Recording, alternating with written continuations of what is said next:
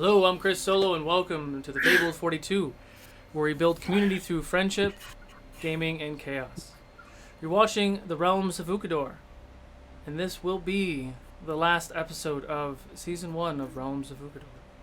However, starting August 26th, we will pick back up with Season 2, and you can catch us every Wednesday from there on at 6:30 p.m. Pacific here at twitch.tv/Fabled42. All new characters. And before we get into tonight's campaign closing show, we're going to dive into our quick announcements. Anything that you see on any of our shows that is 3D printed is brought to you by Griffin Co. Griffin Co. We are Vorpal powered. Our video and audio displays, player indicators, digital dice, zoom features on the battle map are all brought to you by Vorpal Board. And get all of your tabletop needs at Tabletop Game and Hobby. So, Tabletop Game and Hobby. Before we get into tonight's episode, let's get ready for the last episode of The Realms of Ukodor. The Realms of Ukodor. Nope.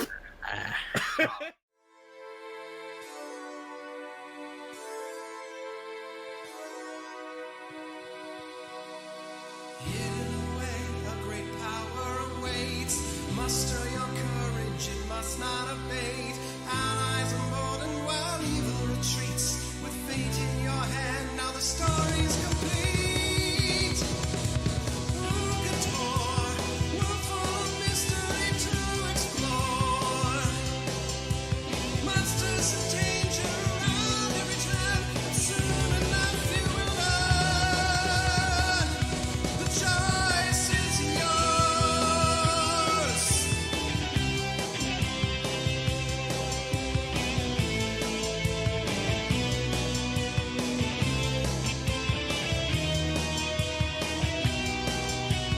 Wisdom of ancients and stories untold, whispers of riches and mountains of gold. In the face of defeat, we will make our last stand with the power you hold in the palm of your hand.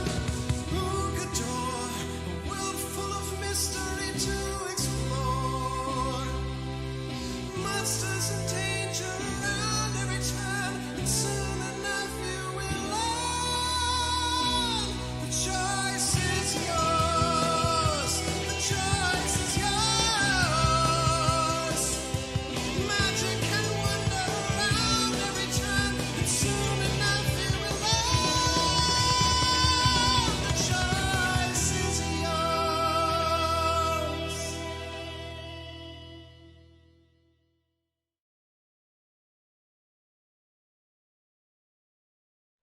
And welcome back. Thank you all for the inspo and the luck.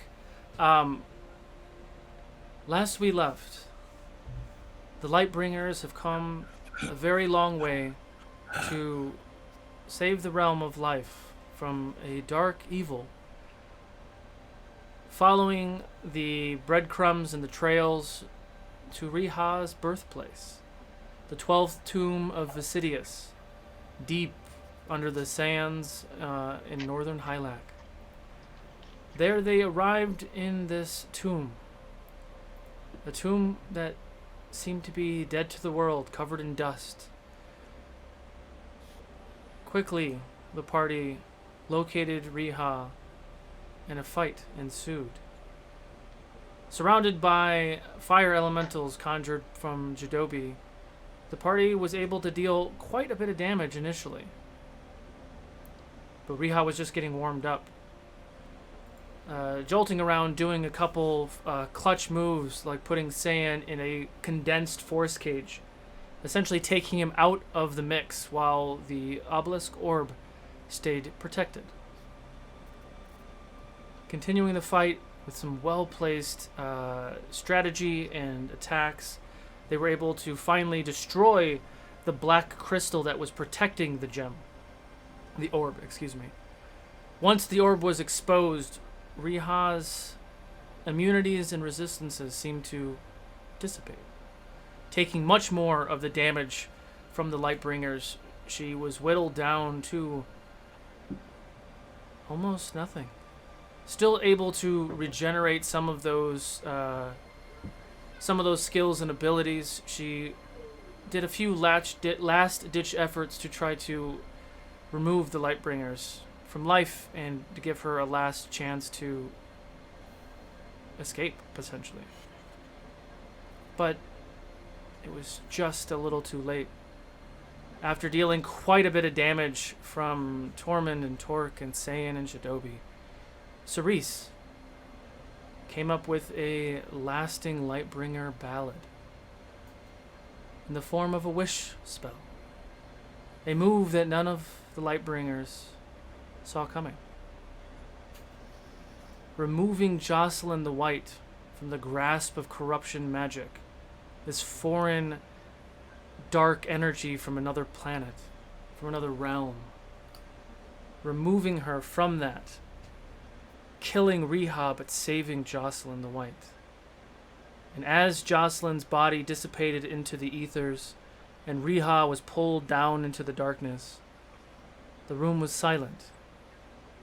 In shock, the Lightbringers looked to one another, and like almost in a fit of laughter and surprise, they joined, embraced one another in a Lightbringer-sized hug. And that's where we pick it up tonight. Lightbringers, what would you like to do? I'm just hugging Cerise still, wings out, as we all just kind of broke her fall. That was amazing. That was amazing. Little one, I'm so proud of you. And that was extremely dangerous. I'm upset with you.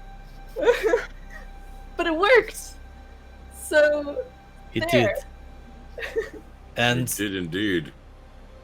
through your efforts, you've saved everyone. Right. Everyone, we should get back to everyone and see what happens. Right? We should. Yes. I don't think I can walk. Somebody else take this cube. Somebody else push the buttons. I'm too tired. I can't. Maybe, yes. I Maybe the don't know one who how has to work experience with the magic might be better off with this. As they kind of talk about We'll just pick up Cerise, like she's so tiny, you can just Yeah. pick her up in a hand. as Just like- the team talks about who should be the one to press the button, I'm gonna kind of turn my back and look around the room with my still angelic eyes. Is everything clear? Is everything clean? You take a few moments after the adrenaline is starting to subside, looking around the room, looking in the nooks, the crannies, and all the crevices. There is no source of corruption magic, evil, or any sort of darkness in the next anywhere within your realm right now. You guys just kind of hear my echoing voice. It's been cleansed. It's over. It's truly over. Aye, it is. And with that, the storm that was above, the lightning storm, begins to calm down, stops its churn, and fades away.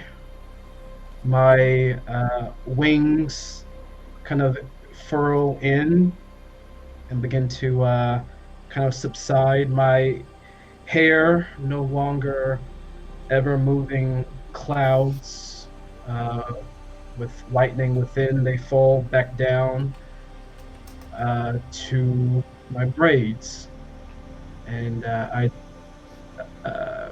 go back to my original form as just plain old Jadobi.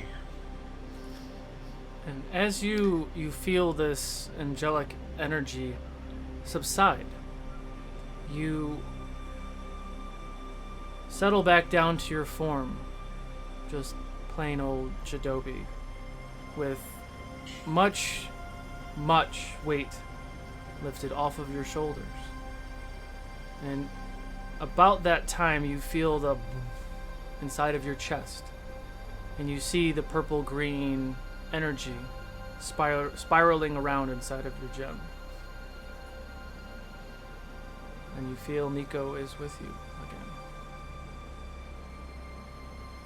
Welcome back, friend. Welcome back. And Jadobi, Cerise, and Saiyan, you all get a luck point. Torque and Tormund, you get a D6 inspo. And Cerise, Thank you you. also get a luck and D6 inspo. Thank you, thank you.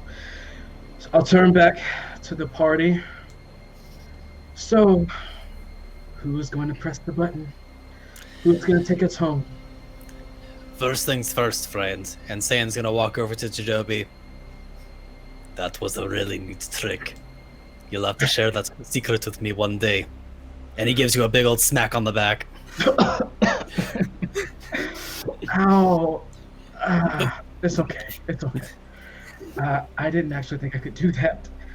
That was my first time ever trying. I'm glad it worked out. Beginner's to know- luck then. Lots of those feelings going around right now, right? Oh. No. You all have proven that you are all worthy of the title of Lightbringer, for you have shined a light on us all. Well, let's not forget about you, Saiyan. The term is we. Mhm. And I like lean on his shoulder. I mean, he's a little bit taller, so I'm just like, and trying to like play off that I'm like still kind of hurt. Like just used him to like walk on.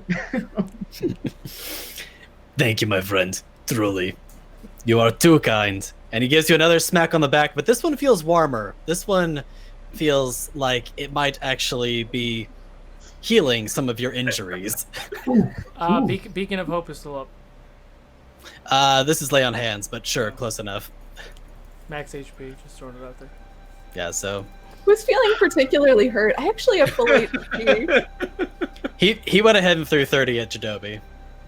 Oh, So okay, like Cerise is resting on your hand. She's just like, no, I'm not gonna cast magic. Actually, I just remembered that would hurt me. That would hurt me a lot. Never mind. Sorry. Oh, all right. Here, have a potion, and then she just hands you a superior potion. Is anyone else hurt? I am, but I am fine for I now. already remember what is the I know. superior again? Walk that's up 8 to- 8 plus 8. I'll walk up to Saiyan and kind of backhand him in the chest. Did you see her face when she couldn't hit you? That was fucking hilarious. I was I dying. I have was you to sitting thank there. for that, my Could not friend. do That it. was amazing. no, it definitely hit you, but it just didn't affect you. That was cool. That was, I mean, just seeing you get that blow that didn't affect you, like it hurt me. Like I was hurt by that. She did not like that at all. So, I mean, she knocked me out right after, so it makes sense. But it is. Luck and No, inspo to thanks. Torque, by the way. thanks to your efforts with that, I think this is the first time I have legitimately felt like I have earned the title of Beacon of Hope.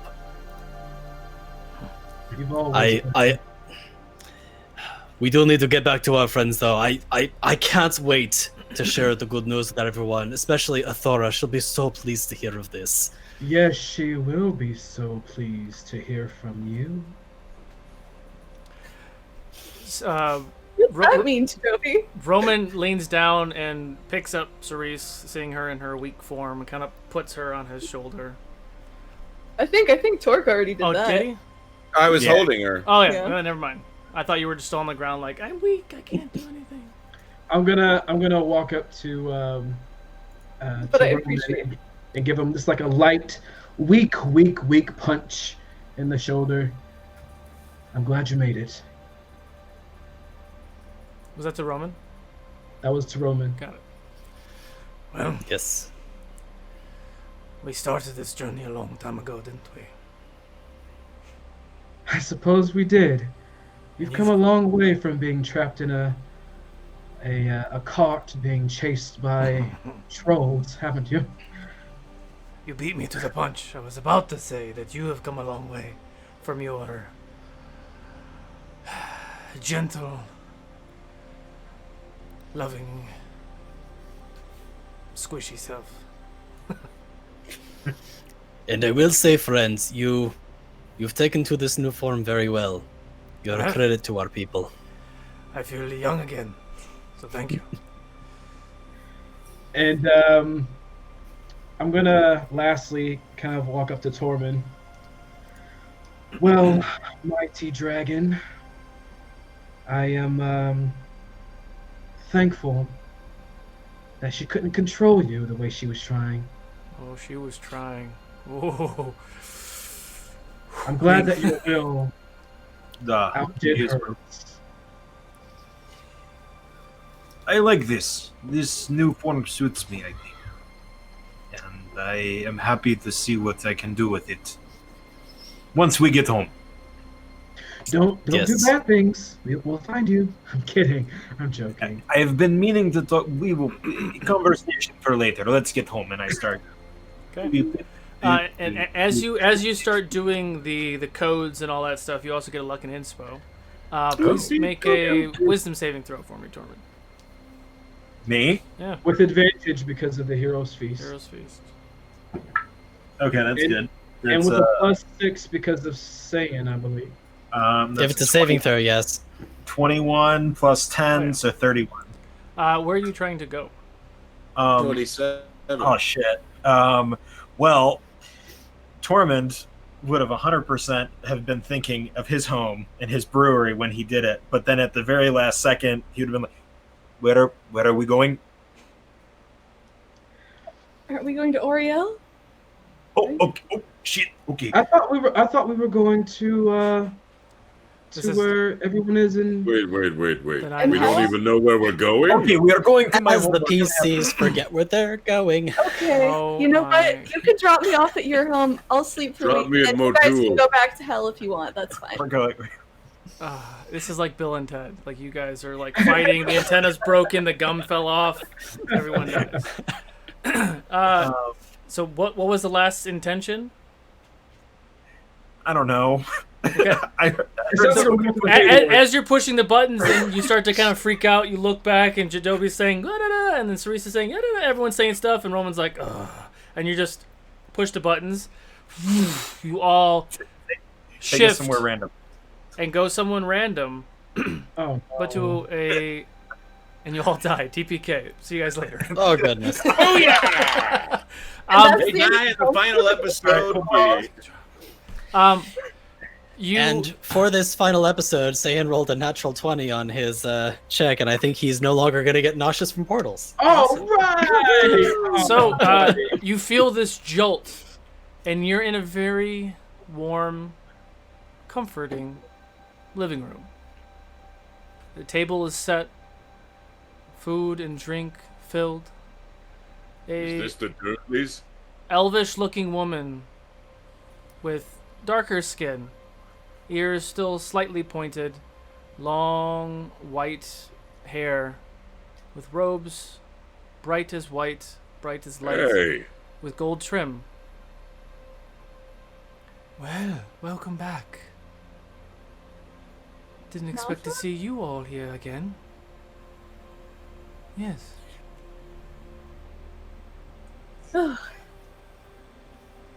We weren't expecting to be here either again. It was Jadobi's fault. Well, it seemed that you were fated to grace me with your presence once again. Well, it seems appropriate, given the nature of the fact that this battle may not have been won without your help. That's very true. So I believe a debt of thanks is owed. And back to you as well, for everything that you have done for the realms. Can everyone do a perception check? Yes. Blessed. She's actually a lich, and you're all dead. Sorry, that's the last one. That's the last one. There it is. All right. No, it's not. It's not. I'm sorry. Well- It's like Eddie trying to close out the damn stream last night. I kept hitting him in the face with fire bombs. Like I couldn't help it. And that's when they break. 31. 30. 27. 17. Oh. Jadobi doesn't see it. I used some inspo. Why not? What does everybody else get? 27. I got a 10. 10. Saiyan had a stomach of iron, but a perception of 6. Got it. So Torque and Cerise notice something initially. As she's having this conversation with you all, you see a couple like books and things in like the other side of the room kind of fall over, and you hear a faint giggle. And you kind of look over there, not expecting anyone else to be in the room, and you see a very short creature, very resembles Nafa in a way, probably 3 or 4 years old. Someone's up to mischief. Longish white hair, but kind of pulled back in two braids. Looks at all of you, big old smile. Hi. Hello. Nafa, Well, hello there. who's that? Oh, I believe you've met her before. I do thank you for saving my sister.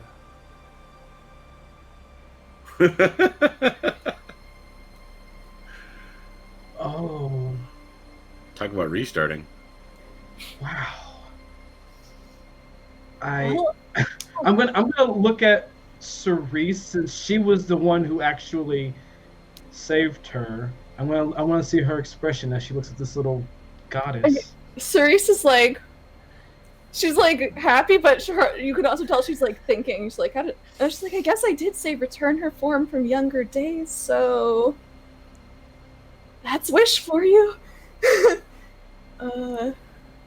Wow. You have given her a fresh start. Long before the trials of our father, long before the unrealistic expectations of her youth. You returned her to her form when she was the purest. Now believe I'll leave father out of this one. You're keeping her from, like, does Azir not know? Oh, he might know, but I will not allow him to raise her again. Seems valid. And If besides, you are it's going- lonely in here as well. If you are going to raise her well, perhaps one day, maybe when she's a little older, she might be able to serve this well once more. And Saiyan's gonna draw the no longer empowered sword of Jocelyn the White and present it to Nafa. And as you present it to her, she takes her hand and kind of puts it across like the blade, and then when she gets to like the hilt, she turns it around and kind of like strokes it like you stroke someone's face, Mm-hmm. and grabs the blade, and you watch it, and you see that it lights up again with the same energy it had once before, and then vanishes. Yes, when the time comes, it will be returned to her as well. And about Thank that you. time, Glad to see it so. little, I'm gonna- little 4-year-old Jocelyn has run up to all of you like, I'm gonna kneel down to get a better look. You are the most adorable little goddess that I have ever seen. and she takes her finger and like just taps you on the nose. Bats. Bats. Yeah, she's been Yes. saying bats since she reappeared. It's very strange. Saiyan Yeah. just smirks and gives Jadobi a knowing look. It won't take her long. We age much faster than mortals, so it's 5 years or so she'll be an adult. She will retain a good amount of her memories, however. They will come back over time. She will Wow. still remember her love and her loss, her trials, Really? and all of that. If this is to be true, then perhaps under different circumstances, the outcome could be different. Yes, she will never have to to leave our plane. She will never have to strive for something else to be better. And she Never will meets. never suffer the corruptions of that Yes. monstrosity. Yes, with Woolrock gone, that grasp of her and her love with Victor, just a common stable boy, will be there. And will be content. With your peaceful joy, I worry not for her. She is going to be stronger than she once was under your care and guidance. Yes.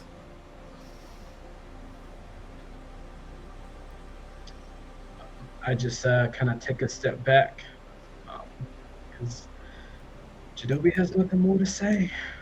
Please help yourselves to some food and refreshments. Rest.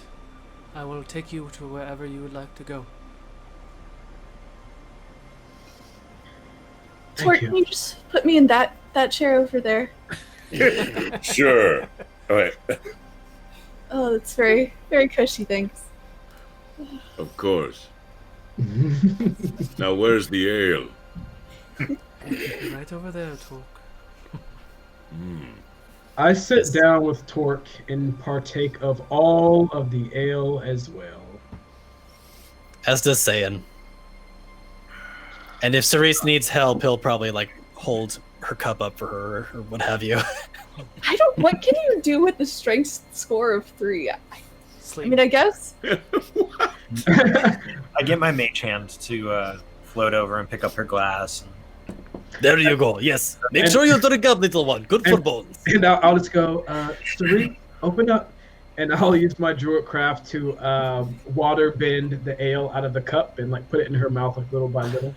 Wow. Oh my god. You hear like a little giggle in the background. I know, I'm just like a toddler like you. Gotta have things spoon fed to me. And you see like all this weird fruit and food just like all over her face. Cerise, I think, spends a lot of time watching little Jocelyn. Just being a 4-year-old, getting into stuff, climbing on stuff, breaking stuff, falling on the ground, know. getting back up. So, you all can consume some food and get the much needed long rest, and Nafa will take you anywhere you would like to go. As before, time is much slower here. So you could get the long rest before you go back into potential. Well, see, I already clicked it now. I think, well, I mean, I'm. Clicked it, it happened, yes. Good night. But you all find your friendship and family and food. Consume as much as you can. Exhaustion kind of hits all of you, and you find yourself asleep. And you can go ahead and give yourselves the effects of a long rest. Cerise and anybody else who has any exhaustion levels are all wiped out. Actually, Oh, the most Really? restful of sleeps that you have ever had. So anybody has any ailments or anything else you all should be back to normal. And as I you did all, roll for 5 days of strength loss, so that's very nice. You are in the home of a goddess, and she says It's no. true. Yeah, just wanted to double check. and as you all wake up, you do see young 4-year-old Jocelyn curled up with Cerise as Cerise wakes up. And you have this little cute, chunky face, just like. And as you wake up, her eyes are already open. Hi. Hi there. Good morning. Your Did you wings, ever get- your wings flicker when you're sleeping. Really? You mean like they like go like, or do you like color? What are you talking about? Like they flutter. Oh yeah. I know. Sometimes people complain, but what can you thought it do? was You're fun. asleep. I thought it was fun. Cool. Nice. I'm curled up in my usual spot underneath Torque's head, using his braids and his beard as my blanket. Which form are you in right now? Well, considering I can't be a gargantuan dragon in this home, Yes, thank I'm you. definitely in torment form. Please don't do that. Yes. So, you all are rested, ready to assess the situation, help your friends, what have you. Where would you like to go? You guys, I think it would be best for us to return to the 9th level where we know our friends are, so we Yes. can give them the news. As much as I am remiss in returning to that place, I think you're right. It is time. All right. Have to do what you have to do. The door is yours. Thank you all again for everything that you have done for me, the realm, and my sister. Now, but before I go, may I hug you? Yes. I walk up and just kind of give her a warm hug. It's a mix of joy, nervousness, worship. It's all that kind of wrapped into one in this one hug. And you see this radiant glow that emanates from her as you do that. And you feel that connection, that warm embrace. She says goodbye to all of you, and little Jocelyn also runs up to you all and kind of gives you all cute little ankle hugs. Therese is on her level, so she gets her. Tormund's almost there. Sayan's a little nervous at first, but then kind of gently tassels her hair. Cerise sort of looks at Nafa after Jocelyn gives her a hug and asks, "Could I come back and visit?" Of course. Great. Well, see you again. When Sayan comes close, like, she kind of looks at you, kind of like Boo from Monsters Inc. Like, does this like growl to you, but in like a cute, like fun way, not like a way. Oh, little one. Something tells me she learned that from you.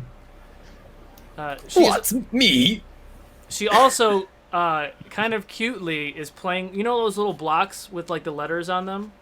Mm-hmm. She has one, but it's like it's clear. It's like a clear cube that she's playing with. Tormund, under his breath, is, "I swear to God, if we have to come back and kill her, this is not God." And he's just What's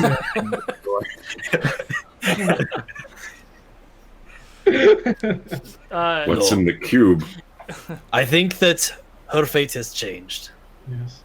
DM, as I look at the cube that she's playing with, does it look like a force cage, like a little mini force cage? Kind of. But like force gauges are clear, so you can't see it. But it does look like a kind of translucent box. It looks like a perfect little square that she's just playing with. It has, like, you could feel it. You could see that she's holding it. You know, she does possess little magic. 20% opacity. There you go. It's like a gelatinous cube mini. Yeah. Just make sure you're So careful has with one it. of those. I know he does somewhere. Out of pure curiosity, Shinobi's gonna kind of like It's a tesseract. then kneel down to her. What an interesting toy you have. It's quite beautiful. Mm-hmm. What is it, may I ask? It's a cube. It's cute. Yes, it is. Now stand up. I could put things in it. Yes, you can, but let's probably not for a while. No? Not for a while, you know. Maybe just put small things like, you know, maybe like little toys or something, but not anything living. Okay. And you watch as the cube kind of like almost like it dissipates for a second, and you see a fly away. Mm-hmm. Only toys. Only inanimate toys. Okay. Well, that's a very cool trick you have. And she kind of reaches at you and grabs your cheeks. I've never had a goddess do this. This is interesting. It's quite an honor. Well, until next time. Yes. And Nafa leans down and picks her up and kind of holds her and waves to you all.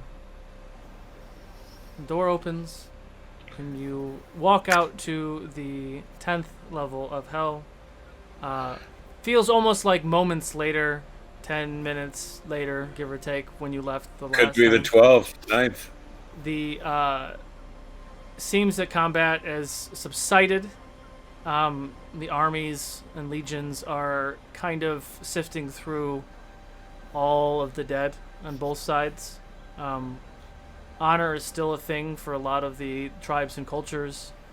Piling and burying, or piling the dead enemies and having their lasting goodbyes. You do see some of the cultures are doing the coins on the eyes for the ferryman. Some are building, because while all these different groups are all together, you have I'm gonna give it to you. So a lot of these groups have worked well together. You see the elves, you see a lot of humans and dwarves and all this, but they are staying so close together. They're not intermixed too much. It's still like legion after legion of each group. You look around, and there are orcs here. And you're all very much aware of the orcs of this realm. You're all pretty cultured in regards to the other realms, but there are some groups that are missing. There are some legions of orcs that are not here. The war chiefs, ones that you've all had similar encounters with, the orcs of the Northern Hylac, the more conquest orcs, did not partake in this battle. And they have hundreds of thousands of soldiers. And some of the eastern realms of humans that also did not show up. But all of the other groups, they all have their own isolated ways of saying goodbye to the dead. And you kind of go back to where the main station is for the captains and leaders and generals and such. You see a lot of familiar faces. Everyone looks pretty battered and beaten and bloodied, but are kind of going through the motions and getting reports back and so on. You do see your mother there, Jadobi. You do see Max there. Max looks super worse for wear, still wearing his golden king armor. Big gashes on his shoulder and side and everything else. Well, you all look snazzy. We've come with great news. And I'm going to turn to Torque, and I'm going to kind of motion with my hands this kind of cyclone of air. And I'm going to just motion it towards him as the air kind of flows from me and to Torque. You kind of get this inhale of almost supernatural air, and I'm going to say to you, Torque, can you please, can you do the honors? I have given your voice the reach to span across the field. Can you let them know of the news? Oh.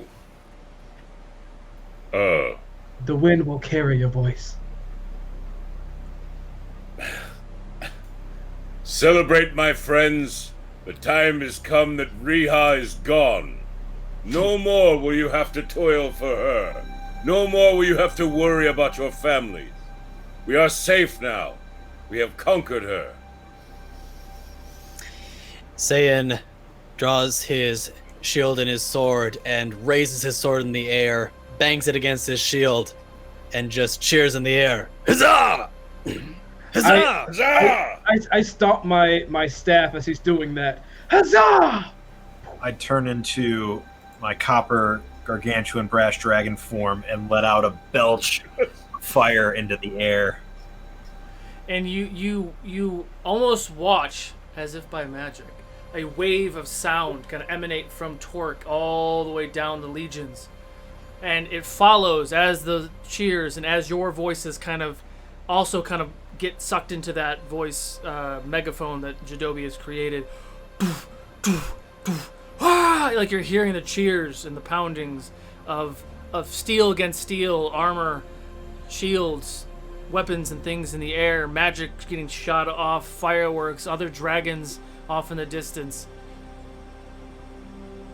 And there's a moment of clarity, a moment of celebration, especially amongst the hundreds of thousands of dead on the side of life that could need that needed to know that the battle was done. Well, you could have warned me that was rather loud, but you all did good. A little angry that you're all so clean. Lightbringers have to emanate light, I guess. We may have taken a wrong turn on the way back, but Yeah. I think we It's took more a tell. wrong turn in the heavens before we found our way back. I'm gonna ask an awkward question. He doesn't know yet, does he? About D? no, he does not. So- Oh no! He starts to look around. Well, where is that beauty? She owes me a drink.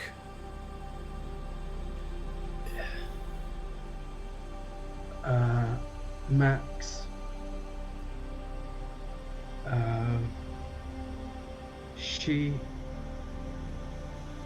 She didn't make it. What? What are you saying right now? I walk up to him and kind of put a hand on one of his just ginormous arms. She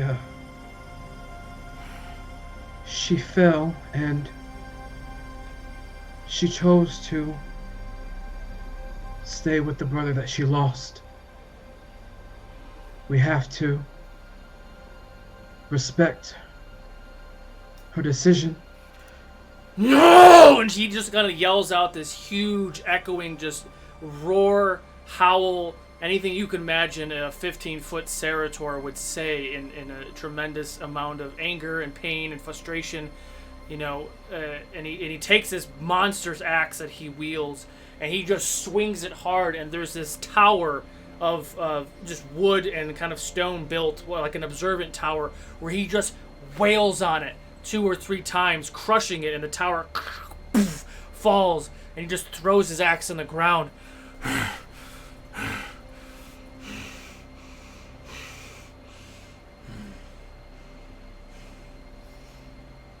I'm sorry, Max. She was the light I was focusing on to get me through this shit. You are through. And she is happier being with her brother. this was her choice. But Max, I must let you know.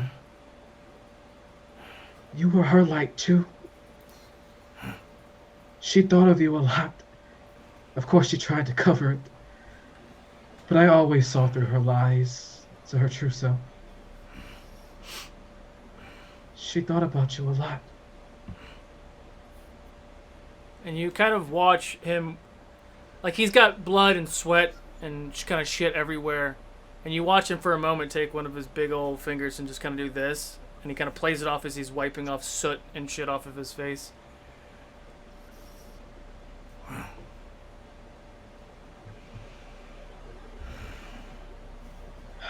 She's You in know a better you- place then. She will always be with you. That's She what they is. say. You were always the only one man enough for her. And he kind of smirks for a moment. Well, perhaps in another life. Another life. Indeed. Well, And I'll try to give him a hug. Usually Joby stays away from Max because he's always kind of just sporadic, but he's breaking down all the barriers, and he's gonna try to give him a hug. He lets you hug you. He lets you hug him for about a half a second. all right, enough of this gooey shit. We have work to do. Good job, Jadobi. Con save. Here we go. Inspo and luck to Torque, Jadobi, Cerise, and Torment. Thank you guys. Inspo and luck. Thank you. I am going to, because I wanna try to man up. I'm gonna use my one of my inspirations on this con save. Good to Ooh, I got a the 6. restroom. So that's going to be 21, 22, 23, 24, 26, 27, 28, 32 con save. 32 con save. The DC was 30, so you do not take 56 points of bludgeoning damage. Oh, thank God. You take half. It's the calluses from the number of times he's already gotten smacked on the back. And as he he follows through this time, not intentionally. He's still kind of amped up right now. Sorry. You know what? It's all right. It's all right. And I'm going to kind of give him a pat on the back too. Ooh, a con save as I do only a 3rd level Thunder Wave. Boom. That is a 25. I'm gonna use a luck point to have him roll again. That's a 24. He fails, so he will take. Yeah. 15, 16, 18, 19, 20, Get your petty revenge, Toby. I believe in you. 28 points of thunder damage, and he is blown 50 feet away. Boom. So, because of some of the Cerator traits, he's actually not blown 15 feet away, but almost as good. He's in stride and takes that one step. Well done. I'll be seeing you, Jadobi. Thank you all for everything that you've done. Gives you all a nod and walks over to Jadobi perception. Anybody can do a perception check. This is for fun. So he walks over to like his lieutenants and stuff. 29. 29. 34. 24. 24. 24. 24. 4. So only Cerise and Tormund see this. As Jadobi kind of looks at all of you, you do see Max kind of go like he sucked it up for a minute, and he got like 20 feet away and was like did that very subtle. He rolled a 26, sleight of hand. So, yeah. So he definitely felt that thunder wave. Also, you almost killed him. Oh. Because he's got gaping wounds on his shoulder. Yeah, you're right.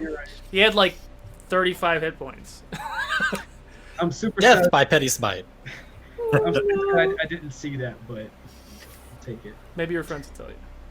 I'm gonna lower my dragon head down to Jadobi. I think you got him. Good job. Yeah? Yes, I talk differently. It's vocal cords are different as a dragon. Well, I was Makes thinking sense. I would say thank you. Appreciate it.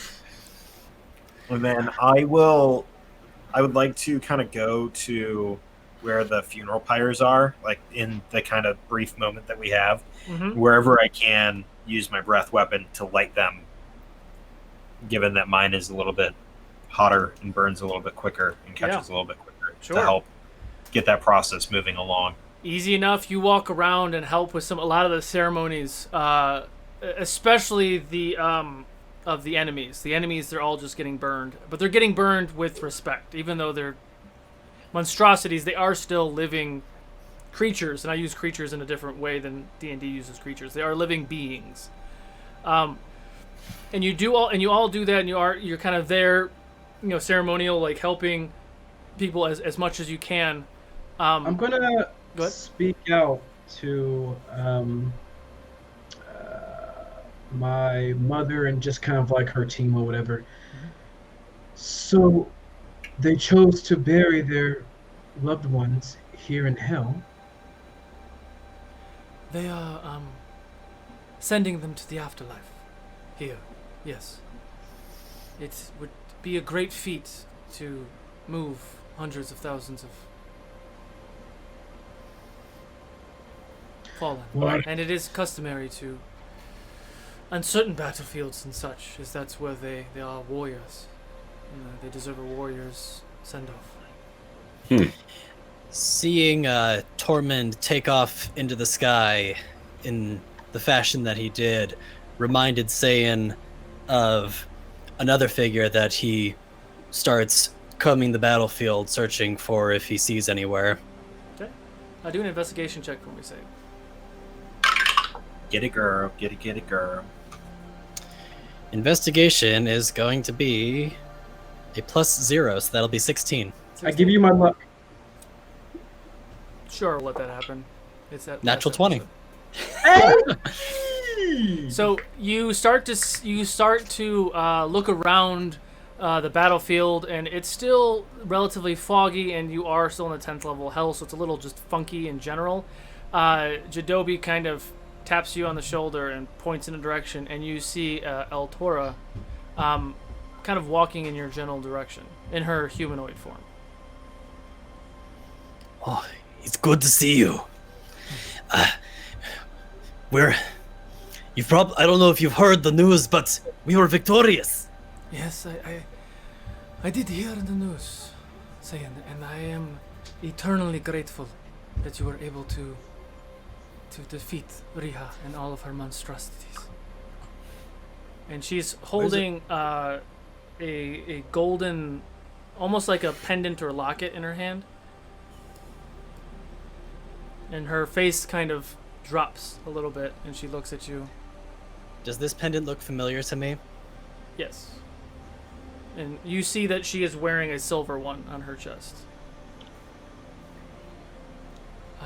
Where's the Thora? I would like you to know that she is eternally grateful and proud of you, Saiyan,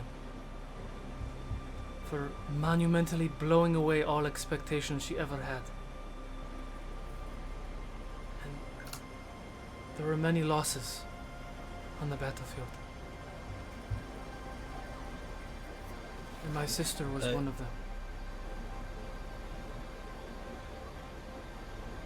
I don't understand. And she kind of hands you the locket and pendant.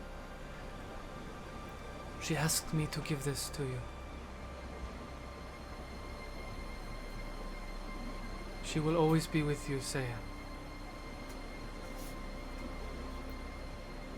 How? There were too many of the megachromatic dragons for us to protect the people down below and fight them off. We lost a lot of our brethren today. No,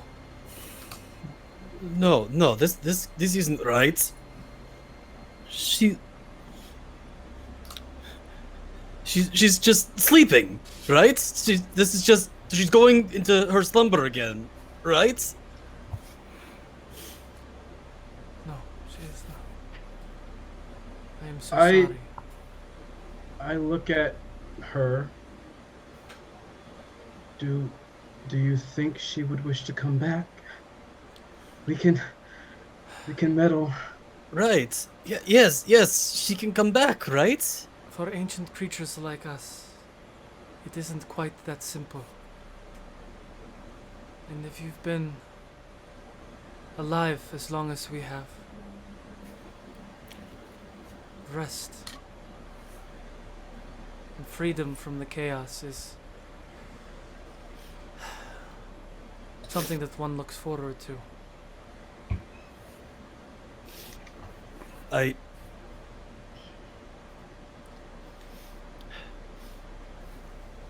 know this isn't customary. And I know I have no right to ask. Would you allow me the honor to send her?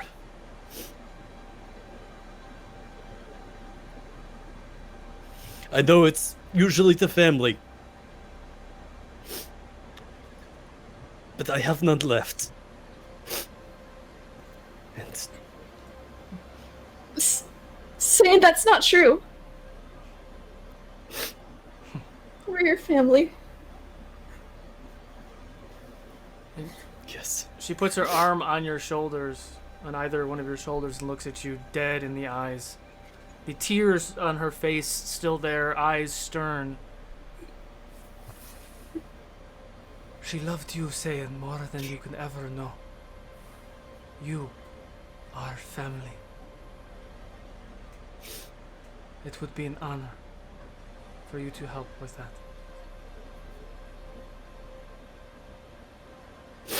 Thank you. I will take you to her.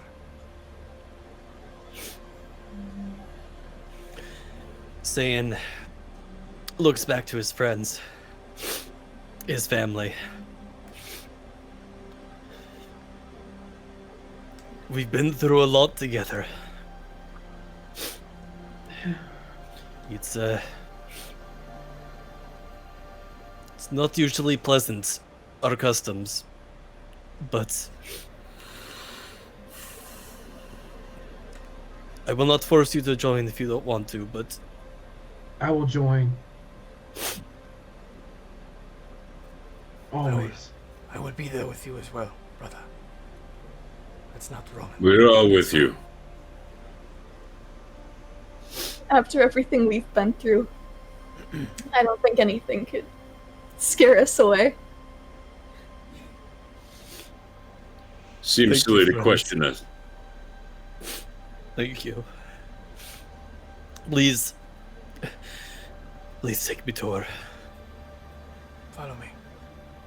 Tormund, are you still in your dragon form, or are you with these guys? Or are you still doing the other stuff? I would have flown around, but if I would have seen that interaction, or if I would have flown back. Okay. Staying in your form, or Yes. Ear thank you. cuff him.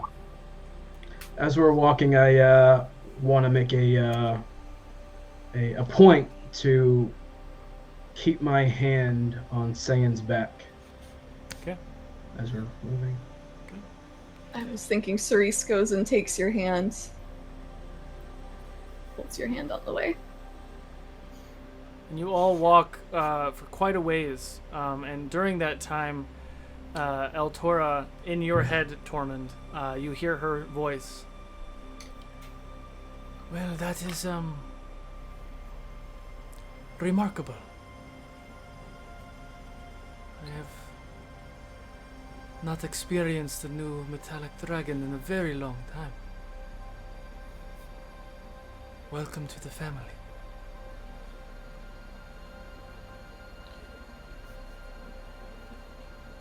It is an honor to join yet another pantheon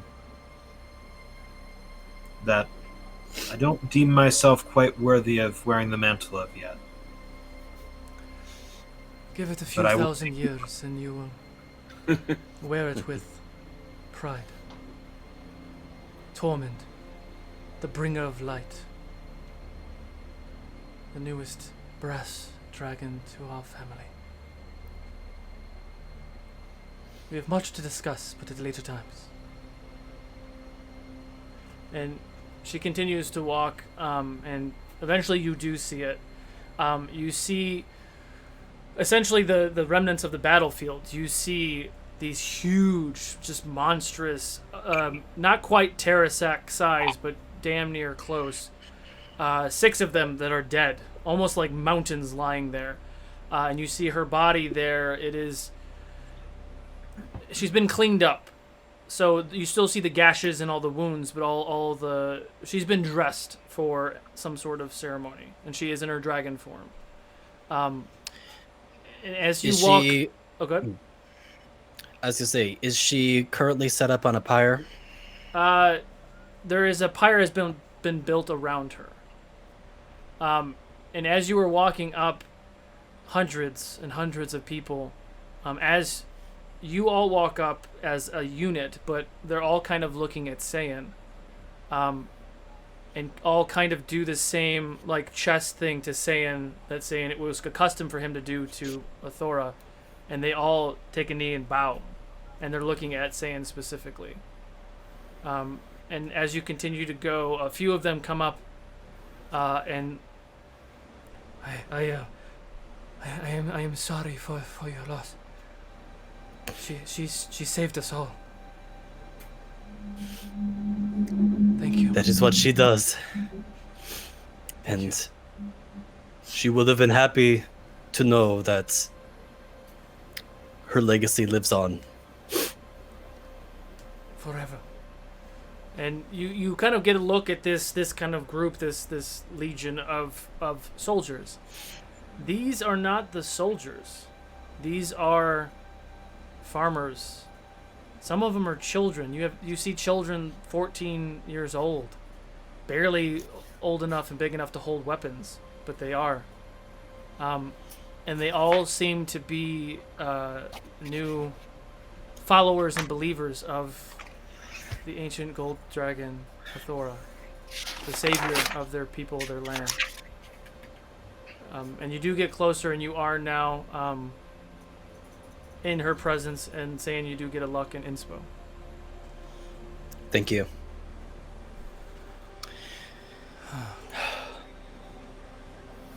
You watch Altora turns and shifts into her ancient silver dragon form. Very large, very elegant and regal. Stands there and looks down to you, saying, and you all hear her voice in your ears and heads simultaneously.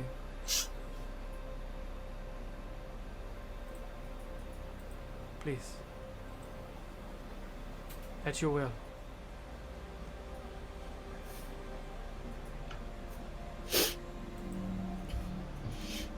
$200 I have dedicated to your service. That's multiple lifetimes for some. And I have been blessed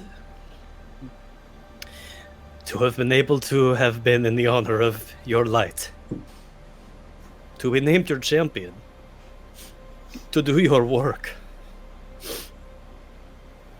To bring honor to your name.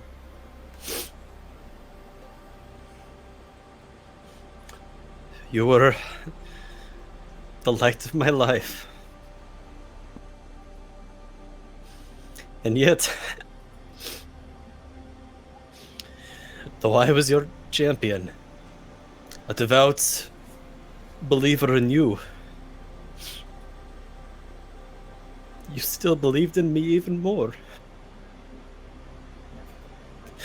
Even when I couldn't. Even when I didn't think I was worthy.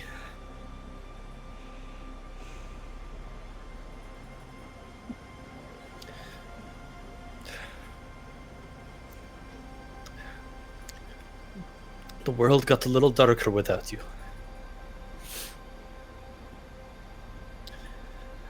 But I do promise. I promised myself, I promised my family that I would live so that the light can continue to shine. And if you're gone now, Someone needs to step up in its place. I've said these words so many times before, but I never thought I'd have to say them for you.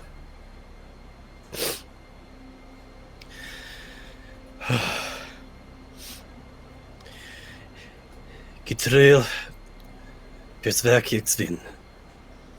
Doruf persverkigsten.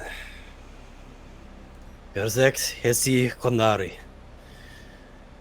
Barak alignat. Born in fire, past in fire. In our hearts, forever burn. And Saiyan will look up to Eltora, waiting for her okay. He gives you a bow. Saiyan looks to Athora and just glues that image into his mind to forever remember it. And then he takes in a great inhale and exhales to start the pyre. When you watch as the fire quickly spreads around Athora, her body is engulfed in the flames. It takes some time, but over time, her body does start to be consumed by the fire. And once it does, you watch this golden energy, almost like a shadow of Athora's body, kind of float up into the sky above her body. Pause for a moment, eyes locked with yours, saying, smirks, if you would see a dragon smirk, vanishes off in the distance, and the pendant that you hold, you feel an energy, a pulse of fire-hot warmth, and you see kind of a golden fire glowing in the gem inside of the pendant. Always with me. Always with you. I bring Sane in for a deep hug. A brotherly hug. Saiyan hugs you back, but not with the same firmness that you're used to. It's okay. It's okay. Just know that we're always here, okay?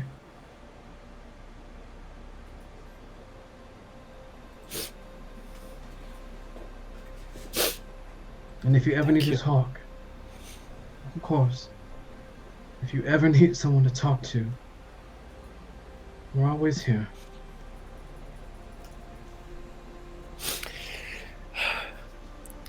I'm sure there are others that need tending to. I'm sure there are too. They can wait. They can wait. We're here for you. Others can be taken care of by others.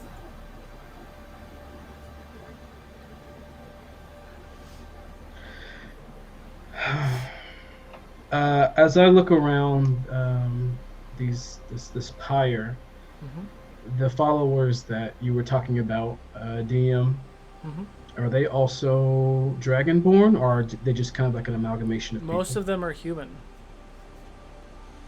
They're you can tell you're all well versed in this enough that they were definitely not followers or believers. I wouldn't say that they look like from a very small village somewhere in the world, but here to do their part. You can tell by just kind of the way that they're looking at certain races here that there's races they've never seen before. But one of those moments where a dragon, right? Like, if you think about people who aren't adventurers from small villages, a dragon is a dragon is a dragon. No matter what, if you know, the logistics of them being lawful good or anything like that doesn't doesn't cross your mind when you're kind of a small town folk. You can definitely see eyes being opened, and believer in all things, because they are surrounded by other creatures. There are orcs and goblins and bugbears and drow and duragor and gnomes and dwarves and everything in between, exotic or normal, shoulder to shoulder, fighting these creatures to survive with one another. There is a sense of unity with the people who were present for this war. As time goes on, as we're here, tending to our family and to others and everything, Jadobi just kind of feels it in his spirit to try to walk to the uncommon people. Well, I don't want to say uncommon. To walk to everyone that he's not used to seeing, and some people who he did not really think would be interested in helping, and he's just going to walk to them, shake their hand, hug them, thank them, and just kind of move throughout the crowd. Some people who know who you guys are, some people don't. Either way, embrace is welcome. There are no colors, no shades, no layers, no animosities, nothing. It is living creatures fighting for life. Once Zayn collects himself, he takes a deep breath, puts on one of his trademark smiles, and starts going around and greeting the people as well. Okay. So you take some time and greet the people around Athora's burial, and eventually kind of find your way back towards the main camp, thanking and greeting people, helping as much as you can. They're wounded and sick. You heal people and all that jazz. Totally fine. Help as much as you can. Anything else you'd like to do while you're here? Cerise has been keeping an eye out for Leah. Leah would be in the main camp area. She is with Oriana. They are tending to wounded. A lot of the magic users are in like a almost like a cryostasis. A lot of the magic users, Giselle is one of them. Leroy's another, who they almost look like they're in a coma. So they are in sort of like an arcane stretcher or bubble, and you see like there are like these amazing like magical like electrical energy. So it's like a bluish purple bubble, and you see sparks just kind of hitting their bodies, and they're just like in a deep perfect harmless, like you're sleeping around sunflowers, and they are just all kind of lined up in rows, and Oriana is there. Well, isn't it lovely to see all of you?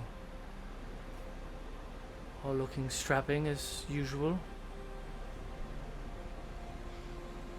Cerise resists the urge to cast Mind Blank on herself preemptively. Feel free to do that if you wish, Cerise. I'll save my magic for healing people. That's a good idea. Oriana, thank you for watching over them and healing them like you are. Yes, we any of the magical energies we have left, we are trying to restore them to consciousness. They are in a coma state. After a couple of days of this arcane recovery, they should be okay. I'm well aware of how overuse of magical energies can backfire on the body. I'm glad they're okay. Not all of us, unfortunately. And she kind of looks over, and there is a good amount of completely depleted, dead casters as well. I walk over to them, and I'm gonna do something, but I'm gonna wait for Cerise. I think Cerise was looking for someone. So you said Leah was with Oriana, or is she on one of the stretchers? She's conscious. She's with Oriana. So, yeah, Cerise sort of like looks at Leah and then realizes she has no idea what to say after everything that's happened. So she's kind of just like staring at her with hope in her eyes that Leah might say something first. So as you two, your eyes meet, and Oriana is all business and just, greeting Jadobi and kind of doing this debrief. Leah does hear the voices and turns around and sees you all. You have that beat or two of just awkward stare, and she just bolts to you and just hugs, kisses, embraces openly. Just, yeah. I was worried that you weren't going to make it. You're okay? You're okay? I'm okay. Yeah, I slept at the goddess's house and I feel totally better. I think I can never cast wish again, but there's so much has happened. I'm so glad you're okay too, and you're not like in either of those two. Yes. There has been a lot of loss, and she's kind of like touching you in the face and like making sure that you're real. Yeah, no, same. Are you okay though? I mean, you haven't had a chance to rest yet, have you? No, plenty of time to rest. Sure. And she pulls out one of the, what was it, a cupcake that Nafa gave her? Thank you. It'll feel better if you eat it. Right now. Oh, you should try these. Yeah. She'll eat it. The goddess. I don't remember pull what out it the did, pickle. but it probably did something awesome. Oh God, the pickles! Oh, Does anyone want a pickle? No. Pickles and cupcakes. No. Don't do it. Don't do it, Tormund. Cursed pickle. You know what? Just because you can't do that. My giant dragon hand is going to claws. For a pickle, you gotta find the list now. It's been so long. Do you grab a have the tiny- item? Do you have the item in your thing? I have it in the bag of holding that Do we've had you have forever. the actual item though? Is it in your inventory? No, I don't have it anymore. I can't remember what the roll was. That's what I I'm looking actually The roughly nicer you rolled, the worse it got. I roughly remember Oh, the God. mechanics of the cursed pickles. You roll a They're not d8. cursed though. They're like if you eat a good pickle, it could restore everything. Like You roll What? a d8. If you roll a 8, you're cursed. But if you roll like a 1 or a 2, you get healed. And then if you get cursed, you have to roll another d8, and that Roll d- an 8. did you roll an 8? Roll an Are you 8. serious right now? So Well, you're in a different form now, so you maybe feedings differently. Oh my god! well, He goes. Now every time you try to eat, Shinobi goes, if you roll an 8, and I just rolled, and it just popped up at 8. so every time you try to eat, a little void will open and a tentacle comes out and grabs the food out of your hand and throws it away. there's 3 possible curses, but that's the most memorable One of one. those real life so guys. we'll go with Sorry, yes, that's the most memorable. I apologize. Please I've- tell us what the actual thing is. I've never had these pickles before, but clearly they are something to avoid. I was kidding. You must be careful. I don't even remember where that item is. I've been looking for it since you brought it up. I will find One it and is- we'll circle back. Okay, no problem. But anyway, I I've think been carrying them for so long. is there more before I go to these fallen arcane people? I think I think our go ahead. Sorry, a moment of levity. Mm-hmm. No problem. I just want to make sure. I just want to make sure before I did anything. So Jadobi walks over to the fallen people of arcane talent, and he lifts up his hand just gently, and as he does, dirt, gravel, um, and earth, I'll say, kind of start to float above his hand until he kind of grasps it. He keeps walking forward, and these really thick roots begin to gently come out of the ground and like very elegant tentacles almost begin to shift the bodies kind of one by one to the ground.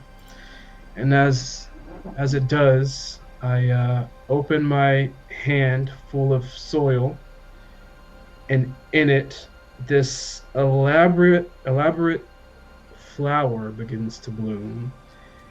A flower with all the known colors. Seems that it has petals for eternity. What I have made with my druid craft is what they call the arcane soul flower. And basically, it is believed to soothe those who have passed away using their own abilities to their limit. And I'll wave my hand as each petal begins to detach and float over to the fallen people.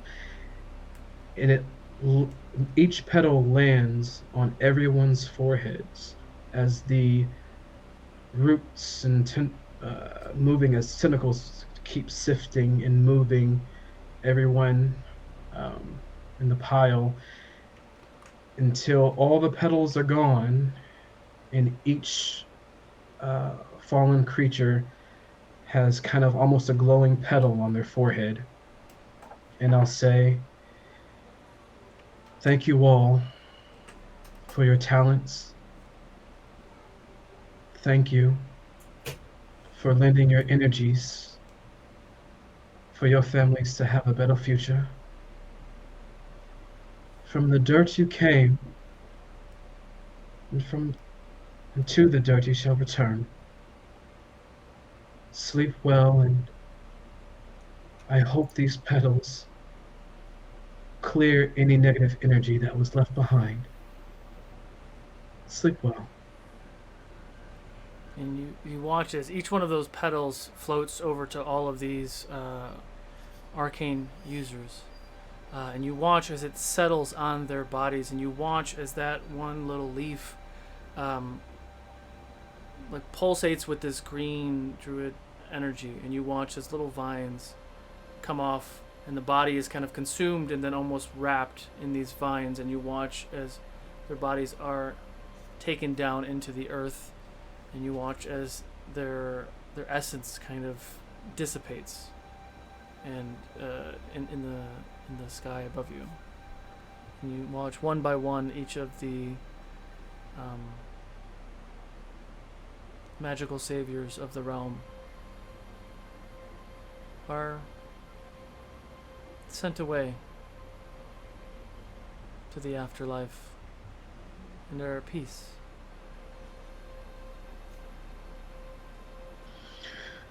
I take a deep breath, and I turn to everyone who is here right now. There is still one more in our family that we have to put to rest.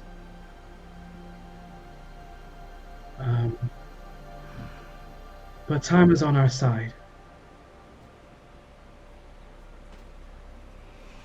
And that's all. Okay. Tormund, can you roll a d20 for me? Yeah? I don't know if this is good or bad, but it's a 15. 15. Can I roll an inspiration? No, it's an either or thing. So there's curse 1 and Okay. curse 2. So you got curse 2, which I don't think anyone's ever gotten. It is the gambler's curse. When you pass a deception check, or sleight of hand check by 7 or more. Victims get divine insight into your actions, and you fail instead. Oh, cool. Well, I'm not good with deception anyway, so that's perfect. It's never gonna work. Jeez. So you feel the little jolt of curse. You say these kind words. Go around and say your anything else that you say to any of the other creatures in this area. Is there anything else you'd like to do here, or would you like to travel somewhere else? Chidobi, should we bring Max with us? You read my mind. You read my mind. Let's all get them together, Right. and we'll. I'll collect the team just in case if no one's all here to hear that. I'll collect the team, and we'll all, as a family, go to Max. What? Though you did not get a chance to see her before her time came, you can still say goodbye. We would like you to join us as we Let's we go. bury her. Okay. And I would like to say that we gather anyone who was willing and able, who from our close loop or whatever, Yeah. so we can all go together. I mean, the only other one in your immediate vicinity would be your mother, but she's gonna stay and continue to get everything over. Max.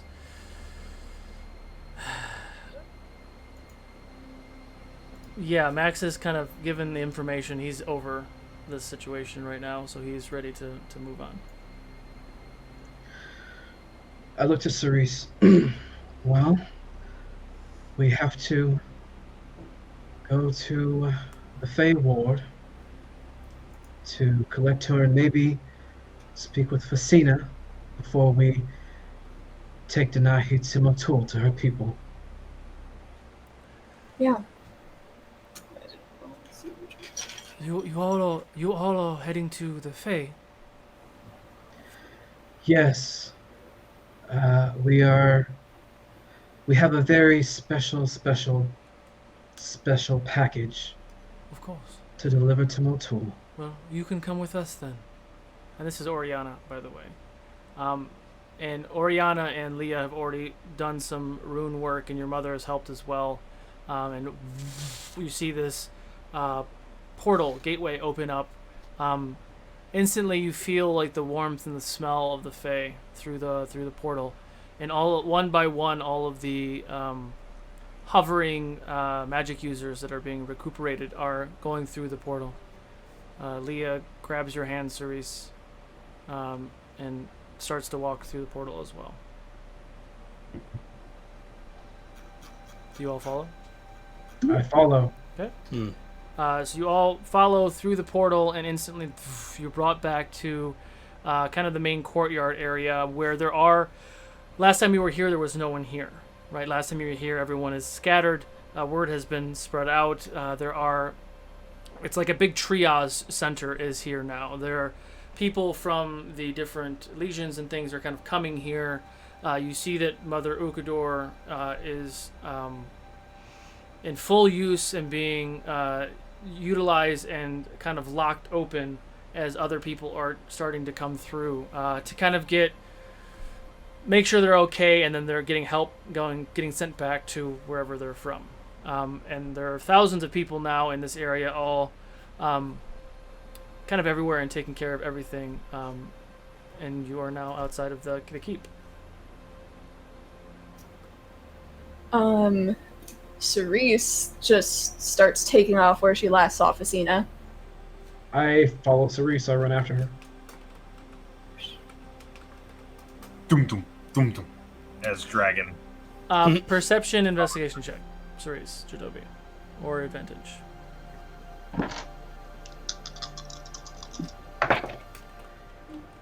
Uh, 28. 28. Perception. You I got 24. 24. You At both least look I'm a around 20. for 30 minutes at least, asking around. Haven't seen her. Haven't seen her. Like you just keep hearing. Haven't seen her. Haven't seen her. And you can't find her.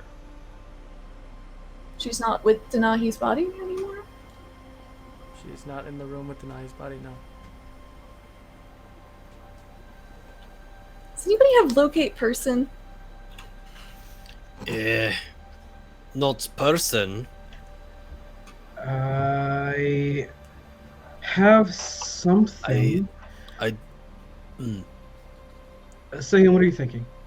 Actually, I just realized that my spell does work on persons because it's locate creature, but it does work on persons. Would you like to use it to find a person? Sure. Okay, do it. Okay. Is it like a save or something? I can't remember. It's I think it's probably like a feat. Describe or name a creature that is familiar to you. You sense the direction to that creature's location as long as that creature is within 1,000 feet of you. If the creature is moving, you know the direction of its movement. Okay.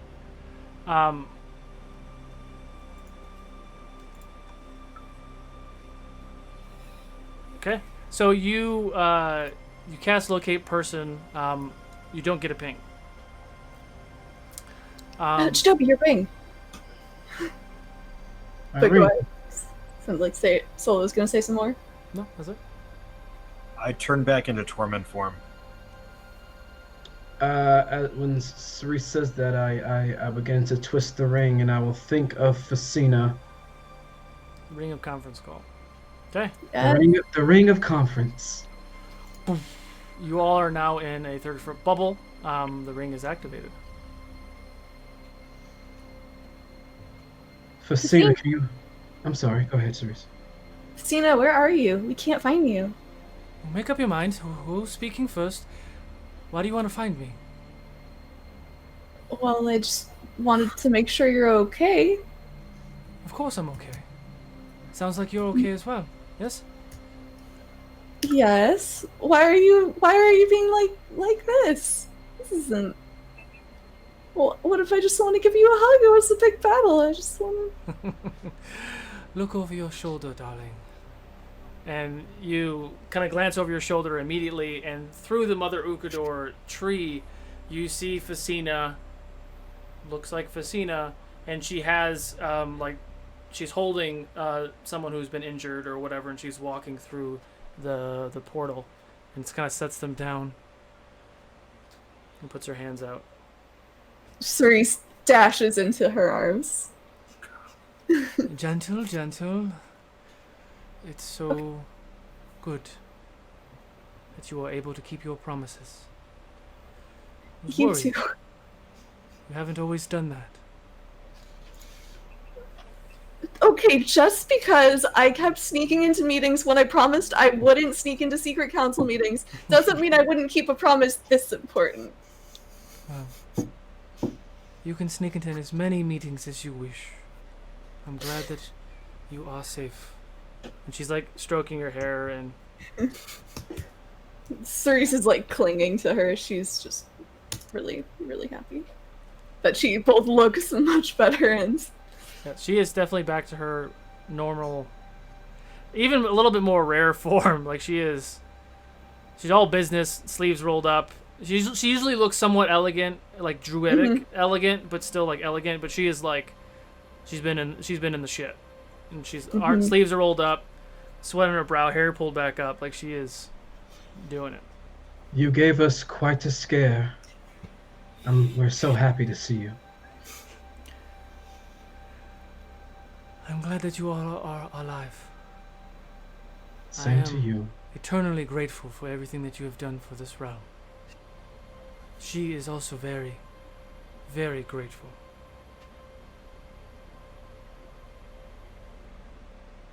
she the realm?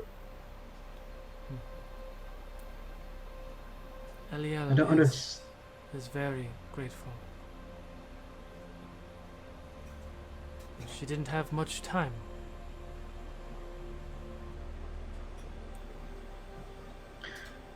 I'm gonna bow to her, and I'm going to lead Max to where we laid Denahi's body for us to return to take her home. The second that he sees her, his knees buckle. And he slams on both knees hard, so hard that the stonework on the floor shatters in a million pieces. Grabs her by the hand.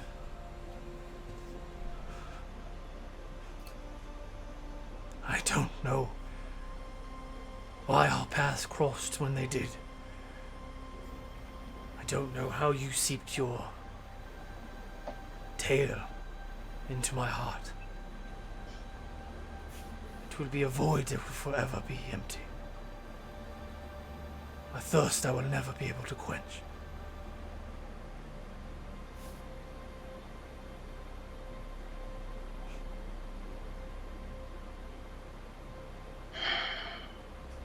Where shall we take her? I think it's time. Max, imagine this, it's not a coffin. That's the only way I can explain this. But imagine this is a big wooden, or like a big wooden and stone slab of just concrete that's 4 or 5 feet high. And Denahi is laying on probably a 2 or 3 inch thick piece of concrete as well. Still in the same form that you had left her, flowers and everything around her. Max literally and like pushes that top slab to jolt it loose a little bit and picks it up. So he's now holding her on the slab in her same form, flowers and everything. I am ready. Facina, could you please open a tree to take us to Motul? Yes. And I'm going to assist her with it also, since I know kind of exactly where we're going. Mm-hmm. Kind of put our powers together. Dual powers combined. 1 second. Wonder Twin powers activate! Activate! Real quick, just want to get the right information. I had it Form ready. of a bucket of water. You know, Form of a Siberian tiger. so many times I have so many tabs open and I try to click a tab to open it and I always hit the fucking X and then it closes it. I'm like, God, That's why you shouldn't have 50 tabs open. It's too easy to press X. you DM a group of 20, level 20 people in a world that has so many things and I have to have all the things open. You will be there soon. It just means you need more screens. She opens up a Someone portal needs more screens. that is outside. Right, I have 5. I think you have a screen for each one of us. I should. She opens up a portal to the kind of southeastern side of Motul, the city of Salak, where Denahi is from. West of the Scarlet Rise. You all feel that gentle jolt. The kind of rush of wind and energy as you land in the space. One flower begins to kind of get blown off of the slab that Denahi is on. Max holds with one hand, grabs it, and places it gently back on the slab. I'm going to, because I've been here before. She's kind of shown me around. I'm going to talk. Can you I can carry your voice again on the wind. Can you collect her people? What do you want me to say?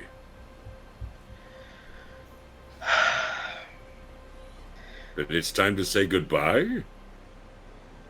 Tell them that one of their family has passed on, and we are here to help them say goodbye, to bury her here in her home. Okay. and I'll do the thing to where the wind kind of Sure. automatically goes into his lungs, so he can speak out with an echoing voice. Brothers and sisters of Motul, one of our own has fallen. Someone who has fought justly to make this world a better place. We ask you to join us in saying goodbye. And people start to come out of their homes, women and children, tiefling and other races alike. All very familiar and are aware of Denahi. Denahi traveled there during your break after killing Victor to help rebuild this village and bring the people who are in hiding back home. All follow you all towards whichever location you desire. I'm going to ask one of them. She always talked about how beautiful the hills are with purple flowers. Do you think we could bury her there? I think that would be perfect. I'll follow you. And Max begins to walk in the direction that you have given him, finds a beautiful grove, gently sets the slab on the ground. Denahi lie there.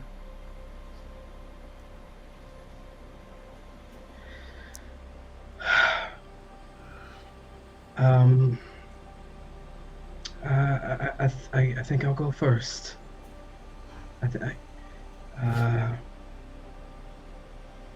I'll kind of walk to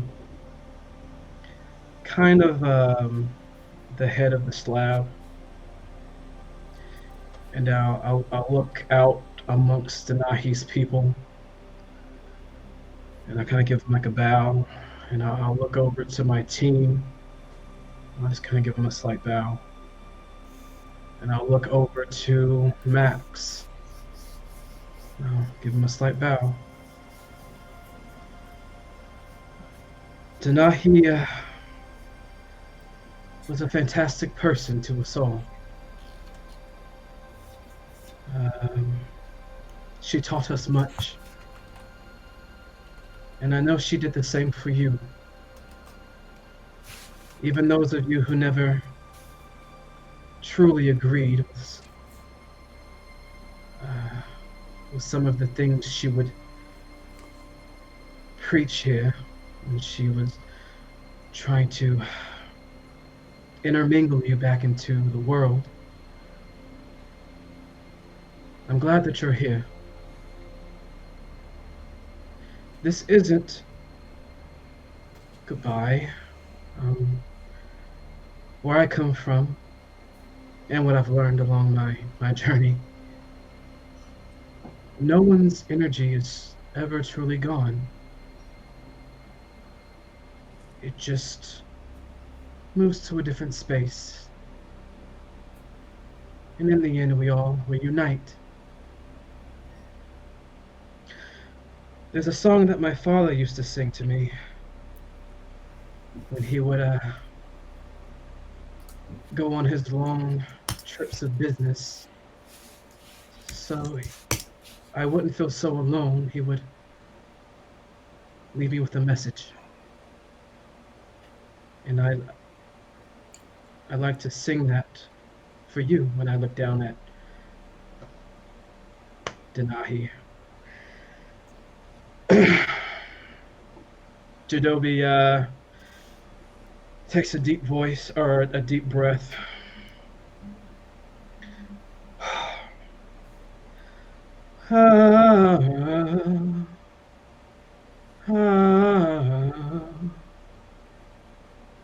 Hurry up now, little starlight, for the sun is on the way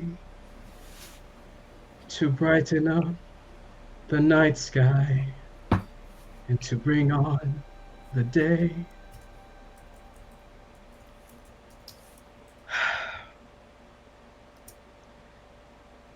Go now, hurry. He takes another deep breath to kind of hold back the tears.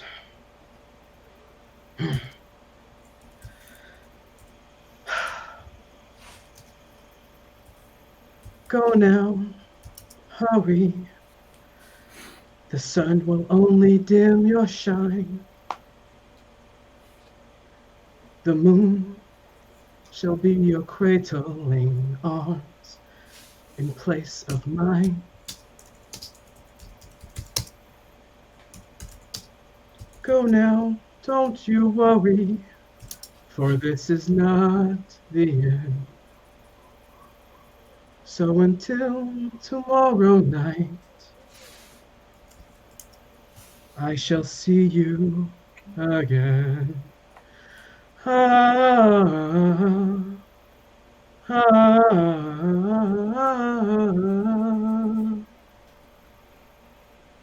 And I'll kind of just bow and I'll step aside. Roman gently touches your back and shoulder. That was lovely. She would have hated it, but it was lovely. Thank you. He kneels down and takes a little trinket out of his left pocket. It is the trinket of Aniko, the thing that he held most dear to him in his other form. He sets it down next to her body. This is for you. I know you're not a fan of all the gushy shit. Neither am I. We shared a lot of things in common. I'm pretty sure you're the only one who understood me. Who gave me a run for my money for being a sarcastic asshole. But you always had the greatest of intentions. You made all of us want to be better people. I will give you a piece of my heart. Aniko will always be with us, just as you will. Until we meet again. And he gets up and steps away.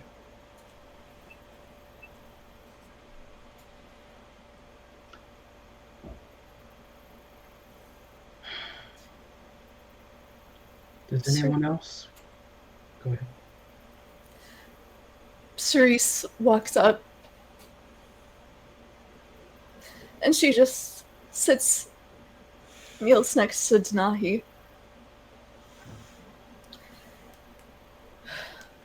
I miss you. I'm glad you're happy where you are. I'm sorry it'll be so long until we see each other again.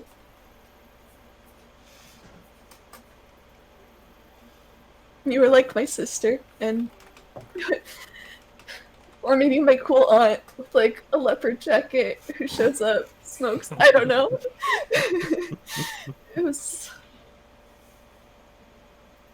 It was my privilege to know you. Rest well.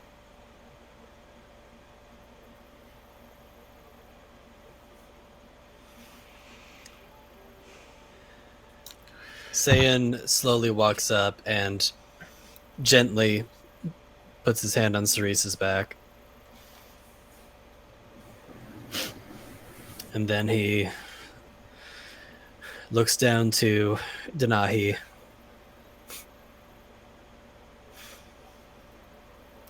Feels like I'm spending too much time these days saying goodbye to people I know. Good people. People who have changed my life in many ways.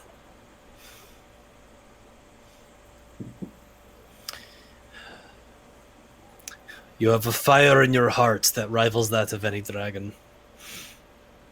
And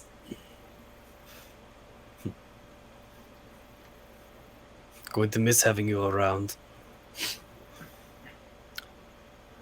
But I do understand your reason for staying. Family is everything. And it's been said before. This isn't really goodbye. See you later. Until our family can be united again.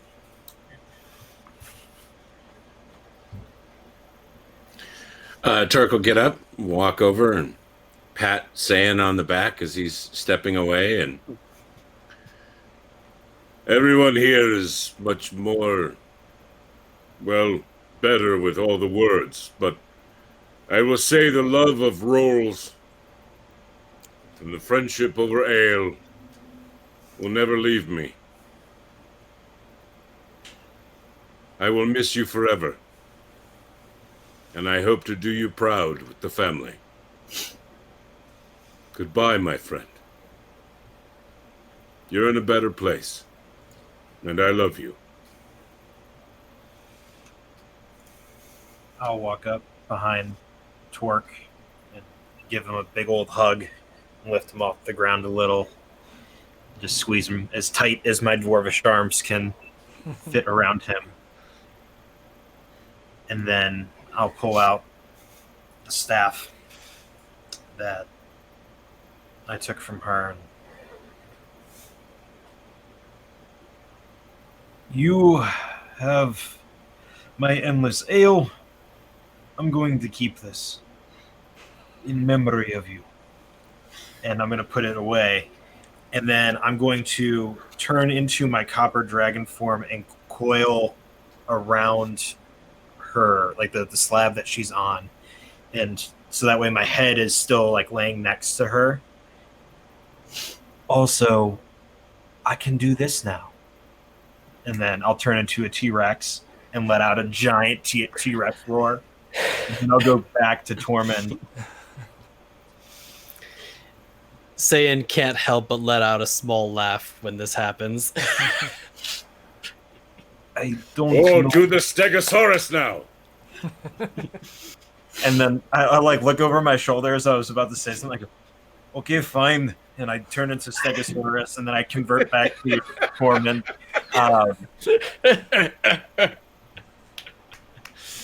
I will do my best to watch over them in my absence. Thank you. And I'll bow as low as I can, and then I'll head back to the rest of the group. And as Tormund walks away, Max walks up slowly. Face soft, eyes whelping, tears on each side of his cheek. Kneels down and places one hand like on the side of her head and like one on her heart.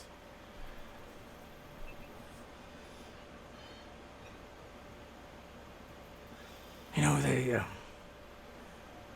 say that you never know what you have until you don't have it anymore. Well, I feel like that's bullshit. I feel it. Been around this world for a long time. I've seen a lot of death and hatred. I haven't seen enough love until I met you.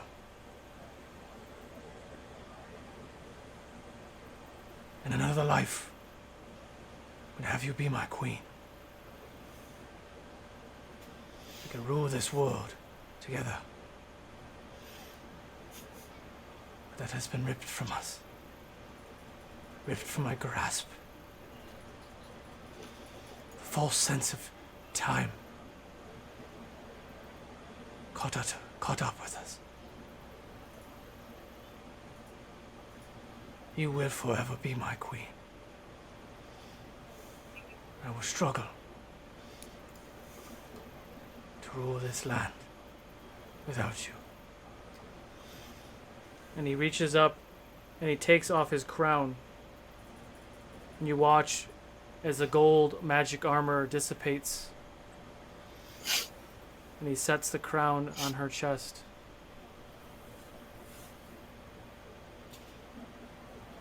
will forever have my heart. We will meet again. And my love will always be with you. And Max stands up and backs away.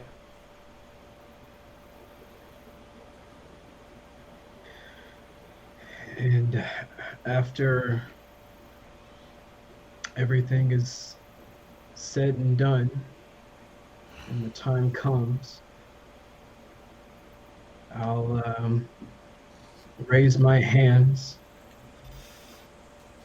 and my eyes begin to glow green as I say out with a gentle voice,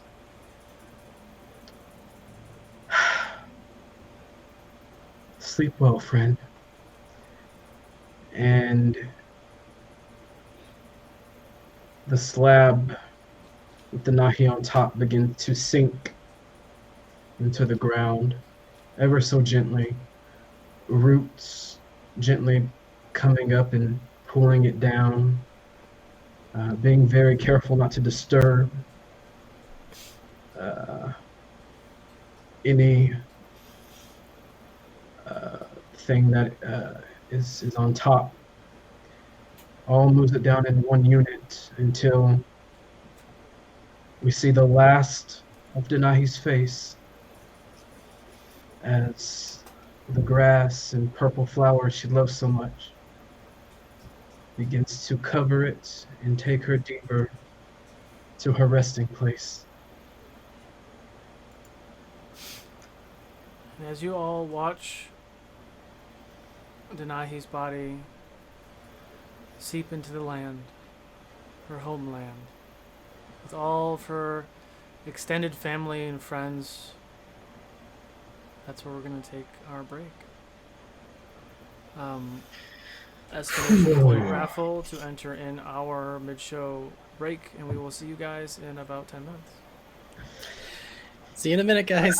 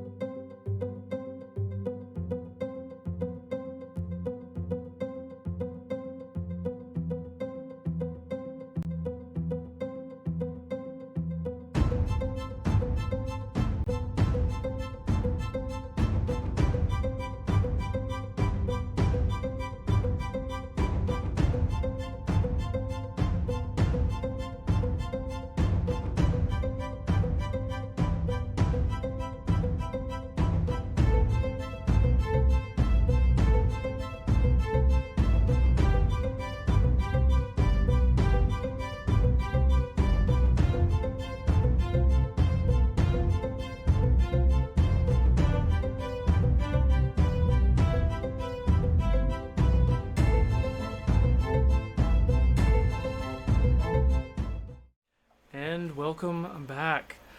So, as you all have put Denahi to rest, the evening is yours. Is there anything else you all would like to do in this night, tomorrow, in the next few weeks, months? The choice is yours. It's like- In the the coming days, or just at the end of this day, really, I would really just hold my son, kiss him. I'd hug all of my family, hug Giselle, or I think she's still recovering. So, A couple days could pass, but yeah, I mean, like 2 days, and all the people who are doing the arcane recovery recover, Mhm. find their way. Everyone sent, a couple days. It takes a couple days, and everything kind of Mhm. falls on the ground, but resets. I yeah, that's all Jadobi would do. He would go to his family, hug them, and of course, keep in contact with all of his friends. Make sure that check up on everyone in the coming days of healing. That's what Jadobi would do as time goes. Okay. I would say that you'd make it to you'd probably make it to Edak to see your niece. Look at your old mansion keep thing. I don't remember what we called it. You do see you do see Rydell and I don't remember her name. The other guard got killed. Ara, Aaron. Aaron. She's there. They're kind of cleaning things up, and they're kind of getting the building back in order. Rydell does go to whoever's there. Jadobi, and you all, it's been fun, but I quit. Which one is this? Rydell? Rydell, yeah. Rydell's gonna try to quit? Oh, come on. He quit. He didn't try. He's done. What brought this about, friend? Well, besides the dragon attacks and the coming of the darkness and the end and flying around with that crazy ass gnome, I need a break. I need to there's a lot of life out there to live. And I'm still young enough to live it. Yes, you are. I think we're gonna find a ship and sail the seas for a little while. Sail the seas. Wow. I'm happy for you. You stay safe, okay? I will do my best. Anything out there would be safer than, no offense, being leagues close to you. But it has been an honor. Well, I think things are better now, but I understand. And you do have a lot of Pentapetal to clean up. I will not be doing that. But I bid you all farewell. And adieu. And he gives you all kind of like a bow. I give him a bow, but then I kind of go for a handshake. And he goes for the handshake and brings you in for a hug. I was gonna do the same thing. Ah! Listen. Did he have did he have Kibble? Ika had Kiabel. Ika did. Got it. Okay. Oh, he got cable? So I'm just gonna look at him. You know that all you need to do is call my name if you're ever in trouble, okay? I can find you. I will. I feel there's great adventures in store for me. And my voice apparently changes as well. It's fine. I drink the tea and it totally fucks up whatever gargle thing I have going on, and then I have to reset. Well, you be well, okay? And you make sure you only join the most adequate of ships, all right? Of course, I will only look for the most noble and honorable of crews to join. Right. I give him one last bow, because I just see him with his bags in his hands already. Oh yeah, no, he is ready to go. To smooth sailing and more relaxed journeys. Yes. Oh, and just to help you out as you start, here, and I just kind of give him like a bag with just endless sounds of like jingling in it. Well, this is. Thank you. Of course. I Your will give you family. my forwarding address for the remainder of my pay. And it is with deepest of honor that I have been able to serve you and help you at your side. You've taught me a great deal. Thank you. And he says goodbye to everybody else and then starts to head towards the ports. I literally only have one last thing on my list. I'm gonna just sit back and let You gotta let everyone me finish.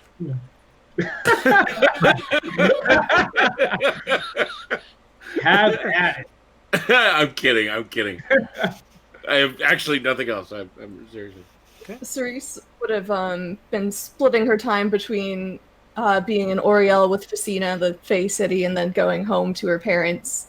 And sort of building up the courage to tell her parents that, one, she doesn't really want to stay on the farm anymore, and two, that she likes girls. Cerise, you look like you have something to say.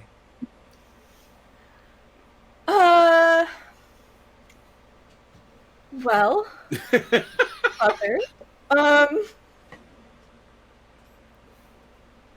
it's been almost a year since you've come home, and bringing you home has been something I didn't even dare to dream for most of my life. But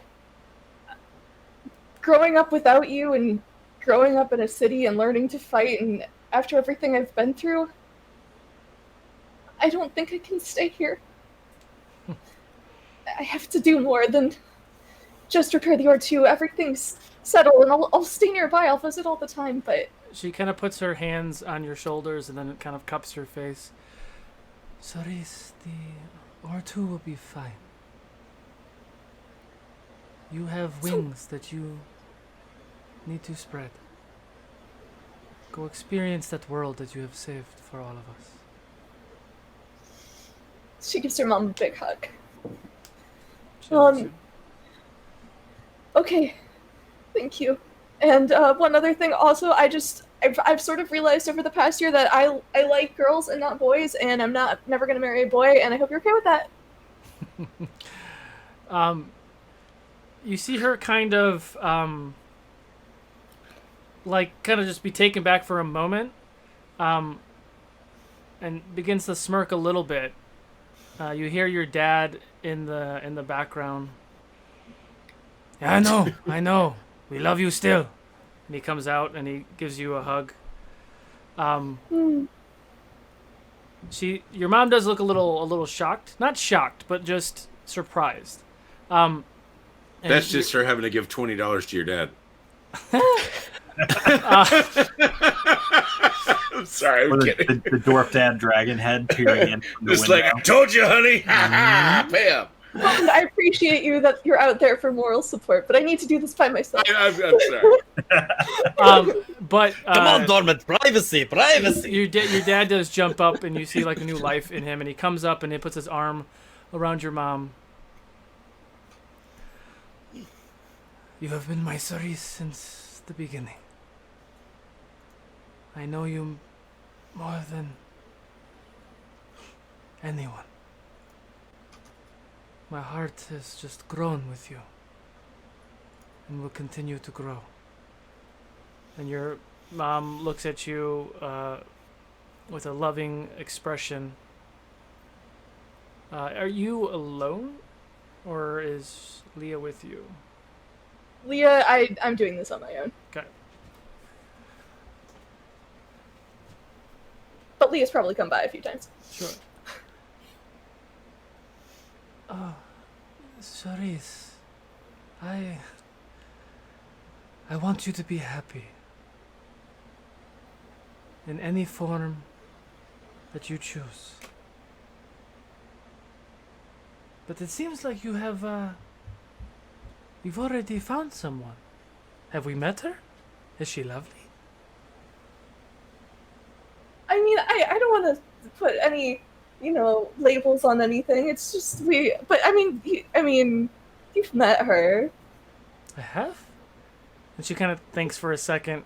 Your dad rolls really high sleight of hand and kind of rolls his eyes for a second, like, "Are you serious?" Yes. Pretty much everybody else that bring by are guys, so I think there's this process of elimination that you could probably do. Oh, the tiefling girl. Oh, she is a lovely Cerise. And she kind of comes She in is. and just gives you a big hug. And your parents just give you all the hugs and kisses.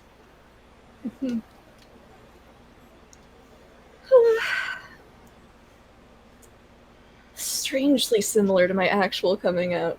Anyway.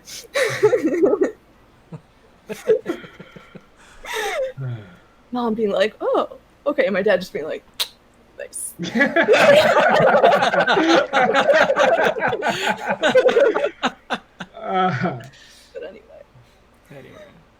But anyway. Torque, your next step. What's happening?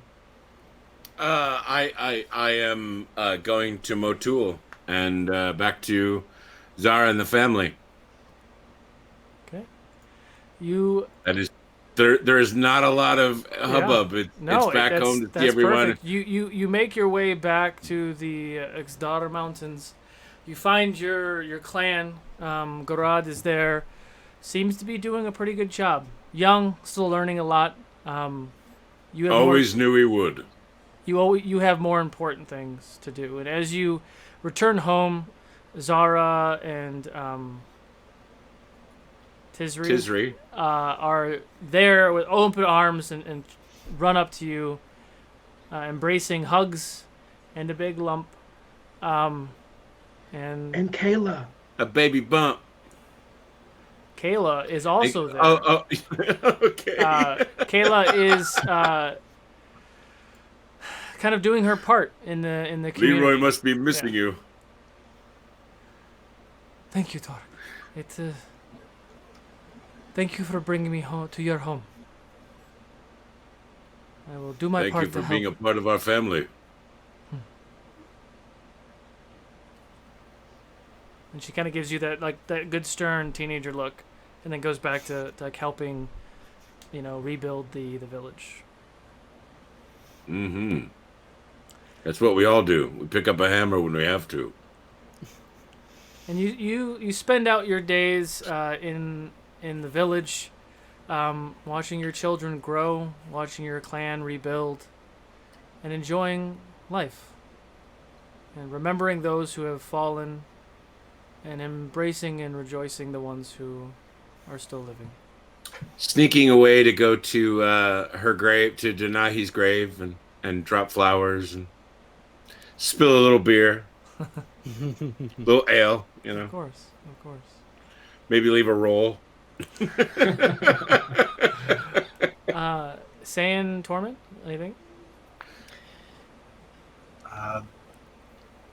Saying if you want to go, I'll go. I don't care. Okay, I'll go ahead. At some point during their back and forth in travels, Zayn will approach Jadobi. If you don't mind, there is someone I would like to see. And who would that be? I've spent far more time than I'm used to away from my little Kiabel. Let's go get Kiabel. I will open the tree. I think your stomach can handle it now. You go first. Thank you. And Zayn will walk through. Okay. Where was Aika? Aika was left with my my mother back at Cerise's place. Everyone was Okay. kind of like at Cerise's place, Mhm. so I left him there. So that's where we're gonna go, Okay. and we're just gonna. We came in a very awkward time, a little bit. Yeah. We're overhearing some things that's going on inside, but we're definitely gonna let that be. Let them I have feel their like private that was like a couple weeks in, and I've seen people for a couple weeks. Okay, sure. Take my fun away. No, I'm kidding. Yeah. I think Yeah. you were there anyway, maybe. Oh my. So yeah, easy enough. You find Grek and Aika in rare form. You find your little buddy. Hello, friend. Flies over, nuzzles you, and kind of circles around your neck again. I know. I've missed you too. And Sayan will look to Aika. Thank you. Thank you for taking him away. I'm down one.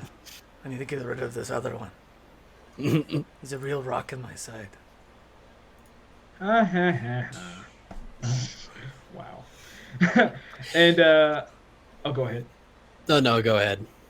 I was just gonna say that Jadobi just kind of like nonchalantly walks over to Aika, and does that. It does that little kid thing, like when a kid wants to be around their parent but they don't want to say it. They just like walk over and they lay on them. I just like walk up to Aika and I just kind of like fall on him. Can you make a dex save for me? Oh, Aika. Ooh, not bad. 25 total dex save. 25 total. As you do it, Aika shifts out of the way and you slam on the ground, and then he pounces on you. And he's looking at you. You know, it would be a shame if I ate you right now. But It instead, would be a. But instead, and he just gives you a big, slobbery owlbear lick. Somebody Aika, my- please give my- Solo licking. My mouth was open, Aika. Dribble, dribble, dribble. Oh, it's good to see you too. And he lays down. Oh God! You guys just see like my arm, just kind of like. And like, And like the way that I imagine it is Aika just lays on you, so like your head is exposed so you can breathe and your arms are out. And Greg kind of rolls around and is like, and kind of just like nuzzles your face. It's good to see you too, Greg.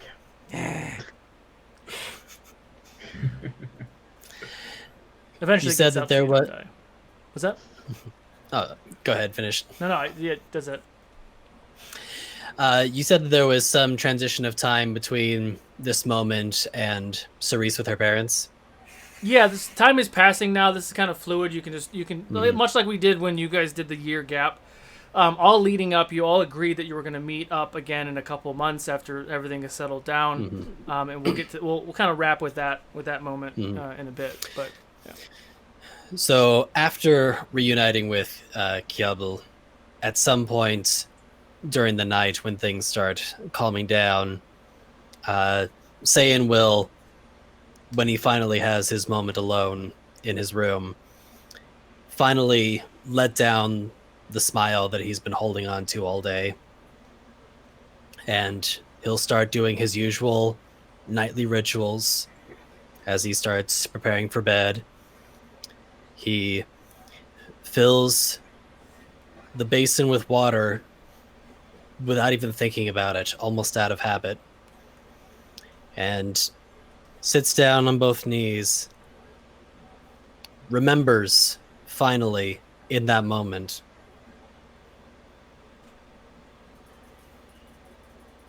and then he looks down at the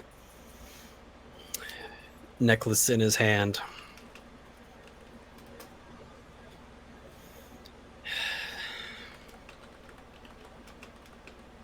I know you said I needed to forge my own path. What is that?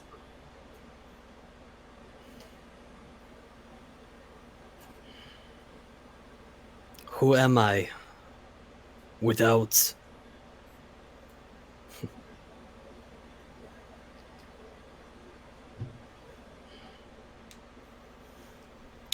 your work's not done? I know.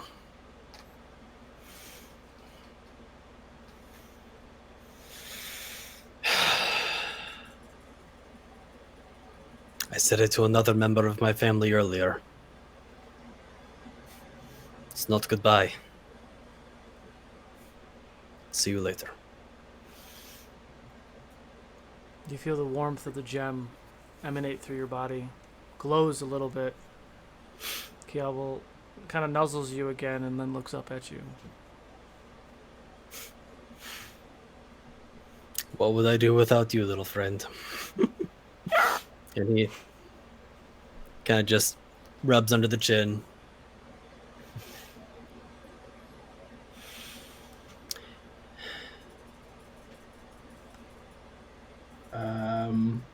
Tormund, you have anything you want to do?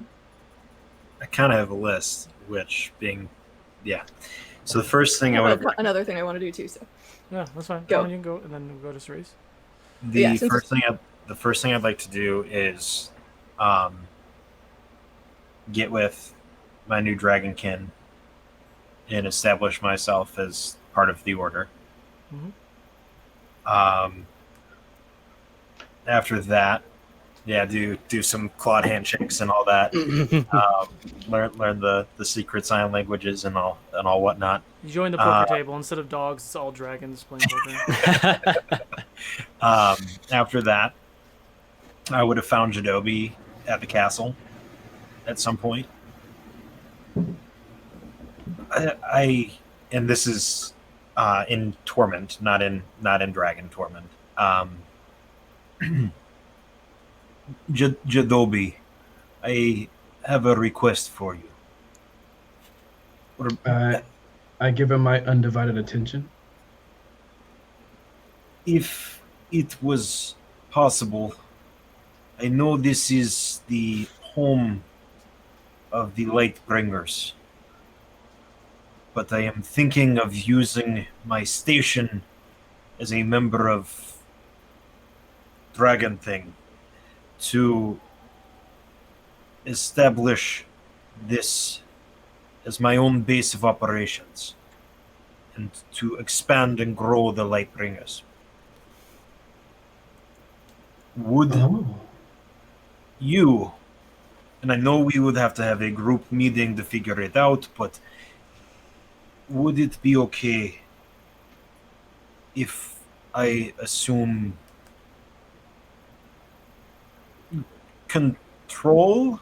Not necessarily in using the word control, but like, can this be the place where I make a nice little dragon horde? And then also have some other people come in who can expand and help and do good. Well, to be honest, Tormund, I'm going to be in and out quite a lot. I have no problems with you bringing people here that you believe that will do good, dragon or not.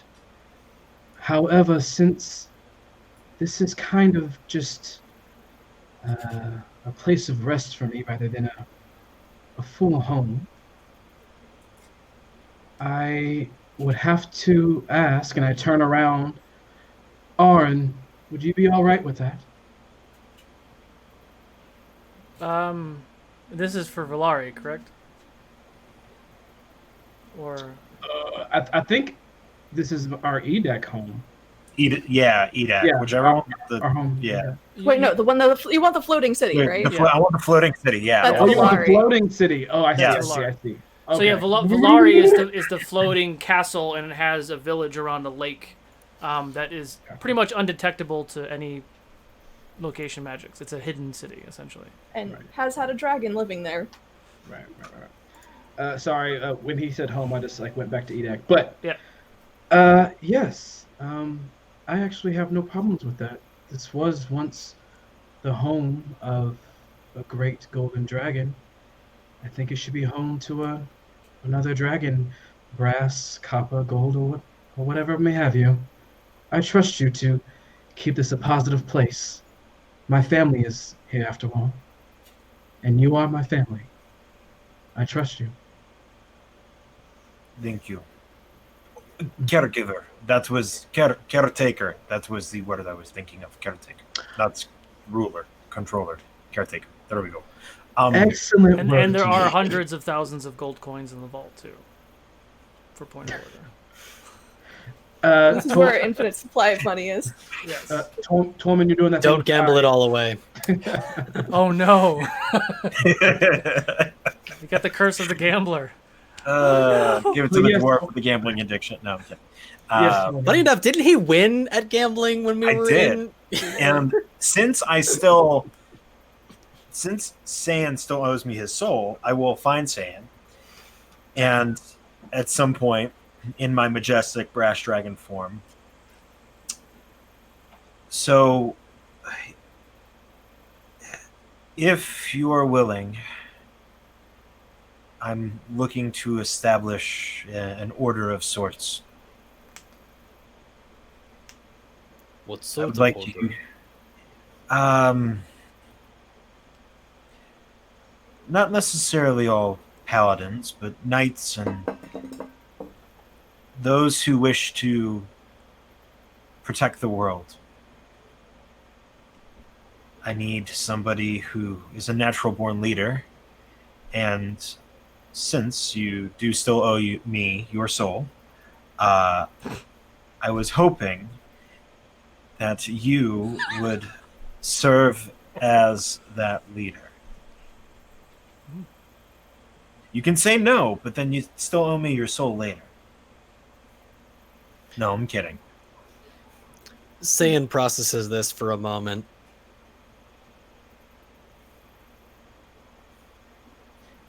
An opportunity to protect, you say? I was thinking it can be in her name.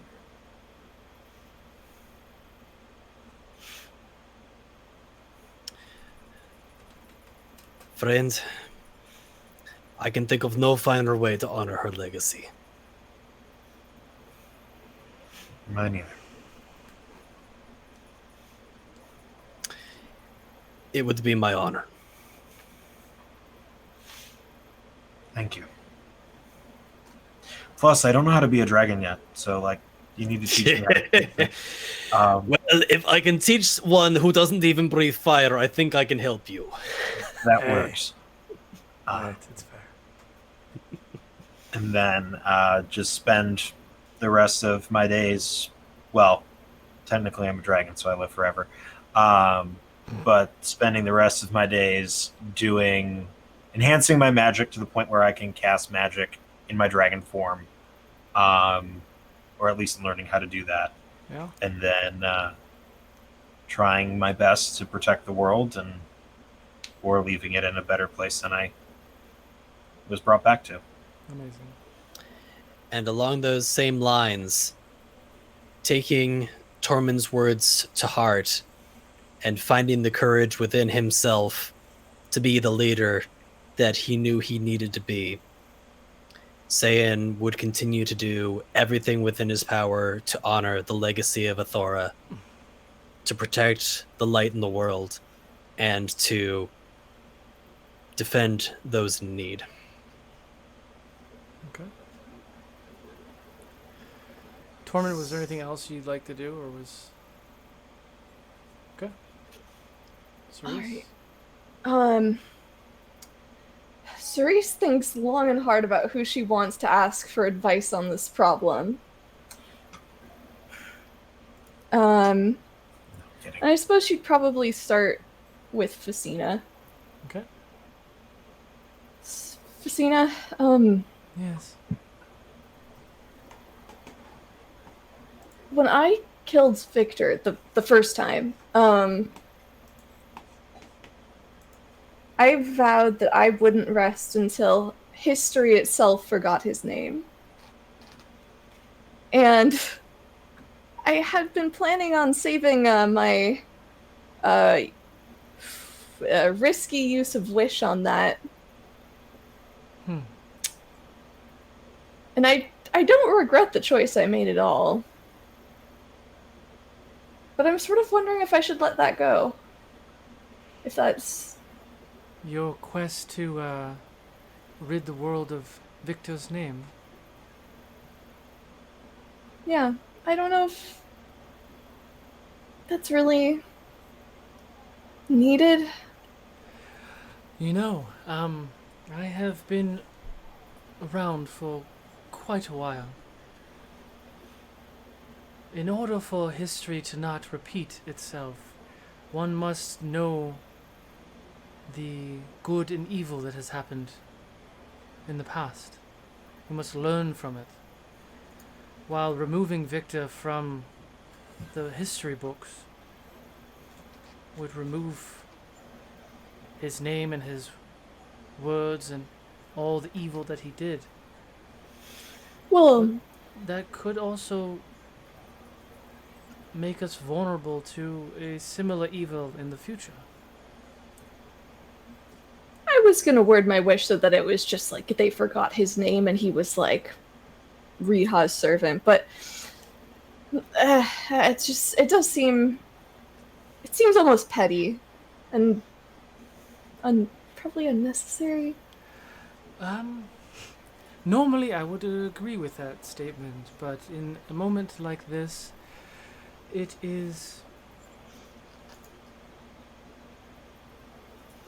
could be necessary for one's closure.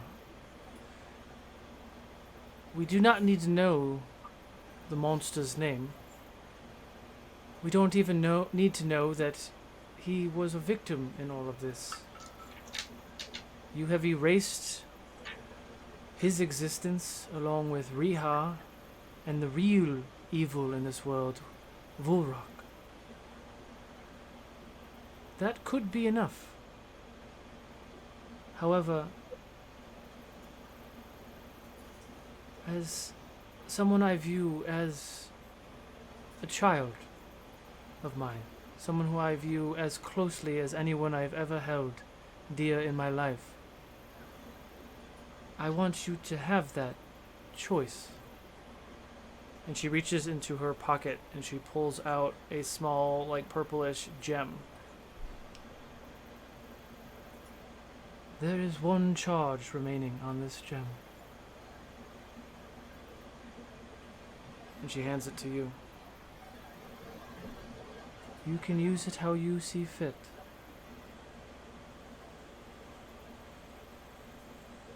There are no repercussions from this gem.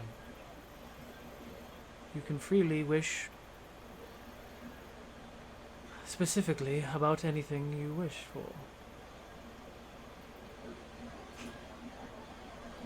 That's a great gift you've given me. I will think on this quite hard. In the meantime, you will make the right decision. There really is no wrong one. And you will live out your days happy, content, and full of life.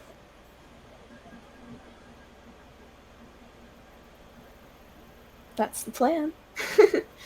So, speaking of, and then I think she probably goes into talking about whatever what Cerise does as time goes on is work with Facina, and I think also work with Jadobi and the wardens to do what she needs to do to protect the light. Okay.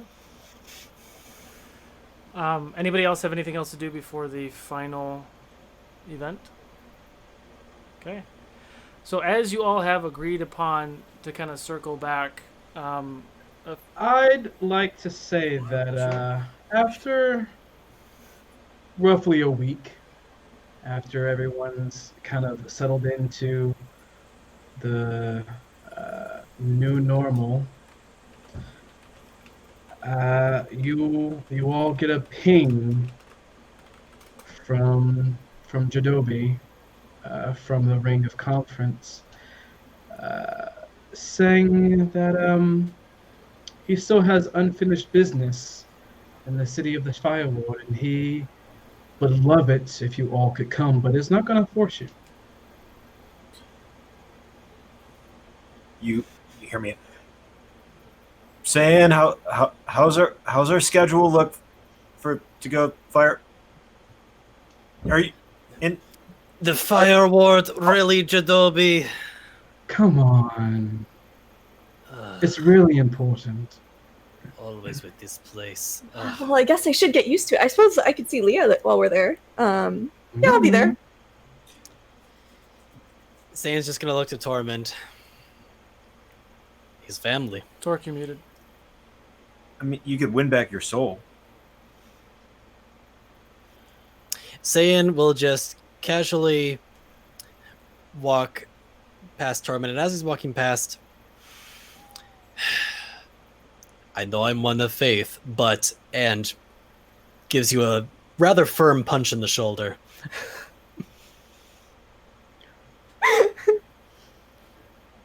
Talk, I know you're enjoying your retirement, but I'd love to have you here too. But I understand if you would like to stay with you where you are. You're But- muted, Torque.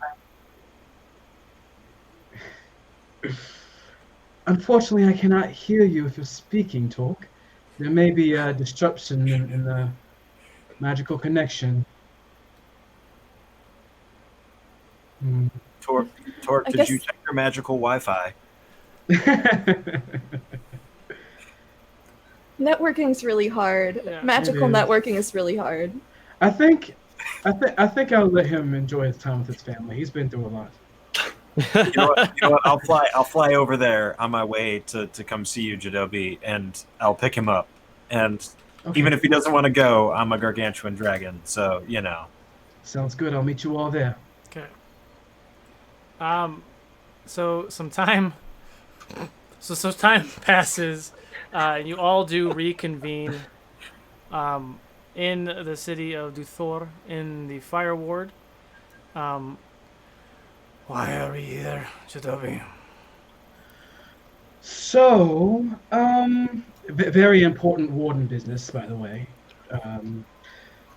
So you remember about a week or so ago? Time is kind of weird here, right?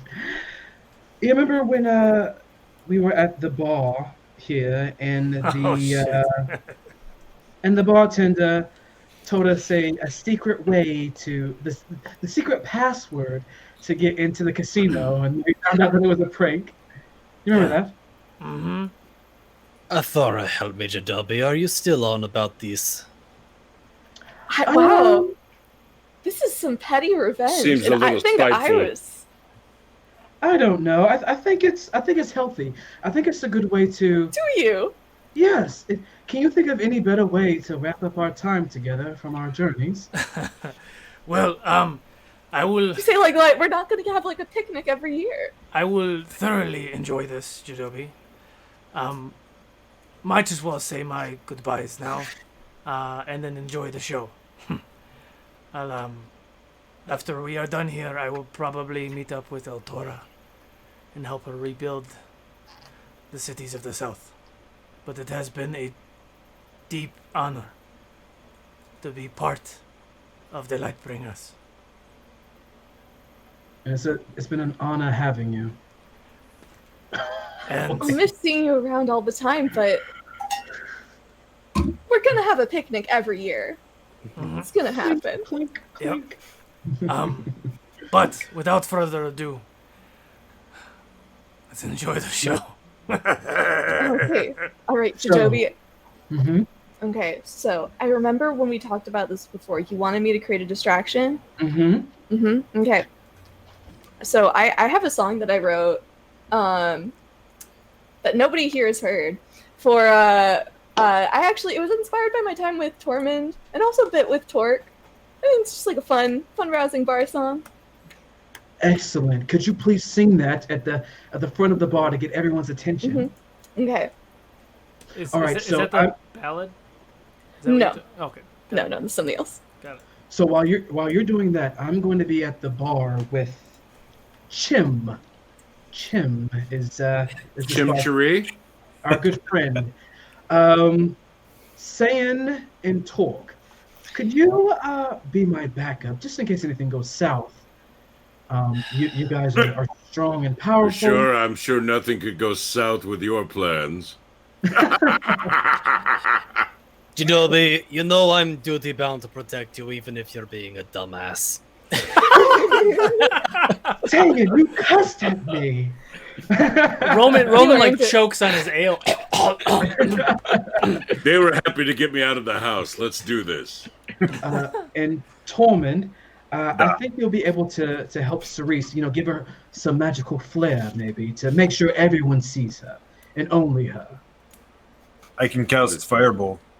Is this a TGI Fridays? No, maybe not Fireball. Torment, we talked about these. Fireball in closed spaces, no. no. Fire. Oh God, I am I going didn't to ask so how miss big you the room guys. was. I said I cast Fireball. And he starts to get visibly sweaty. He's like, I will improvise. You improvise. I trust you, and Yes. I'm gonna lead everyone to the bar. Okay. Fortunes and Favors, I believe it is called. Fire and Ale. Fortunes and Favors. Fortune Fire and Ale? Favors was the shop that Nafa Yes. owns. Oh, Yeah. gotcha. All right, Fire, we're going Fire and to- Ale is the bar. We're going to Fire and Ale. So you head into Fire and Ale, and this city is still the same as it was. It's bustling. There are demons not demons. There are devils and other fiend type creatures roaming around. A lot of tieflings and other folks. You walk around like you own the place, and everyone acknowledges that it's not a intimidating location as it was the first time you got here. Walk through the door of the tavern. The tavern is, relatively bustling as it usually is. Music playing in the background. Gem, the purplish tiefling, is behind the bar. I'm going to walk up to the bar, and I'm going to just kind of activate the ear cuffs. All right, everyone, get in place. Are there competing bards or anything at this place? Is there There's just some like a there's some musicians playing, but no one's singing. great. Cerise just like goes right up to them and she's like, "Do you know who I am?" They all kind of nod. Great. Okay, I'm just gonna sing for you. They kind of and saying that you're like- point to the mic. Oh, we have mic technology in the bar. Exciting. Magic mics. It's a bullhorn on a fucking stand. Great. And she like starts giving instructions to them. Okay. Do you want me to just go, and then we'll cut over to what you're doing during this? I think we'll do what I'm doing as you're singing, and then once I'm done, you can let them have it. Okay. All right. Hello, Chim. How are you? It's been a while. I feel like I know you. Why don't? Oh yeah, the surface dwellers, the light bringers. Yes. You back for some more ale? In a way, do you remember the last thing you told me? By any chance? It's been a while. I talk to a lot of people. I don't. I understand. Let me jog your memory. The golden goat flies over the clouds, under the moon, and through the stars. Point of order. That might be the most impressive thing I've improv the entire campaign. I just want to throw that out there.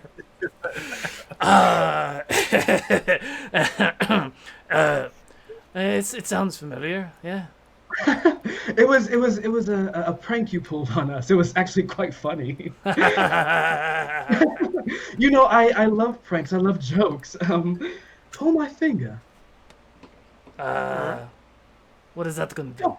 Come now. Don't be scared. Pull my finger. Persuasion check.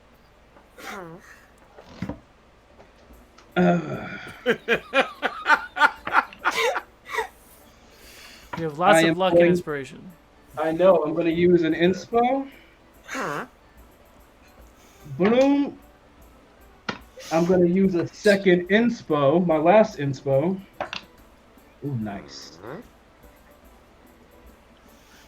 Have you already used a luck? Hey, I'm Nope. gonna give him my We- 3 inspos. I was gonna say we have like 3 lucks right I now. have or a 3 couple of inspos. us. So go I ahead mean, and you take know. 3 of those. Amazing. So that is going to be okay. So I have my number, but someone's giving me a luck right now. I think I heard. Sure, why not? Saiyan's rolling his eyes while he gives you his luck. All right, so that's going to be a total of 34. 34. What the hell? 15 would have passed.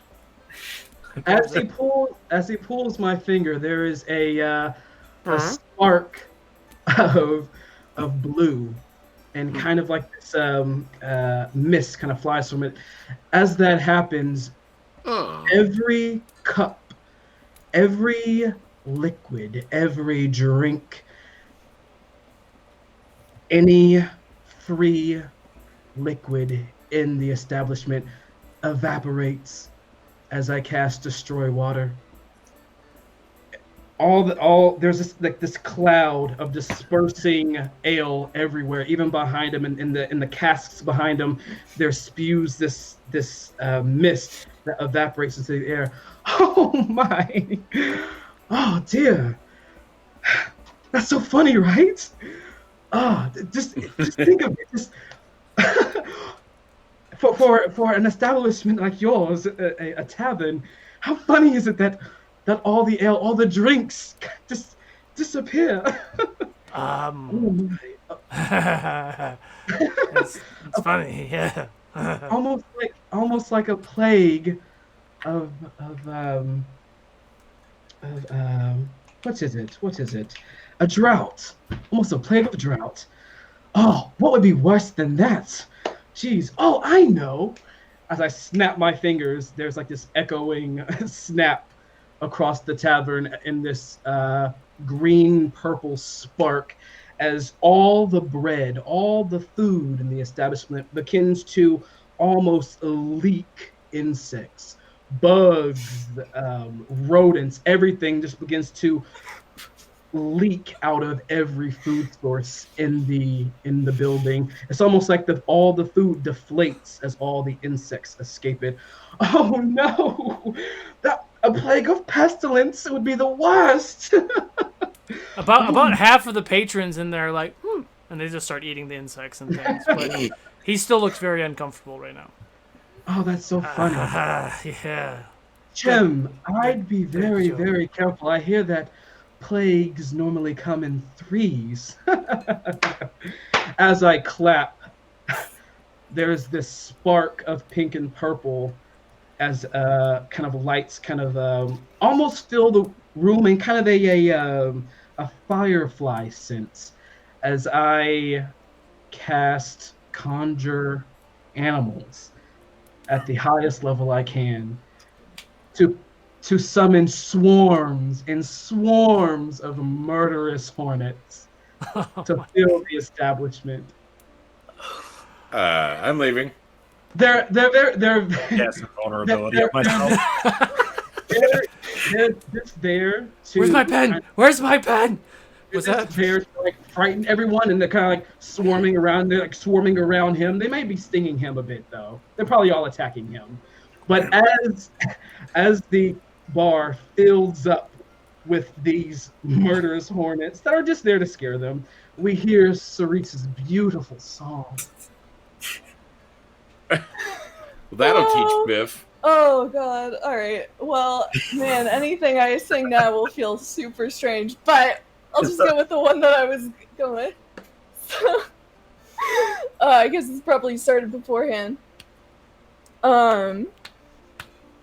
Golden brown, yellow, pale, smooth, fruity, frothy ale, red and rich, white and fine, full-bodied honey wine, earthy, sharp, liquid cheer, cool, hearty, hoppy beer, drinking, singing, dancing, swinging up and down the line.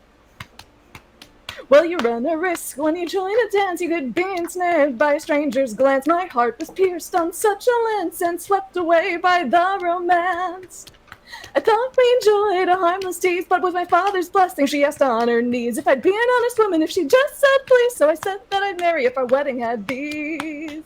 Golden brown, yellow, pale, smooth, fruity, frothy, ale, red and rich, white and fine, full-bodied honey wine, earthy, sharp, liquid cheer, cool, hearty, hoppy beer, drinking, singing, dancing, swinging up and down the line, up and down the line, up and down the line. I'm afraid my tastes run much too fine, but it seems my heart is set on fine. So bring the merry day and bring on the golden brown, yellow, pale, smooth, fruity, frothy, ale, red and rich, white and fine, full-bodied honey wine, earthy, sharp, liquid cheer, cool, hearty, hoppy beer, drinking, singing, dancing, swinging up and down the line, up and down the line, up and down the line, up and down the line, to my face sublime. That's when I cast haste on her, by the way.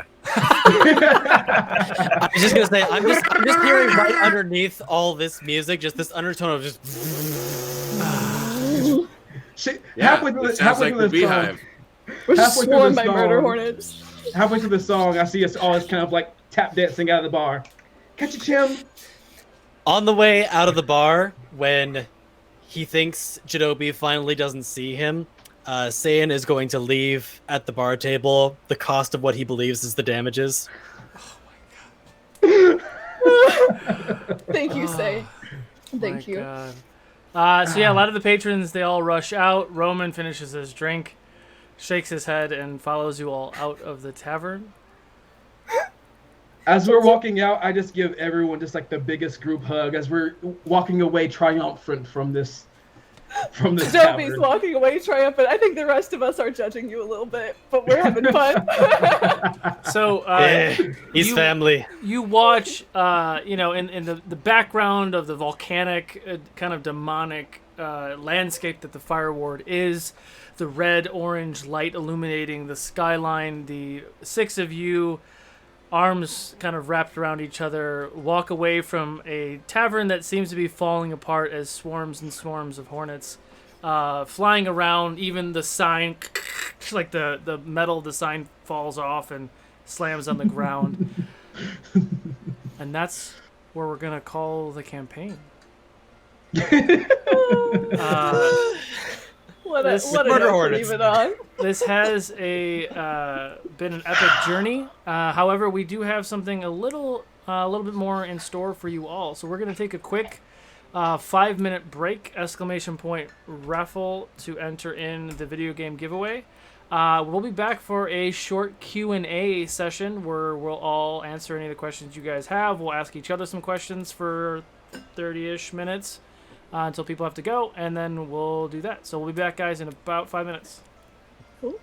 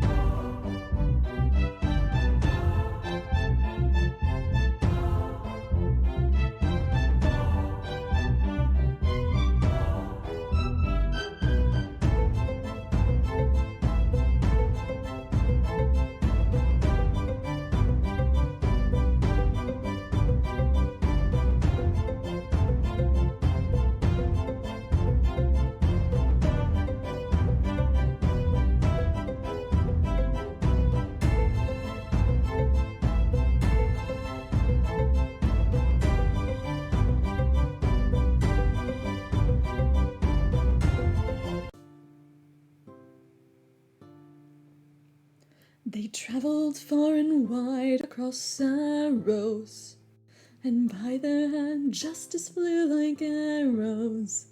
Their deeds were many and great. The Lightbringers never shied from fate. When Nedak was under attack, who was there to drive those villains back? When Ted the Fighter killed and schemed, who turned the traitor to the redeemed? When a dragon wrecked Raragord, who was there to put him to the sword? When crusaders across their path, who protected the people from their wrath? When Jaren occupied Diane, who came to save the day? The Lightbringers, yes, the Lightbringers, the Lightbringers always found a way. But their tale isn't done, or more like it's just begun. Victor came on the scene, a vampire as ugly as he was mean, and who beat Victor not once, not twice, but actually 3 times? The Lightbringers, yeah, the Lightbringers. The Lightbringers always won the fray.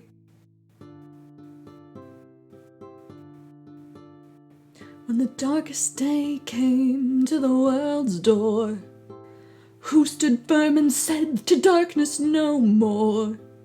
The Lightbringers saved the day. The Lightbringers kept the darkness at bay. When Vorok defiled the gods, who took him down in spite of all the odds? Though the Lightbringers took a fall, even death couldn't keep them from the call. When all life took a stand in hell, who made sure that darkness was what fell? When Rihar took the fight, who purged her soul and brought her to the light? When all life thought hope was gone, who kept us fighting on? The Lightbringers, the Lightbringers, the Lightbringers helped us to go on. Though some have left the ranks, still we give our thanks to the sorceress, the monk, the warden of the Tarvey, the Goliath, the vampire, the child of the Fae, the paladin, the wizard, many more than we can say. Each and every one of the Lightbringers, here's to the Lightbringers, we remember you today.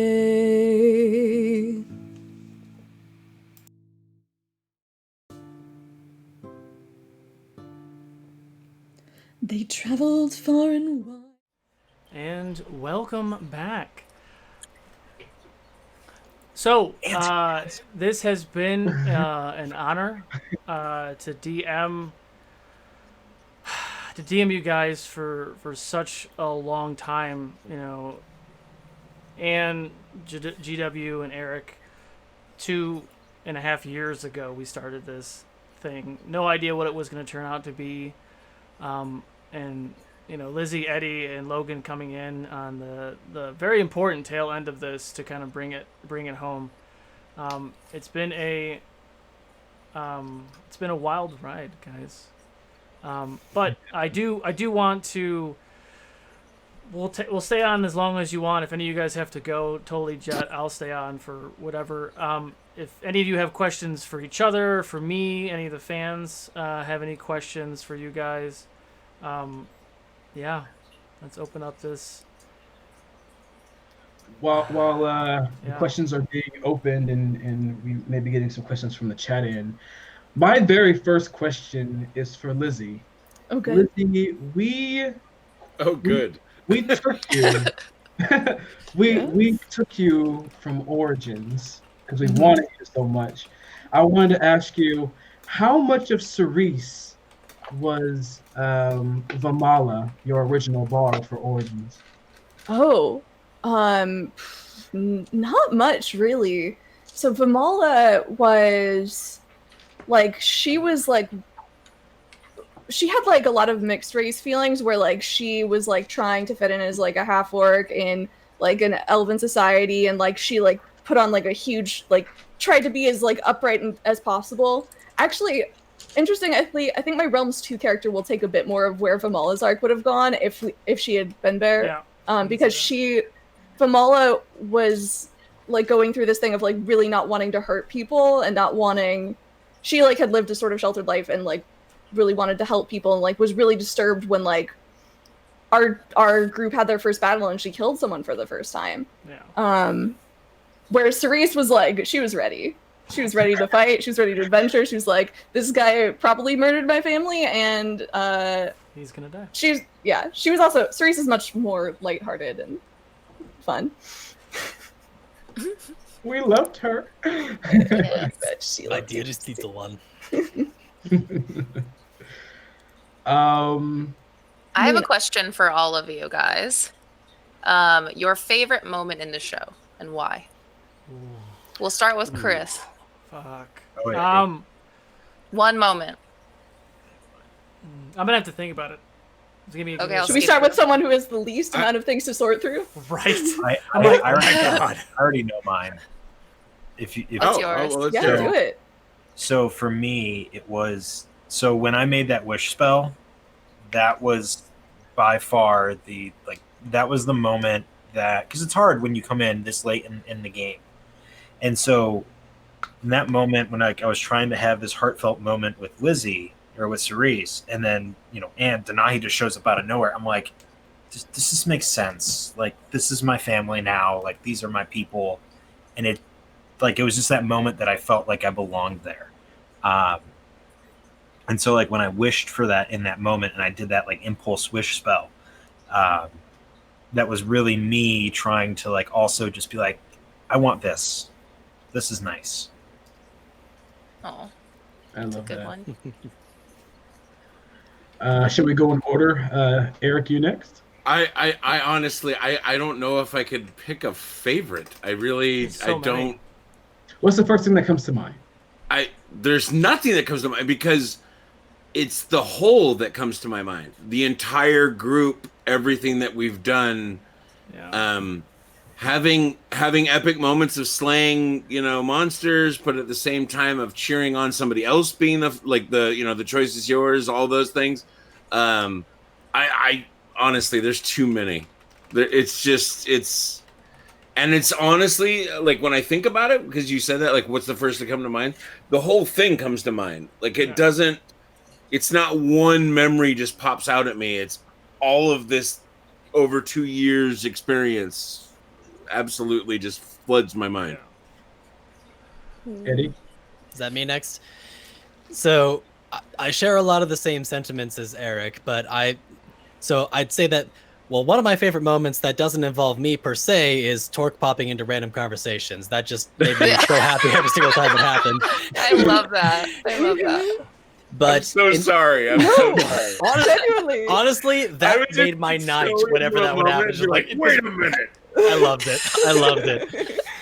But beyond that, I think probably, at least for me, my favorite moment for Saiyan was the episode where he was officially dubbed a Lightbringer, which was really symbolic both for him as a character, but also for me. I came to this campaign near the tail end. I was only just before Logan came in, and y'all were already, level 7. Was it 17 by the time I came in, or was it 16? I don't even remember at this 16 or point. 17, yeah.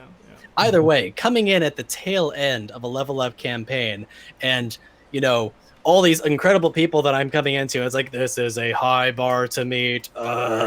And then hearing them actually dub Saiyan a Lightbringer when he didn't even think that that was going to be a possibility for him was just powerful for a character. But for me, the player, it was also powerful because that was kind of like, I'm part of the group now. Oh. Lizzie. Saiyan's one of my favorite characters. I love Saiyan. Saiyan's so Thank you. adorable. I mean, which way are we going? Is it? Chris, Good. go I'm last. talking now, so it's my turn. Yes. I think just like quick ones that come to mind. When Jadobi asked me what I was doing with all the toys, and I was like, it's for serious reasons. That was one of my favorites, just knowing what Oh yeah. that was I like for. When That was cute. the dwarf dad incident, hashtag, that was all so much fun. But I think my top moment was the end of last episode with everybody running to catch me after I cast Wish. That just warms my heart so much. I think it's that feeling of like we're really, I don't know, bonded together, and I just felt so loved in that moment. And I love you guys, and I'm gonna miss this campaign and these characters. We love you too. My Not The gonna first thing do that- it. my favorite thing, or the thing that most comes to mind, was I love the bond that we all have. Some may be stronger just because we started together sooner than others, but we also have a great bond. My thing was with Denahi when we were fighting Volrock for the first time, and I was stupefied, and you guys were kind of scrambling to like figure out how to bring me back. But while I was sitting there drawing pictures in the dirt, and the pictures that I was actually drawing, and that I didn't say until a certain time, I was actually drawing a really crude looking T-Rex, because that was literally the last thought that Jadobi had before he got stupefied. Like he was gonna be like, that was his next move. And when Anne said that, she was thinking of the training that her and I had, during the 11 or 10 month span of time that, wasn't, that we fast forwarded to, and how she shapeshifts into a T-Rex. It was amazing. It was like the perfect moment for me. Like me sitting here, not being able to do anything, just drawing in the dirt, and then my friend, it's almost like she read my mind. Boy, I Like, got you. did it for me, and that was just an awesome moment for me. That was my favorite thing. Well, I have a shitload. You're the only one. Oh my gosh. Like the first big war we had, I really liked it because of the setup we did. The huge castle. Oh, and yeah. like our little, we episode ended 17 and 18, yeah. Yeah, you Oh, unveiled yeah. that at the end, and you left our little figures like so small on top of this fucking huge thing. And all the work you put into like set that up. And it was very fucking stressful. Like I went to bed like right away after that. Or That was a long day. That was 2 episodes back to back. That was like an 8 all hour the guest people. show. Yeah, I was very tired. And when Bo came on the show for the betrayal, that shit was like fire. And then okay, hold on. You just brought up like a good moment. I have to admit, You were thinking that pissed. thinking that Ted was on our side, only to have him pull that, like we look over and he's stabbing the Jadobi's sister, and the fucking look on your face was just sort of like, it's coming together, and Bo sort of like doing this whole Monologue. yes, friends. And I swear to God, I already know for a fact that he was apprehensive going into that episode.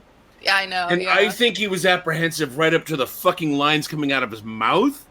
And then watching someone, an actor specifically, but watching someone turn in that moment is the reason that you dial in for any drama, anything really, to be honest with you. Anything you watch with an actor in it, that is the moment you look for. When you watched his face go, Oh God, I feel awful about this. Yes, Jidobi. I'm the asshole you've been looking for. You know, like, oh my God, that was a good one. Sorry, and I didn't mean to interrupt. No, it was man. I was just shocked because I had no clue, and he felt so bad afterwards. But he didn't go easy on us either. Like he wrecked us because he fought with us, so he knew exactly what spells I would use and fucking nuked me immediately. And I was just Nuke like, me. I can't fucking touch him. This is so frustrating. He did not give us any like. Yeah. Anyway, that was one. Dwarf Dad, easily one of my favorites. And like at the very, very end, yeah, because I watched it. I watched some of it in between working, but when you cast that wish spell, because I was kind of tuning in and out, so I was watching some of the battle and it was just like chaos ensuing, but then I caught it right when everyone's faces like changed. So I was like, and you guys were talking about it in chat too, like everyone's expression changed. And Yeah, Crazy lady with I wish had spell. to gift those. I It had was- to gift those because you could watch the transition happen. Yeah, it was nuts. That was a crazy moment, and that was like such a good way to kill the bad guy. Like Yeah. it was just perfect. That was. But those are my many favorites. Oh, and teaching Boo how to swim.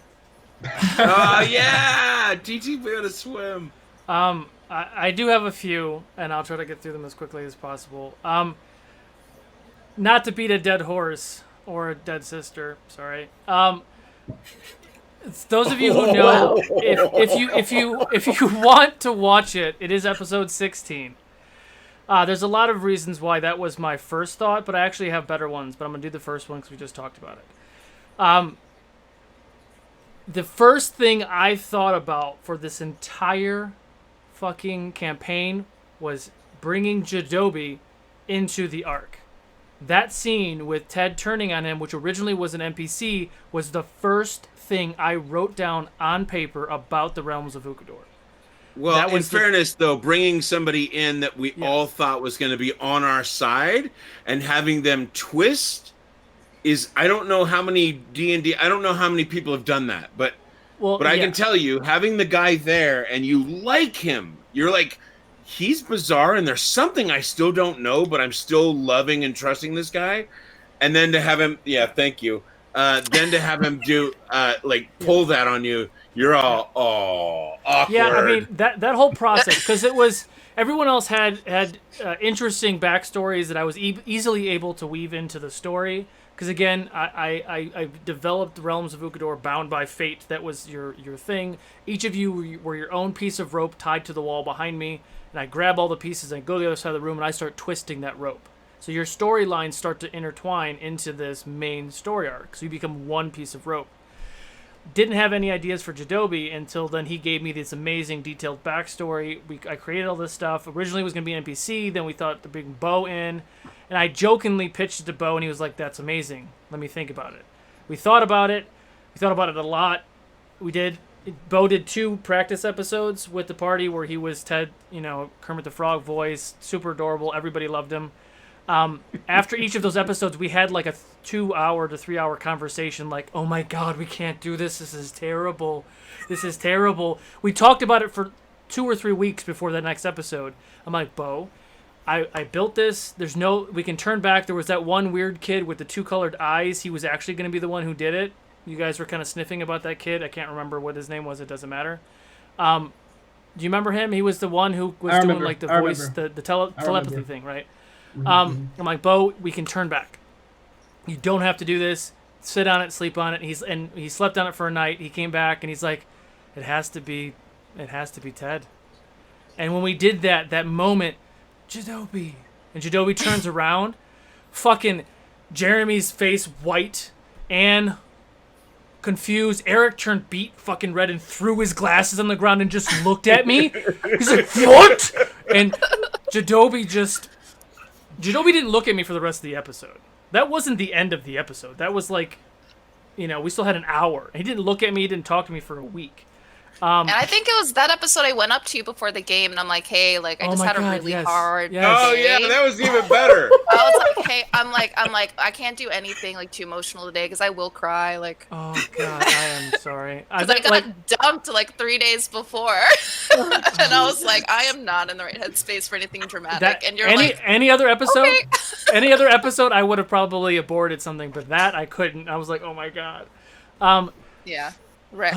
And so that was cheered my me up, that, though, that was my actually. that was my initial thought, and then it evolved from that because it's kind of been played out. The second thought and thing was Kublai Khan. Kublai Khan was our first convention.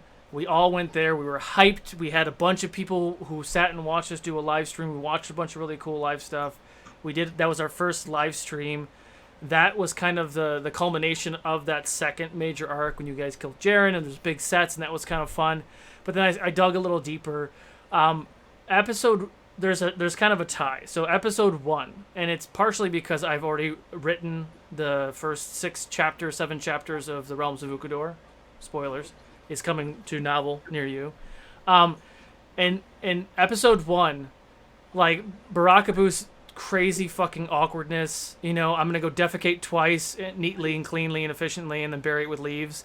And Jadobi's responses, and then Anne's responses, and all the banter between the four of you specifically, getting to know each other. Jadobi's like, "Wait, what? Baby troll skin around your what?" Like super confused, and Anne saying, "I don't see a problem with that." Like that literally just projected the entire campaign. Like all the little quips and all the little things was just so amazing. But my number one favorite moment is when you all found not Dorius. Oh my god.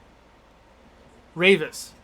When you found Ravis, who was injured after you fighting all those undead things in that city, and he was like, "What are you doing here?" And I said, "You saw this big, giant, scary creature." I went behind the wall to go get it, and Bo came out and sat in the DM chair. Oh right. And me as a DM handing the baton to somebody else to DM a big boss fight was huge. But the best part about it is I grabbed my fucking character sheet and sat next to you and fought Ted as Ravis. Yep. And I got the kill shot, which was awesome. But it was with Jadobi in eagle form, and then I got closer enough to do because I never got to hit him, because you guys kept getting your asses kicked, because he built that character too OP. And, like, you guys couldn't hit him, and then I couldn't do shit. And I'm running around saving you and healing. I'm like, oh my god, what's going on? This is falling apart. What do I do? And I literally did, I was a paladin, so I did all the smite, everything I could do. And then Jadobi ate his smite face. On your smite. Like Jadobi eating his face might have been my favorite moment of all that. But that's probably my most memorable moment, is being able to sit next to my players and fight a big bad guy. Because one thing. Okay. Go ahead. No, you. Well, something that I didn't realize is, every person who's been in the military has PTSD. 100% period. Boot camp will give you PTSD. And something I didn't realize until I've been playing D&D, and I've only DM'd for 2.5 years, ladies and gentlemen. This is all I've ever DM'd was these shows. Didn't realize how healing this is. And something that I found out is these creatures and things you guys have fought are my demons. My demons that I couldn't fight myself. And you all helped me fight my demons. And Ted, coincidentally enough, became one of those things where I sat next to you. Felt like I was strong enough to fight that demon. And that was powerful. That was deep. Yep. I wasn't expecting that right now. That was Wounded Warriors. Can we get some of the chat questions? I know they've been piling up. Yeah, GW, you're going to say something, and I'll do a question. I'm going to say something real quick, and then we can go to the chat questions. Because I was being really strict with myself, because Anne was just like, just one. I was like, okay, I have one.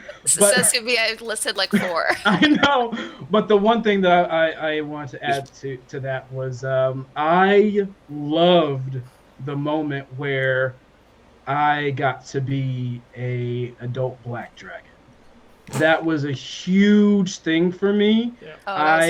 I didn't even. I honestly wasn't prepared for that. I didn't see that coming. That was literally a knee-jerk reaction to one of our friends being disintegrated.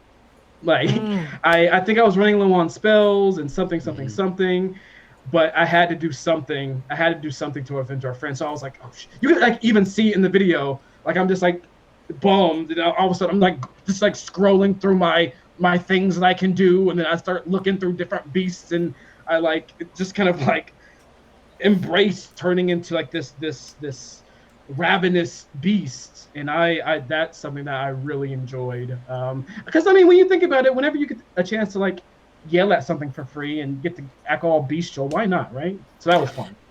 That was 2 episodes before I joined. I remember that moment very vividly. I remember watching it. Was very powerful. Which I will say, to your note about, you know, having something to yell at for free, and also to Solo's note about, you know, just fighting personal demons and stuff like that, there is something very cathartic about the RP format and role-playing games just in general, and I think it does wonders for mental health just as a whole. Yeah, the And RP is therapeutic. Yep. And, you know, I mean, I know for me, that's one thing that I was very thankful about finding this group, especially at the time that I did, because I felt like, you know, I was at a rather rough point when I came in to this group, and, you know, just overall, just the process of being with this group of amazing people and being able to tell this incredible story was incredibly cathartic and very healing, even just, you know, on a personal level. So I think everyone, when they create a character, a little bit of themselves always ends up in that character. So when you're putting that side of yourself, for whatever reason, for whatever time you join the game, you're putting that part of yourself to the test all the time. Then you have to act it out. And it's a good way to get to know yourself. It's a good way to discover things about yourself you didn't know was that powerful. Yeah. It's an amazing thing. And you can see what you're made of, even though it's all you know, like hypothetical scenarios. It's very real. For sure. Yeah. Um, So what's the first chat question? so we have a few questions. Yeah, now that we've answered all of our own questions now. Yeah, right. We have It took up I all have the more. time. Like, Yeah. Do the cast get their minis back, or do I have a solo Hall of Fame? I can probably answer that. Anne has her mini. When we shifted from me being in the Bay and moving north, Anne kept Nahi. I will be sending Torque when I fix him. Sorry. And Jadobi back to. Oh, she's in a case. That's awesome. I will be sending Jadobi, Torque to Lula and Nyx, probably your way. If you want to handle. You the sent other Nick ones up. already, but yeah. For the did, future yeah. sci-fi show, please. Oh my god. That's amazing. Incredible. Yeah, I think that's always been my goal. Like, you know, I have the Origin minis too, and I'll probably send those guys out because they're your characters. Like they're your guys. You built them. You made them. You know, we have, you know, Jadobi sitting right next to me because that's the safest place he can be here. This is something, you know, you put your heart and soul into, even if you didn't paint it and someone else painted it. Griffin Co. painted, I believe Griffin Co. painted Torque, right? Yeah, Griffin Co. painted Torque. And the Origin cast. So like they're your minis. I mean, like the ones I used for like Cerise and Tormund and Saiyan were all like afterthoughts, like trying to find something that worked. I painted my green Dragonborn fighter to gold, which was a pain in the ass, but I did it because Saiyan needed a gold Dragonborn. Tormund mini, like it worked really well. I actually cut up a one of those little sprite minis. I cut the wings off and I put it on the back of a gnome for Cerise, and it's one of my favorite minis. I don't even know where it is right now, but it's back there. Your wing actually fell off the day of the final fight. I was like, what the fuck? I had to glue that back A together. bad omen, but thankfully it all worked out. But your Su- wish su- came true. Super glue is the DM's #1 tool. If you didn't. We caught you though, Cerise. We caught you. Yeah. You did. But yeah, that's you know, unless anyone else has anything else to say, like I feel like they're your characters. I've had them long enough. And now it's, you know, you guys take them home. It's just well, I expensive. mean, you have so many minis. them Why run. do you need a Hall of Fame? Well, because you guys are the heroes. Aww. Yeah, But- Yeah. the main thing that I know, at least for Katie's the in the minis chat. that I Sorry. Yay. Now, the main thing that I know for the minis that I did send in is that one thing that my wife requested for me is that apparently at some point, if I get them back, I need to put them into some sort of a terrarium. You should. Oh, that's a good idea. You should. What some of you guys don't know is so I'm I put like Solo said, like I tried to put everything I could into painting Jadobi and kind of like doing him up. Jadobi was my very, very, very first mini that I've ever painted, ever did anything with. So of course he has like a very special place in my heart. And Shout out to Jeremy for that too, because he helped us with. Yeah, that was yeah, He Painting. brought in Yeah. additional materials that you could sort of add to the character, yeah, and that was something cool. I mean, honestly, I have the Torque Mini Me because of him. Oh, yeah. yeah, he Um, made that. he made this. There's an axe somewhere around here. I don't know where the hell I put it, but there's a I mean, it's giant. Yeah. It's like a huge giant axe. But yeah, sorry. But- Go ahead. But no, yeah, You- I just we did a painting party together. we did. It was a huge bonding thing for all of us. That was really cool. But yeah, so I love that mini. Like I love how he turned out. You know, I don't call myself a pro mini painter by any means, but I really loved how he turned out, and just kind of, you know, want to have him here, like probably put on my desk, like, Yeah. hey, you. So yeah. Amazing. So next question be a real quick one. For the players going on to season 2, what characteristics are going to stay, and what are you going to change about them? So, season 2 is going to be a whole new story. It takes place 40 years in the future, and we're taking place in the continent of Hylac. There are no humans, gnomes, dwarves, or elves in the continent, mostly of the continent of Hylac. We are the Except for anybody who's a Tides fan, Urgle Bay is in Hylac. It is. And that is in the future. So this does predate Tides of Ukodor, which is also kind of a fun tie-in. We are doing things differently. We are showing the other side of the coin. We are showing that all races and creatures can be evil and all can be gentle. So we are really going to showcase that, you know, life as you know it could be normal over there. There are orcs and goblins and bugbears just living their day, farming and taking care of their kids and trying to live their life. That not all of them are raiding, you know, ignorant monsters, right? And we're showing the other side. So it's really exciting. GW and Logan will not be joining us for next season. It will be Lizzie, Eric, and Eddie. I keep wanting to say Saiyan, like I'm trying not to use your character name. And Eddie will be joining us with Diane and April, who is in the chat for the next season. But you guys can chat about a little bit of what you guys are doing. I guess because I spoke too soon. I'm a dragonborn named Carrick, and in my early adventures, I've encountered this Firbolg who is pretty clueless, and honestly took pity and decided to pull her under the wing, kind of thing. So we're on our way on a fun. I kind of can't wait, really, to be honest with you. It's yeah, it's fun. Eddie, Who's you're going? next. Okay, I guess that's me. All right. Hey, Lizzie, one of you. So for season 2, I'm going to be coming back as a Tabaxi rogue. Some of you who may have tuned in to the painting stream that I did actually just finish painting my mini for him. He is, although I may possibly add a cloak to him at this point because I saw how amazing the artwork for him turned out with the cloak, and I kicked myself for not adding it to the mini to begin with because I was like, damn it, that looks so cool. But his name is going to be Eclipse of the Moon, and you'll notice that he has a rather unusual speech pattern. Yeah.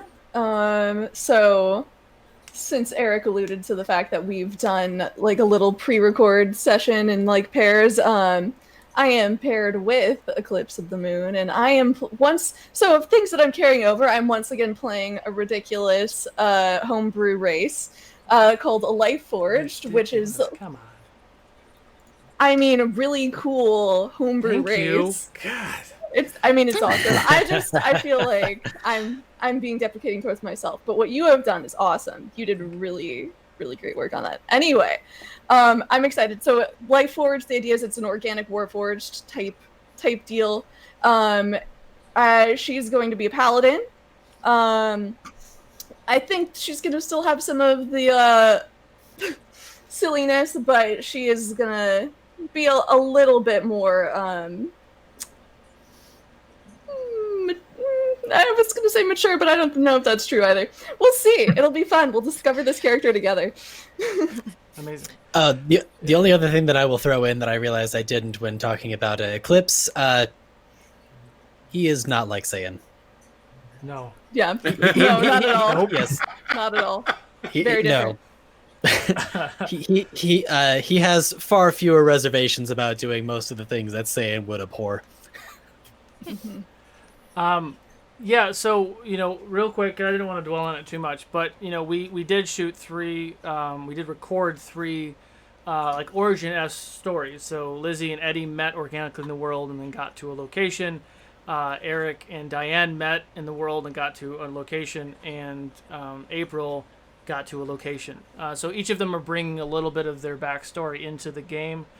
We will keep those pre-records on the shelf for a bit.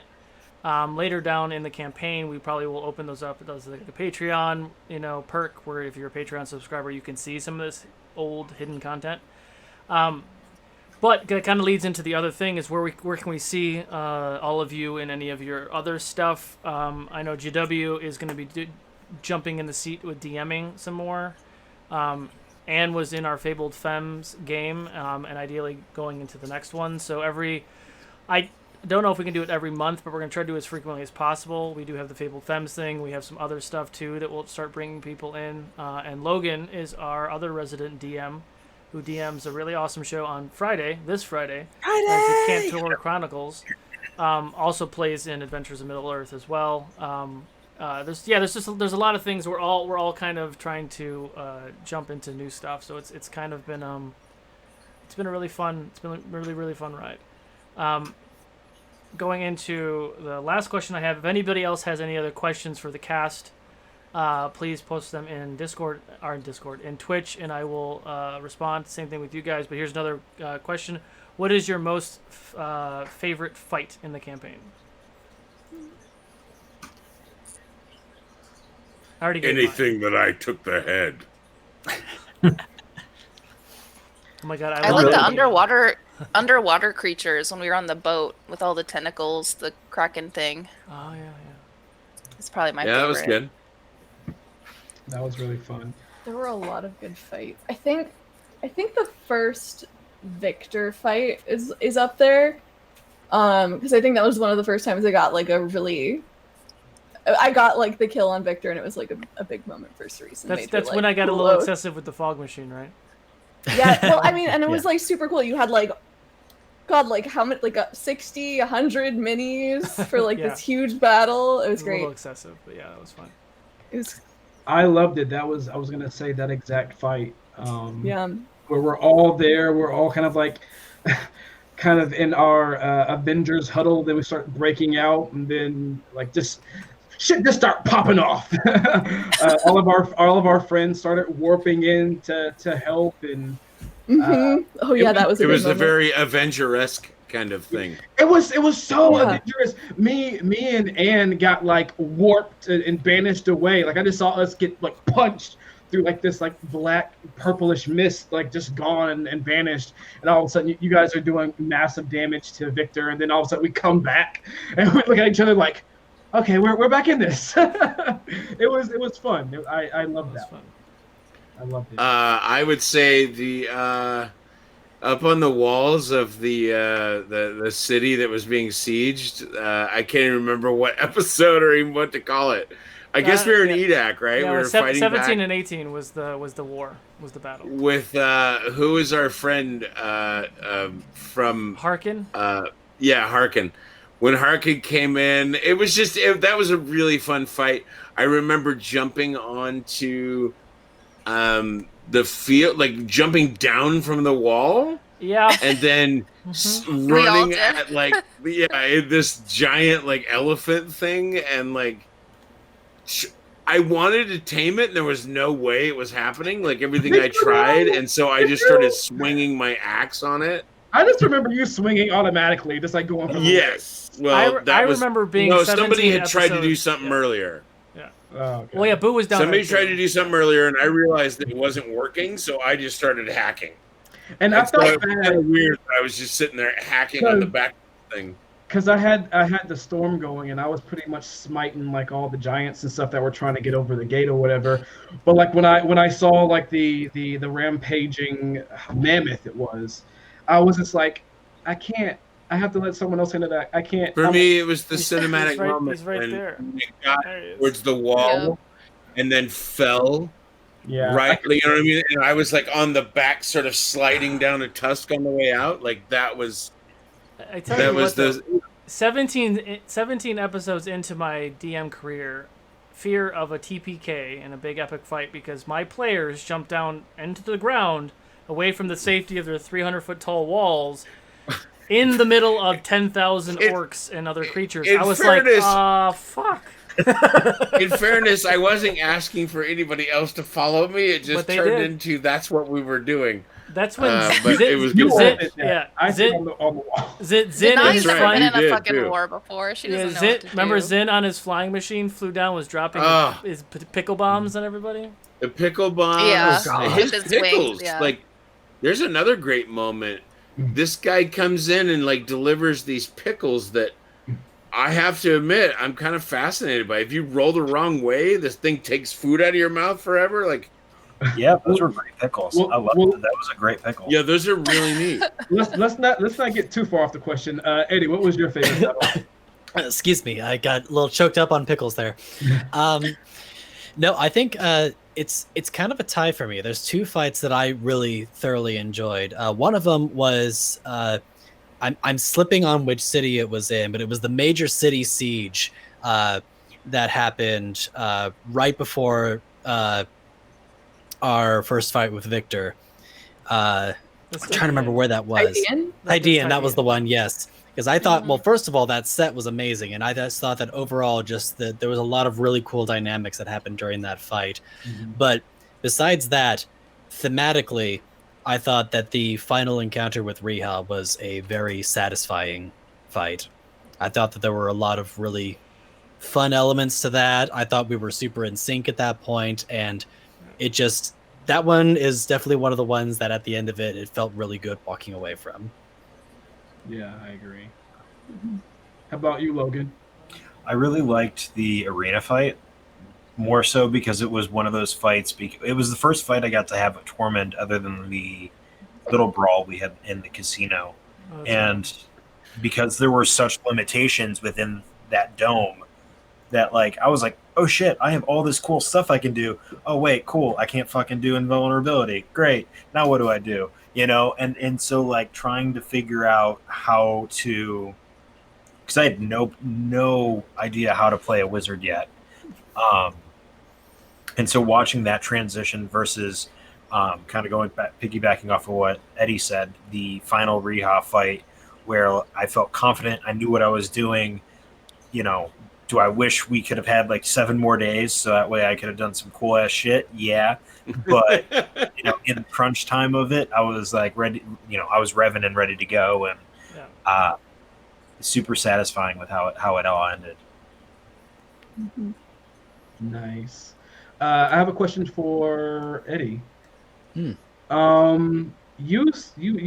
told me before that Saiyan is the most lawful character you've ever played.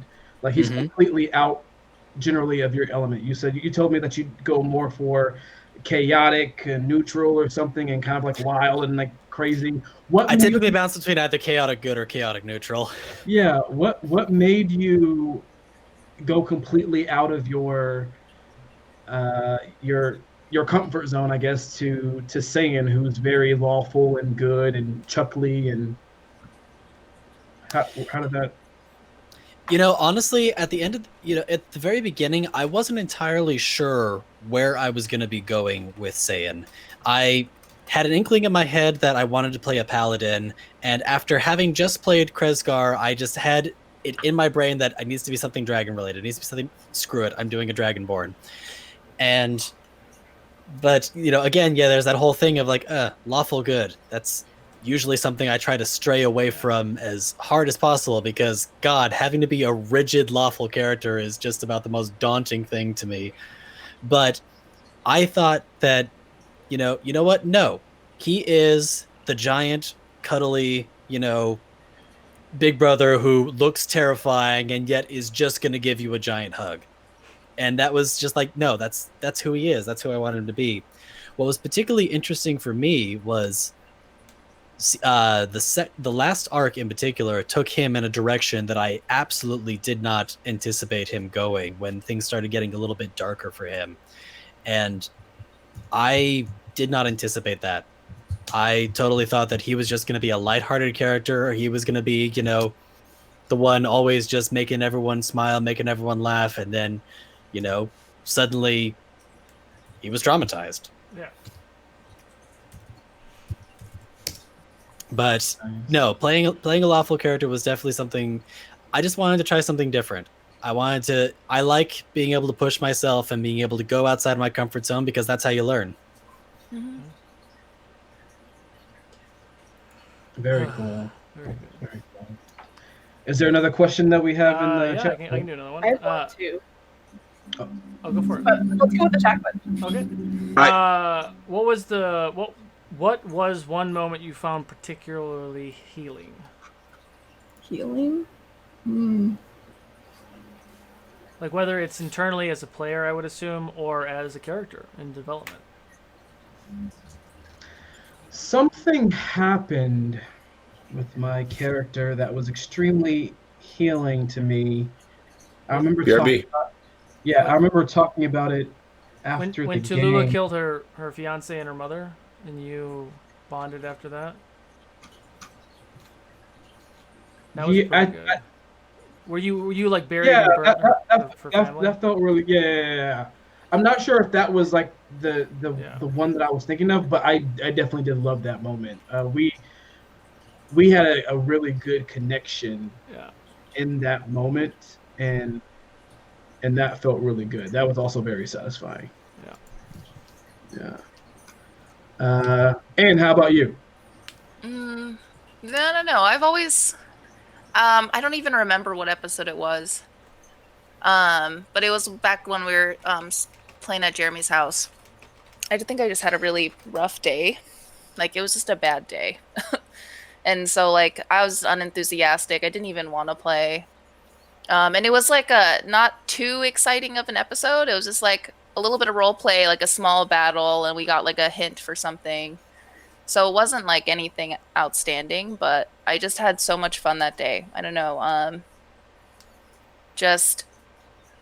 don't know. I think it was just funny role play. Like, I laughed a lot with you guys, and it just like pulled me right out of it, like, immediately. And I just had such a damn good time. I think I vaguely remember that. I remember you being in like a funk, and then we all were like crying. We were laughing so hard that episode. Yeah, and it's just everything I needed, Mm-hmm. How about you, Lucy? That came to mind. This is an interesting one. I mean, what comes to mind is the fight. Well, no, I mean, let's call it the final victor fight, not counting the arena battle. The victor fight, but the one that felt like a finale, right, where it was before Tormund episode, before the break. Because that was the night that my grandmother passed away, and I found out during stream, and I knew it was coming, and I had been like talking to Solo that week of like, like, I don't know if I can handle like rescuing my family, specifically the grandmother who was very much based on this grandmother in game if she's passed away, but like start of the game she was still alive. So like, I think about 10 minutes after we rescued our family, I found out. But just being in that environment made it, I don't know if healing is exactly the right word, but it kept me uplifted, and it felt like I was, Solo very beautifully and generously gave me a chance to like talk to my grandma in game, and he had figured out what was going on by my expression, and let me have this like saying goodbye moment, and So I meant a lot. Yeah. I actually haven't told you yet, so this is the first time I'm going to tell you, Lizzie. So that was a really powerful healing moment for myself as well, because I never got to say goodbye to my grandmother. I was supposed to call, and I said I would call the next day. That part of that came out in the Max speech as well tonight. That was another healing moment for myself where I picked up on the cue and we kind of went with it, and we had that moment that I thought that. I mean, obviously, as a DM and as a producer, like, it's amazing storytelling stuff, but just as human beings in this world, like, that was powerful. So I'm glad that we could experience that. I remember the healing moment that I was thinking of just now. It was so powerful that I literally, I think the next day, like, texted Solo like this, like, essay of, like, how the moment affected me in my real life. So, Anne, when you died, um, and we were trying to res you, um, I was clearly I was balling, but the thing that triggered that emotion. I'm not generally a crier. Like, it takes a shit ton for me to cry. Um, there's this one memory that I have of my childhood that it's kind of a scar on my psyche a bit, and it has to do with a very, very, very, very close family member having to be in the psych ward. The memory that I had was me as a child. I think it was like maybe like 5 or 6, and we had to leave them there. Like, the family was leaving, but uh, the person that was in the psych ward, they didn't want us to go, and they were like running after us, and like calling our names because they didn't want us to leave them there to get better. And I was a kid; I didn't understand. I was like, why can't we take them with us with this and that and everything? And so that image, that memory stayed with me till this day. That's the one memory that I have that when I think about it, like, my heart sinks and I feel the tears start to come. Like, oh no, pull back. It's too real, too real. Um, that is what I worked through when I was trying to show Jadobi's connection to his past friend. So literally, me letting Denahi go in game literally healed me to let, like, little GW, little 5-year-old GW, he healed, um, kind of letting his family, the person that I love, stay in the hospital to get better. All the years up until now, I just kind of thought of it as like abandonment. Like, God, I'm such a bad person. I just left them there. Da, da, da, da, da, da, but just kind of going through the motions with letting Denahi go. It it really it changed me. It really it stayed with me throughout that week till now. Like, I feel so much better.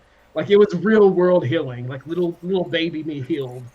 Oh. So yeah, that's what it was. That's it. I remember that one. Remember, I told you that story right before a game about just some shitty thing because I work at an animal hospital, and I see just like sad shit at least once a day, on top of other good shit, but a lot of sad stuff. And there was one particular dog that I had to deal with that day at work, and it just kind of had me shook. And so I can't remember what the occasion was, but I think one of your like, one thing that you transformed into as Jadobi was like a little pit bull, and it just like it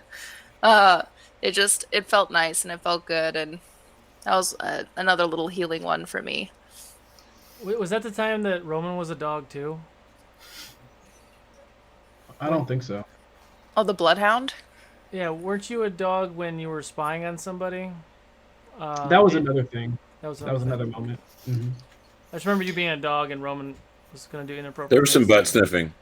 Yeah, a little bit of that.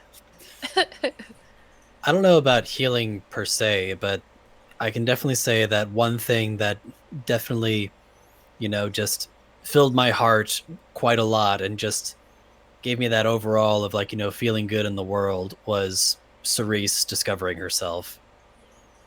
Yeah. That was just one of those things where like my heart was so full when that was happening. It was just, with all the stuff that happens in the world these days, it's just being able to see moments like that. It was just beautiful being able to just watch that blossom. Yeah. Beautiful. How about you, Eric? Tormund, you're muted, but To piggyback off that, the whole dwarf dad moment that like culminated with that scene was just like, I don't know, it like cemented its place in my heart, and I was super happy and grateful to be a part of that and to be that stupid driving force, I guess, that kind of pushed you in that direction. I don't know. It was just really nice. I remember talking to you like 2 or 3 days after, and just every time I thought about it, it made me smile and just made me really happy. I have another really good question. Shoot. So over the course, this one I'm not gonna answer this from right away. I'll let you guys answer this first. Over the course of the show, did everyone always get along, or was there ever tension between players or DMs? Was there ever a time that you guys were mad at Chris for real during the show? The answer is yes. Well, that's the dumbest question ever. No, I'm just kidding. If anyone read that long message I put in Discord, it does say that there were times where the team was mad at each other and we were mad at the DM and the DM was mad at us, and it was chaos. And Yeah. I believe it was said before, like maybe in one of the panels or something, about like building a team and keeping a team together and something like that. Yeah. It was actually said that we almost broke up. There was Some a people period. quit. Yeah, some people quit. Some people were Yeah. let go. Yeah. Yeah, there was a period, a really bad period where disagreements just grew and grew, frustration grew and grew, anger grew and grew. That's true. Things started to fester, and then there was a huge blow up. A huge blow up. Some people were blindsided, and it was like this needs to be fixed right now, or it's done. Everything's done, and it was just a whole bunch of feelings at one time. We worked through it. We talked through it. We had a really, really deep talk, a deep talk, a talk that could hurt your feelings if you didn't have to. Yeah, we became stronger from it. But yeah, there's definitely been times I've been mad at a couple of people, and I've been Families mad at fight. It's healthy Families and normal. All right, I'll Him- admit it. I know you were mad at me. GW and I would fucking get on each other's nerves, like straight Yeah. up. Like I wanted to punch him in the face, and I think he wanted Yeah, to do the same same. thing.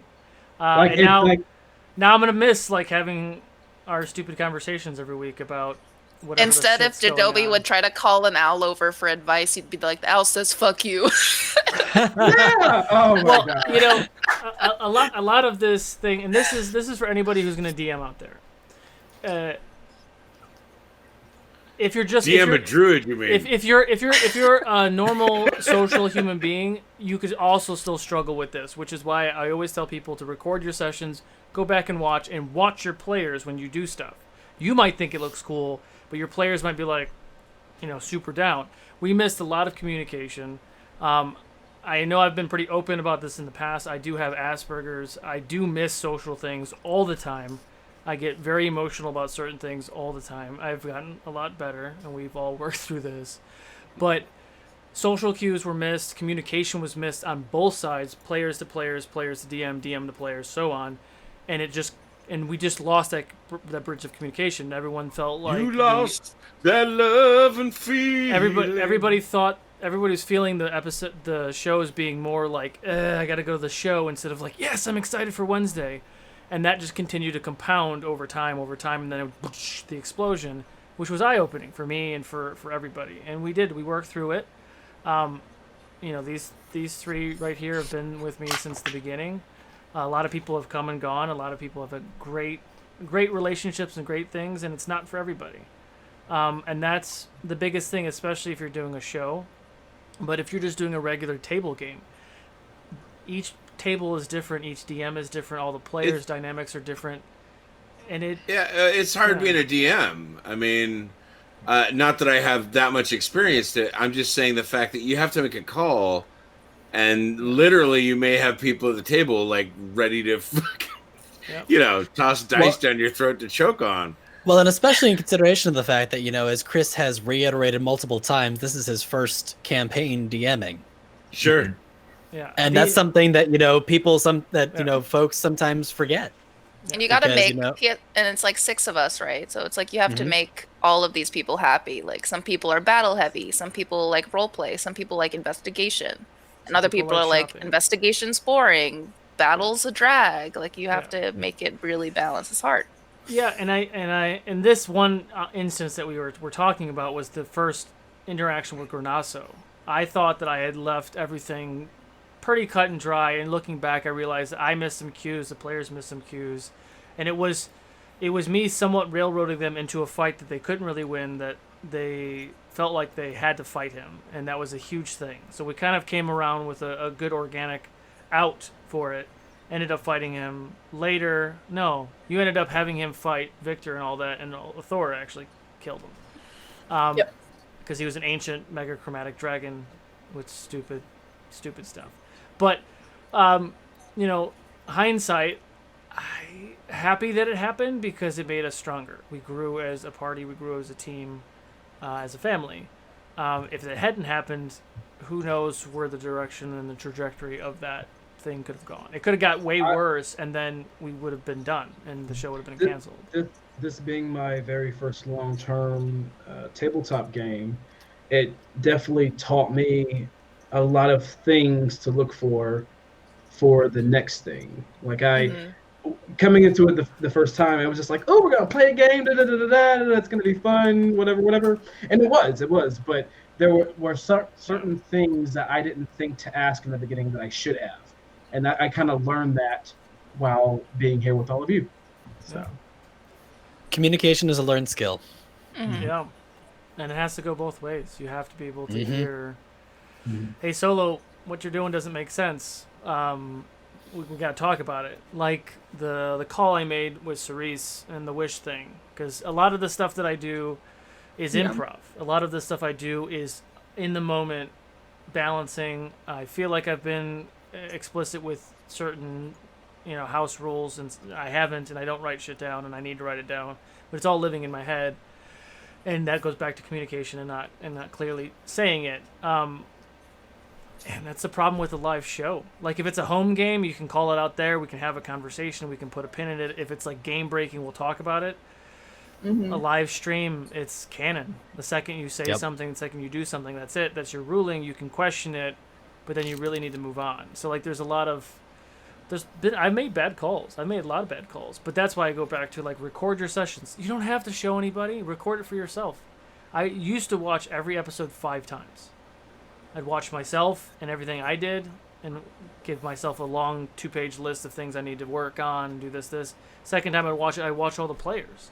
Watch them with each other, watch them with me, watch them with NPCs, see, did I shut Denahi down when, we're doing whatever we're doing and didn't feel like RPing, so she went to the tavern? Did I say something to potentially offend Anne? I think I did. Like, oh, she's just going to the tavern. Not be more inclusive with what you're saying. Like, okay, going to the tavern. Now I'm going to NPC that bartender, and I'm gonna talk to Anne, and I'm gonna talk to Eric, right? While they're at the tavern. And those are things you only learn by doing. You have no idea. I've never DM'd level 20 players, and now I have. I probably won't allow conjure animals again. That's just my thing. But you know, it's hard. It's hard because if you've never done it, you have no idea. And now that I've done it once, I won't do it again for a long time. So I don't. You know, you're not going to get that practice. Level 20 players is tough. I see, and from a DM's Action economy perspective, gets intense. it gets intense. Like, I have so much to remember, and I'm running a stream and all that crap, but, like, I have so much to remember with Riha, who's got this crazy character sheet and all this crap that she can do. Like, I felt that last fight, initially anyway, I rewatched it, and it was a lot more epic, but in the moment, I felt like it was, like, Like, Riha's not really doing anything. I'm trying to struggle to deal with all this stuff. I put Sane in a box. I'm like, fuck, why'd I put him in the box? Now he can't get out of the box. Well, what am I doing? Like, and I'm going through all the things. Yeah, I'm going to turn Tormund into a fucking rabbit. Yeah, that'll get him. Fuck that dragon. Oh, shit. Rabbit fell. Rabbit's dead. Dragon's back. Fuck. Like, making all these mistakes. That, Oh my god, we were laughing behind the scenes. That was one of my favorite moments when you went, "Oh, you're a rabbit," and you fell, and I went, "Oh wait, I'm a dragon again. Cool." you know, that's, you know, sleep deprivation. You know, I'm definitely not playing that 20th level character like I should be. Kind of leads in to my question. I know it's getting late, and you know, Logan, you're on the East Coast. Whatever. Last episode. Last episode. Guys, come Do you don't have talk about any the moments or anything that you regret that you have done in this campaign, or that you would have done differently? Anything that I regret in this campaign that I would have done differently? I'm gonna say no because I came in the latest. I'm gonna say, other than being more prepared initially with my spells and maybe going through and picking better spell options to fit the overall kind of what I wanted to do. Yeah, that would probably be my only regret is not going through my spell list more. But I also don't play casters, guys. Like, Yeah, me I- either. Yeah, I think I like- my biggest regret is along the same lines. Is just not being prepared enough to. Mm-hmm. Like, I was pretty prepared with Victor, only because, like, I've been obsessing about that motherfucker for a while. Like, Vulrock and Riha. Like, Riha was kind of a reskinned Victor, if I'm being frank. Mhm. Like, and I made her more goddish. But I don't know. The Tiamat part kind of was rough.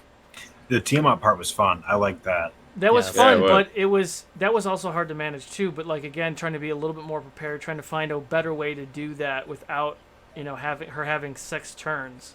Like, the encounters were just so long.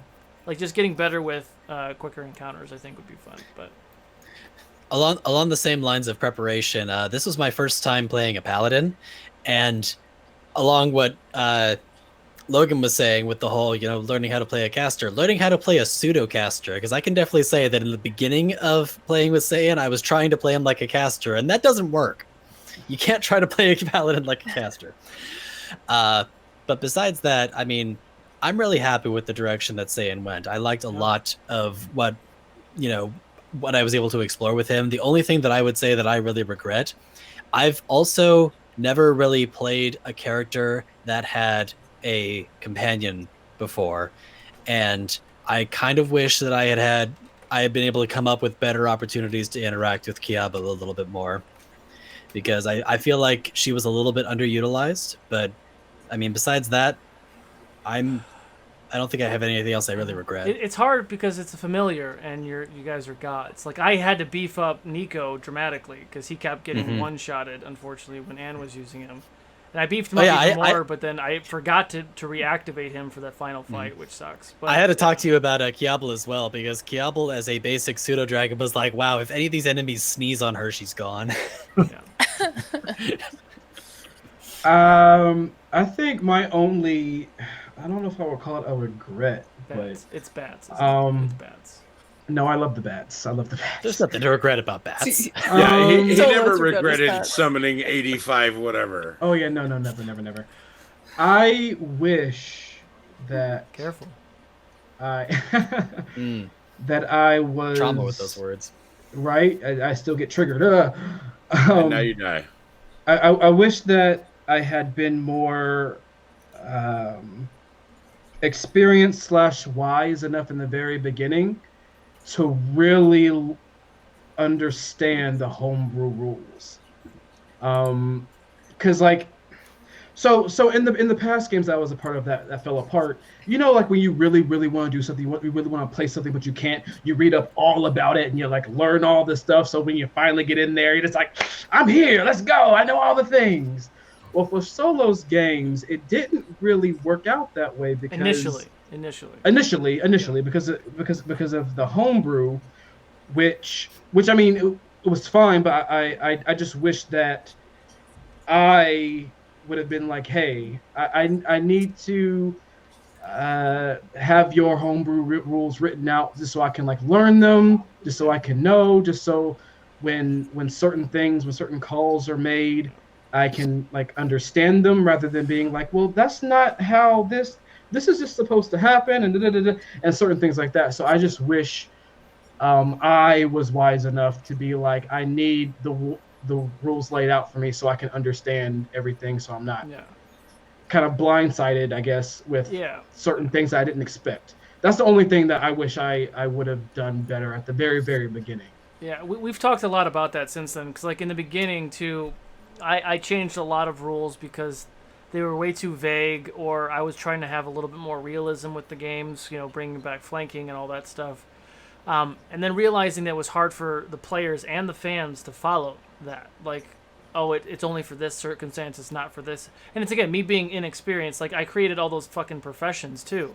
Like I was like, hey, you want to do these professions and spend a whole lot of time on it, and they're cool. We actually talked about them today, today.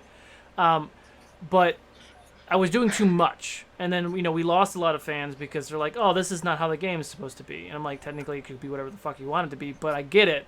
And then we've talked about it and I've dialed back a lot of the homebrew stuff. But yeah, I think me piggybacking on that, being more clear. But this was kind of that we've workshopped. My first time DMing. You don't know what kind of DM you're going to be until you fucking DM. And now I've done the full cycle. I've learned a lot. I've learned what to do and what not to do. And I think evolving from that is going back to that word, communication, and being understanding as well. Like in the beginning, I used to be like, no, that's the way. And then I would be just angry and defensive. Like, what are you talking about? Like, I've already told you this. And I think now it's a little different. Depending on the rules. But yeah, still having that sheet or something, just talking about some of those specifics. But again, like dealing with Wish, I view Wish completely differently. It even says that to the DM's discretion. But again, everything is circumstantial and like there's different rules and dealing with multi-planes and multiverses and all this stuff. Yeah, it was... Yeah, I totally agree though. That's on me too though. It's not just you.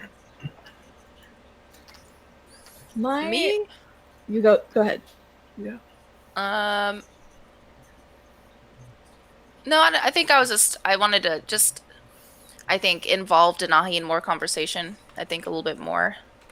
I know it's part of her personality to be a little bit like, meh, most of the time. Yeah. And I wanted to stay true to that, but there's a couple of elements about her that no one knew about, because she used to be a fur trader, like, before she met anybody here, so... So used to hunt and kill things, sell like beautiful furs for a lot of money. And I could have played that up to like part of her personality, and it was just a missed opportunity, and I wish I did that. You did take that really big fur, and it was used that one really awesome time recently. Oh, with the wolf. Oh, yeah. Yeah. It's very challenging to play a reserved character in an expressive RP environment. Mm-hmm. Especially when you're a charisma-based caster, too. Right. How about you, Lizzie? Well, I don't want to I don't know how to put this one exactly, but I'm just gonna say it. Like, it's not so much of a regret of just like a thing that I wished had turned out differently. Is the romance with Tallulah, with like her and having to leave the show early. It was disappointing. for me. I cried like the next day because I was like in Cerese's feelings a little bit of like, no, how could you leave me? But I think what happened, like all of the moments we've had since the dwarf died, like great moments happened afterwards. So it's not it's like what happened and it was beautiful. I'm still sad about it, but it's I would have loved to watch that nurture a little bit more. Mhm. Even to have Tallulah at the end, and even if she did die, because that was the plan, that she was gonna die when Victor died. But then it was gonna be like, do you guys come up with a creative way to bring her back or whatever? But I would have loved to see that too. I mean, we tried to supplement it when I threw a blue tiefling at you. Literally threw a blue tiefling at you. very literally, yes. Literally, yes.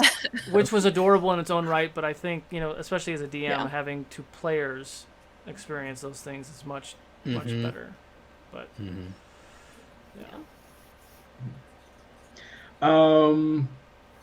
Did anyone else have anything to add to that? Or? Well, one thing I would say that, just to piggyback off of that is just in general, I think this is kind of a testament to the fact that, you kind of go into a campaign expecting to tell, at least to some degree, expecting to tell one story, but it's amazing how just as you go in, and because this is an improv story that we tell, those little elements come in and kind of take it in a direction you don't necessarily expect. And by the time you're done, sometimes you may end up telling a completely different story than you thought you were going to tell. Yeah. I will say, this isn't a question. I'm just going to throw it out there real quick. When you brought my elven sister in to the game, what was it, like episode 2, episode 3? I don't even know. In the back of my head, was it episode 1? Fuck. In the back of my head, I was like, no, man, too early, because like I had kind of like this rough idea to what Eddie was saying about like you kind of have an idea of what your character's going to go, but you're not sure like how you're going to get there or whatever. Yeah. I had this idea for Jadobi. I really wanted him to just be in the beginning, just wanted him to be a well-spoken druid who looks tribal or whatever, and just I want everyone to believe that I was just like I just walked out of the forest or whatever, and I'm just kind of like all nonchalant, blah blah blah, and like you'll learn little by little as like the story goes on about his background. But in episode 1, it's just like, and here's your sister who was the Duchess. Like, damn it, they weren't supposed to know that I'm noble yet, man. I needed them to believe that I was just like some hobo called druid. out. Some hobo. Don't mind me. I just have money. Yeah. You guys weren't supposed to know about that money leaning. Oh crap! I swore I was wearing pants. That's. I wasn't mad about it. About it, but in the back of my head, I was like, "No, too early, mystery, man, mystery." It's interesting because like I struggle with normal social interactions, but for whatever reason, this is my home. Like this is what works, and like I think that one of the things that I think I did well, and I wish I did a little bit more, is getting you guys to really really care for a pretend NPC, like Remus, for example. Out of the blue, just because I felt like it, he stuck his scabbard out and he tripped you, Jadobi, as you walked into the thing. And who would have thought that you would have lost your shit and turned into a black dragon when he died? Like, who would have thought you would ever give up 2 fucks about that guy? And the emotional stuff that happened with his brother dying, and he's still protecting your house, and then he ended up taking care of your baby mama, and like all these different things that we throw in there, and you guys start caring about these characters. It's been beautiful. And there was like, a moment for season 2, like it was just April and I. Like she doesn't have a PC to relate with, so I have to like really bring my A game. And there was an NPC that she knows from her backstory that didn't think that she knew that she needed to care about him, and she found out that she did. And in that moment, it was like, wow, like out of the blue, all of a sudden you care about this thing. So like it was one of those Storytelling's things. at the heart. Yeah, and it was just these things, and again we've joked about it too. Like I don't DM, like I DM when we're doing like the mechanics, but then when I'm a character, I'm a character. Like when you guys accidentally let out Nevries and he murdered a city, Raragord, and that woman with the burnt baby like lost her Yeah, shit. the burnt baby. That was brutal. God, You did this. you did it, and I was like in it, and I was like, oh my god, where did I just go? Where did that come from? But.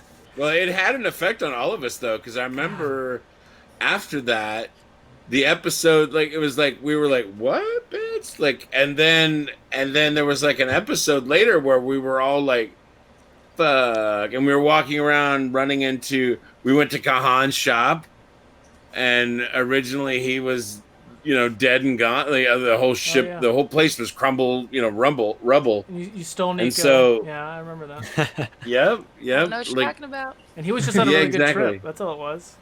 No, and so, but I mean, like we cared about these fake people. Yeah.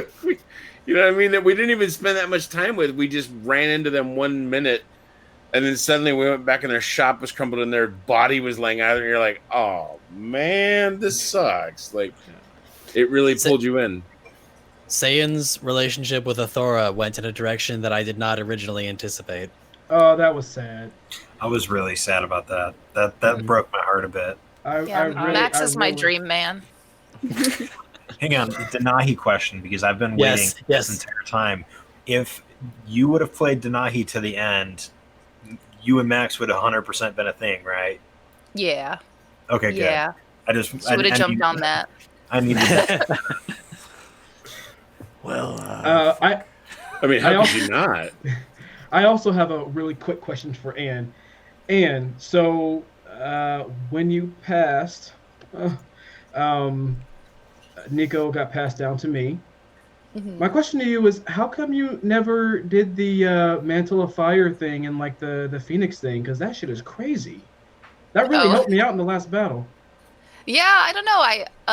I always try to link her discovering new spells, because as a sorcerer, it's accident prone when she discovers spells. Like her spells are kind of all over the freaking place because it depends on what shit we go through. And if she's traumatized enough, she'll learn it. Or if she tries really hard, she can kind of copy a spell like she did with the transmorph thing. With Nico, I think there was just less opportunity for her to use it, I guess. Because Nico is very much kind of a rage-induced thing. Mm-hmm. She had to be like, I always envision it as like her kind of, I don't know, like almost a meditation for that to be used. Oh. So I just was never put in a pressure situation for me to use that. I mean, I will also say that, for Jadobi's own reference to those spells being fire spells, we spent an awful lot of time in places where fire was not a particularly useful utility. Yeah, like the whole last quarter, I couldn't really do much. Most of my heavy hitting stuff was fire based. Yeah. There's a reason I didn't breathe fire very often. Yeah. But I will say though, like the and I don't think I got access to that in particular for like until late in the game, like level 18 or something. Okay. Cool. I was just curious to know, because I was just like, this Mantle of Fire makes me resistant to everything. Oh my god. Yes. So okay. Do we have any more questions, Solo, or is that? Does anyone have burning things they want to share about their character that never came out? I'm curious. Yeah, yes. Yes. Mm-hmm. Who wants to go first? I'm ready, but who wants to go first? You want to go first, or well? Logan? So Tormund didn't know about Max. The first person he met that he was like, okay, cool, like I'll mesh with you, was Denahi, and I was like straight up like all about Denahi as soon as Tormund came in. And then the last episode found out about Max, and I'm like, well, never mind. Oh, I should have played that up. Damn it. No, I mean, I was like, all right, cool. I'll just share my beer with her. Like, that's my like, all right, cool. Like, that's yeah. So that's why you always had ale with her. That's well, and then when Oh. Denahi officially died, I like that was a really rough moment for me because that was the one person who I felt connected with Cerise because she brought me in, but like Denahi just felt like that outsider that I wanted to be friends with. And then when she left, there wasn't somebody there that I could immediately like grab onto and buddy up with. But I mean, I get it. She's like your peer, whereas I'm your daughter. It's a different relationship. Exactly. There was a very specific reason why Zayn gave you that cloak, because that connection was definitely noted. Oh, I didn't know that. I mean, that lifted an eyebrow with me because I was just like, but I was like, no, I'm with you. No, I saw how the two characters were bonding, and I was like, nope, this has to happen. You know, since we're talking about that scene, because like Ann had reached out to me, I think 2 days prior, kind of bringing it up, and I sat with it like, oh, I'm like, are you sure? Like, are you really sure? And like, it made sense story wise. It ended up turning into a whole lot of amazing RP. But only GW and I and Anne knew that this was happening. I went as It was a blindside. I went as deceitful to create an overlay with a black background in Anne's spot to make it look like she was already here, and I put her in there. Sane got here instantly, and I was like, "Fuck!" Like, I was there too. Yeah. Admittedly, I should have seen the red flag because I was like, "Wait, Anne's never here this early." I mean, Anne's always the last one. I asked Solo like the day of. I was like, I just had this like weird thought where I was like, I've been feeling really confident that no one's gonna die, but then I was like, but should I feel that way? And then he's just like, oh, don't worry. Everyone said they want their character to live to the end. This like careful lie of the only person I was worried about was Tormund, but he's on board. So yeah, and I'm like, okay, great, phew. And then when she died, I was like, he deflected you with me. I did. He deflected. I will say it crossed Yeah. my mind too, though. Like the idea of like, well, the only reason I didn't want to do it was the simple fact that I just got Tisri back. Well, Torque just got Tisri back, so I was like, Yeah. God, I can't do it. Like the whole like, nope, not coming back. So I think it worked out pretty amazingly. GW came in with some heavy RP. We went down the line, which just worked perfectly. Denying him, we're connected. She was the last one.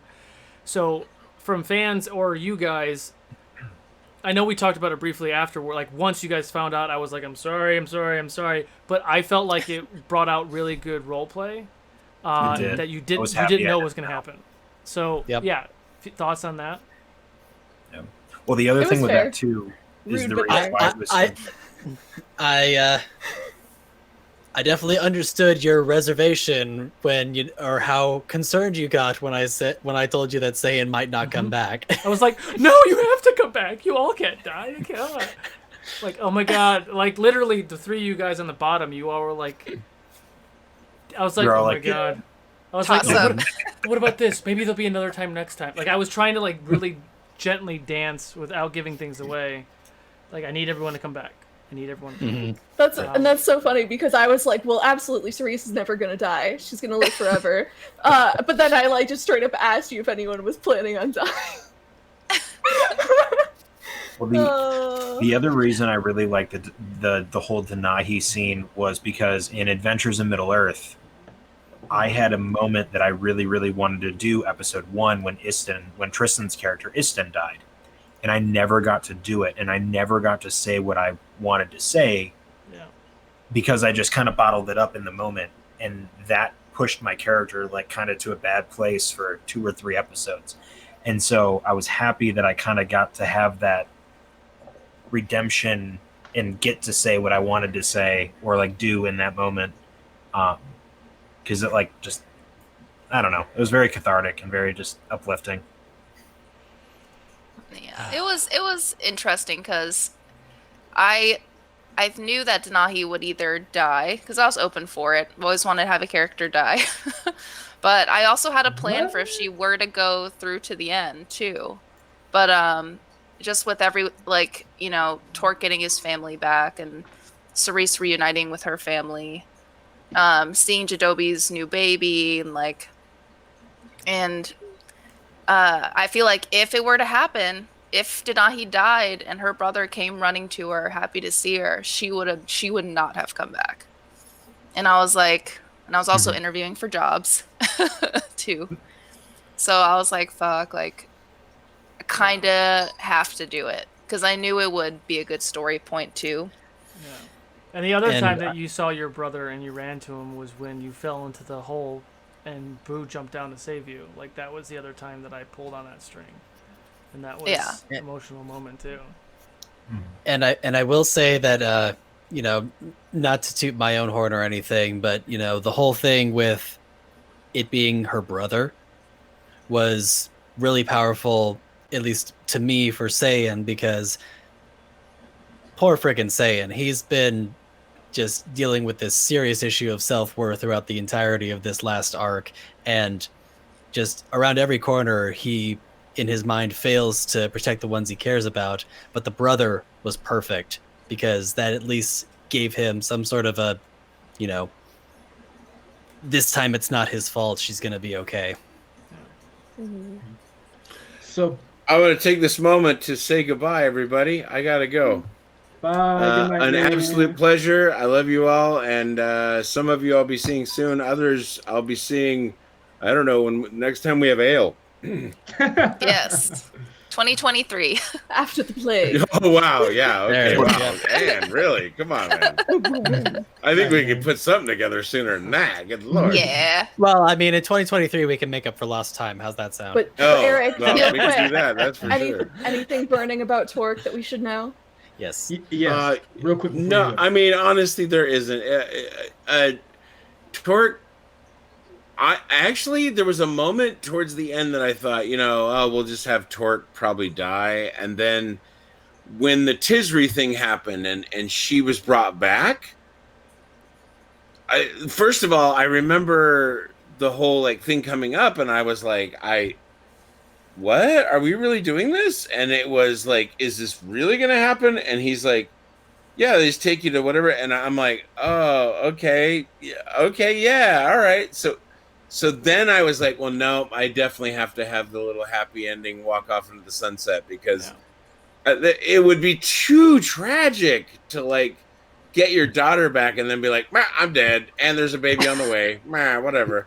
So it just seemed like, and honestly, it almost made it easier that Denahi said I'm not coming back, because I was like, shit. Well, now it's his duty to like go, like, you know, stop by that gravesite and drop flowers and a little ale and all that.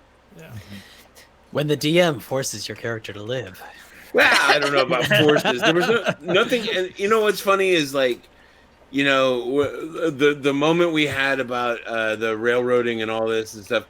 To be honest with you, I don't have a problem with it. You want me to enjoy a story, then I'm going to enjoy a story, no problem. You're going to sort of force me to go somewhere. I was only upset that I was like, oh wait, we're in an impossible situation. What the fuck am I going to do now? But we figured it out and we moved around it, and that was good. But I other than that, like, I've had a wonderful time, and I've played with some amazing fucking players. Better RPers overall. Like, everybody's just better at this than me, and I've had an absolute blast, and I really appreciate it. I love you guys, man, and I'm happy that a couple of us are moving on to Season 2. moving on to season 2, and I really hope that we see GW and Anne show up for some stuff in the future. I don't hope, we're making it happen. Ah, there we go. I like Yeah, it. should just show. Well, I'll be Jadobi the can next show up. supervillain. Hey, can I be the only next person 10. to do 2 characters in one episode? I'm going to play Torque as doing a comeback with Carrick. I'm kidding. No, that's so funny. I want to play Cerise and my other character at the same time too. Oh, it'd be great. Okay, we can all pretend to be solo with the. That'll be so entertaining to watch them have a conversation with themselves. I mean, Solo does it all the time as a DM, Yeah. so it's only fair that we get to Right. take up the burden now. What's your right? deal? What's your deal? I'm not a sociopath. You're a sociopath. Yeah. No, schizophrenic. No, but it's hey, I'm not a yeah. sociopath. You're a sociopath.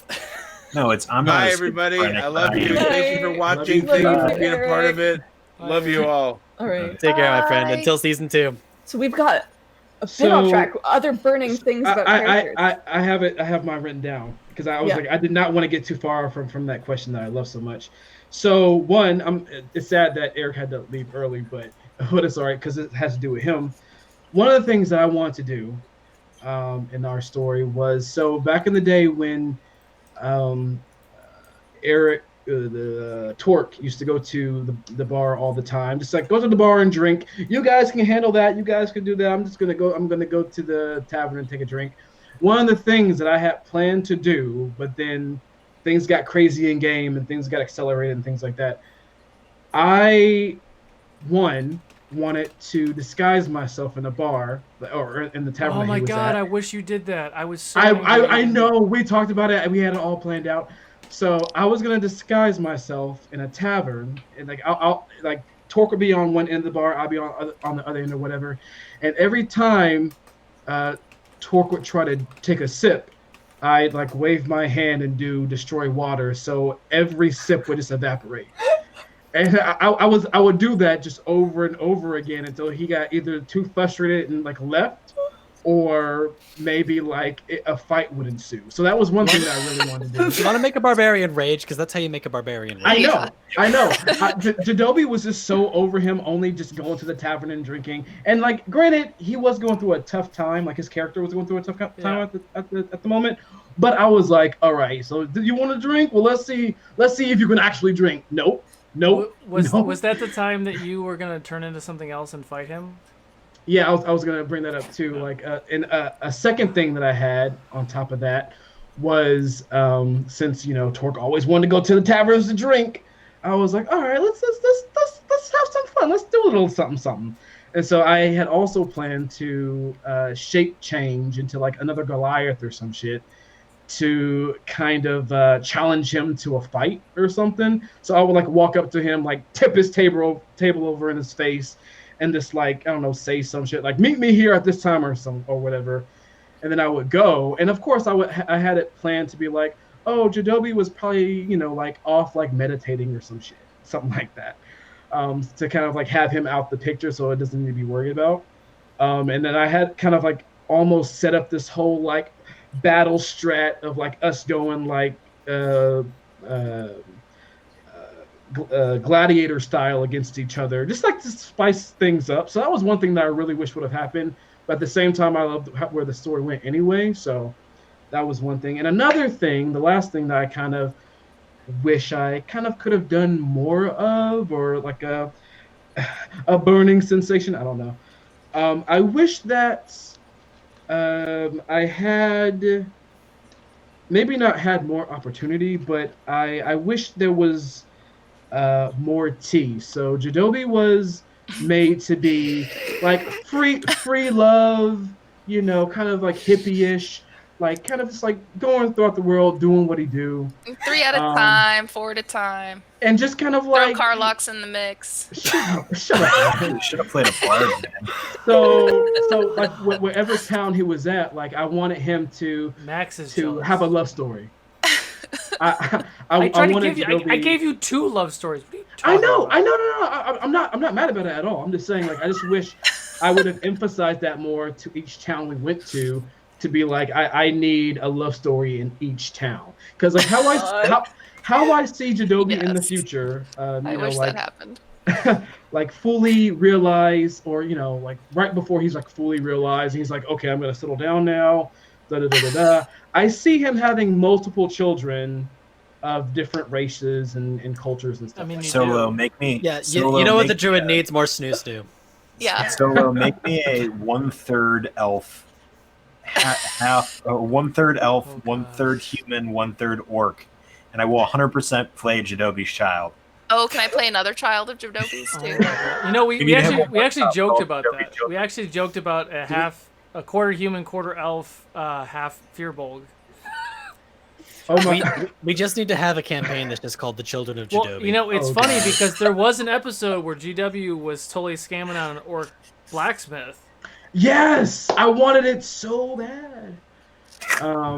But no, it was. He wanted to Shut RP down. a romance with me. That's what he want. That's what he just admitted that he wanted. Well, to, no, well, yes. no. Well, I wouldn't word it like that. Should I read the Should I read the Discord messages, GW? Oh, shut up. Oh, No, shut up. I remember I remember you were trying to like role play romantically with Chris, and then you're like, okay, I can't look at you, so you would like look another direction and role play it. That's when we were in the same room. It's a little different now. Yeah. So now I'm just like. But oh god. But those are my oh my god. But those are my only two things that I kind of wish I would have had time for or would have pursued more of, just for a kind of like a story beat, interesting thing. So that's it for me. Okay. Oh man. Nice. I have one thing that's been burning for me. What is it? So it's finally time I can confess. It's really dumb. It's really dumb. So, when I was asked to join Realms, I was given like a pretty short amount of time to join and like make a character. And Cerise was like a placeholder name. And the way I came up with Cerise, and a quick backstory, most of you have heard the story, but for the viewers who may not, I have played a Fey Bard once before, and that Fey Bard went by many names. She Gala, or God, I can't remember, the Pink Lady. And one memorable occasion is Granny Smith. And the rest of her party called her Jazz. But her real name from her mother was Apple. So my idea for my character concept came from this thing where I was wearing the pink wig that I've worn a couple times. And I was like, I put cherry, the word cherry, into Google Translate. I picked French. Cerise is what came up. I'm like, that's actually a girl's name. Cool. That's what I'll put in there. I'll think of something better later. Never did. And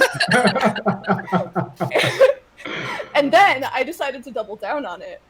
And every single character that I have been allowed to name from the OR2 is cherry Google translated into different languages. Except for my dad and my grandmother, who are cabbage Google translated. Because they grew up on cabbage farms, you see. I love that. That's So- awesome. So, That's my no. oh, go for it. Yep, that's it. I just wanted to see if anyone ever noticed, No. and I'm so glad they never did. Never did. Oh my god. So, speaking of interesting naming conventions and translations and such like that, I feel like I've talked about this offline at some point. I'm not entirely sure if this ever came up on stream, but I try very much to incorporate the native language of whatever character that is that I'm playing into either their name or just elements of them, whether it be their weapon or their armor or what have you. So with Saiyan, of course, that meant that I had to incorporate Draconic into elements of his life. And in fact, both his name and his little pseudo-dragon companion's name are actually have actual Draconic translations. For Saiyan Sarkt, Saiyan is Draconic for hero. Sarkt is Draconic for guardian. Oh, Aww. that's That much makes less dumb sense. than my names. Oh, I love that. dude. And Kiabel literally translates it from Draconic to common into companion. Oh, I love it. Denahi was I don't even remember where that came from, but it was like a roleplay character I did when. Do you remember Neopets? Yes. Yes. Mhm. Okay. Well, I used to do like coding for like Neopets like guild pages, and I would like run my own guild pages with roleplay on them when I was like 12. Nice. And Denahi was one of them. It was like a wolf-like character, but that's where my name came from. Super nerdy. Logan, anything burning for you that you wanna give? Tormund is named after my favorite Game of Thrones character, Tormund.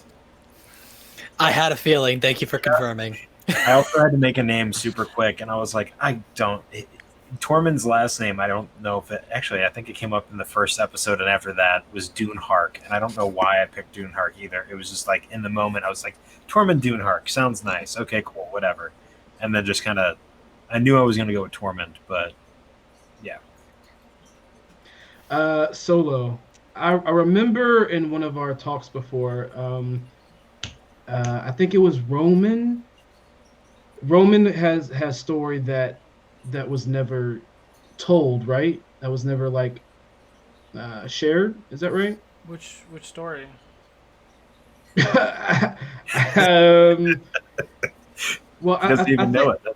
That's how never told it was. I think one of them was like basically how I guess him and Nico hated each other when they first met or something like that, and then there was some other things, but Him and Nico, yes. So Roman, who it was poetic. I didn't plan on Roman being here at the end. For those of you who know, Roman was my first RPG character I created back in the 90s. I created him for Ultima Online. There you go. I'll date myself, guys. Ultima Online, one of the first MMO RPG shitty ass games that consumed your life. And Roman has been a variation of kind of myself in certain circumstances. He was one of the first NPCs that these guys met, and I think was a halfling at the time, because a lot of my NPCs I give them, they do things cool that's for story, and later on I have to mechanically try to figure out how to recreate that, which I finally made him a character sheet. But yeah, his backstory, Nico, who was a tabaxi, who was his essentially husband. When they first met, Roman had all these scars. You were going to ask him that, actually. You were going to talk to him about that. That never happened. Roman had all these scars and had all this. He also had all this stuff, which I never revealed what it was, but it was very questionable. All the things Roman had in his endless pockets of holding. But yeah, when if I remember correctly, Nico had a mark to kill Roman. And Roman always got out of the way, and it was one of those things. It's one of those scenes. I mean, if you've ever seen like Brokeback Mountain, like that very passionate, emotional scene where it was kind of confusing at first, and then like it was accepted, and it was still whatever. That was kind of how they first. It was one of those things where like Roman's character arc didn't even realize that was something he was even into, and it was one of those fights. You're dying. Wait a second, we'll just make out. Like, it was kind of one of those things, but it was a lot more passionate, a lot more dramatic than that. And that was a character choice that I thought, because this is way before Tallulah, way before Cerise, where it was trying to show a little bit more diversity in the world, which slowly started to come out more and more and more. But yeah, it was an interesting thing. It was an interesting thing to kind of share some of that. I remember he turned into like a Goliath and blew through the door and ran away when Nico was killed. And that was a really, that was another random thing I did because it was good for story, was you all were frozen and you just watched these events as these black arrows flew through and killed some people, right? And Jeremy was like, no, and it's one of those moments where we all just stood there and watched so someone could monologue. That's the only purpose for it. Like, it happened when your sister died too. Like, this is for Ted to monologue, so you can't do anything to interrupt it. So you're all frozen because you failed your wisdom save. Like, that's what it was. And then he let it go. Like, that was the weird thing we did with the Travell. But yeah, Roman's story was a good one. They were definitely close to the chest. Cool. Good game, guys. This was For real. This has been a amazing journey. And I'm glad that I got to share it with you all. Yeah. Me too, guys. There's two things that I would just like to say, and the first thing is,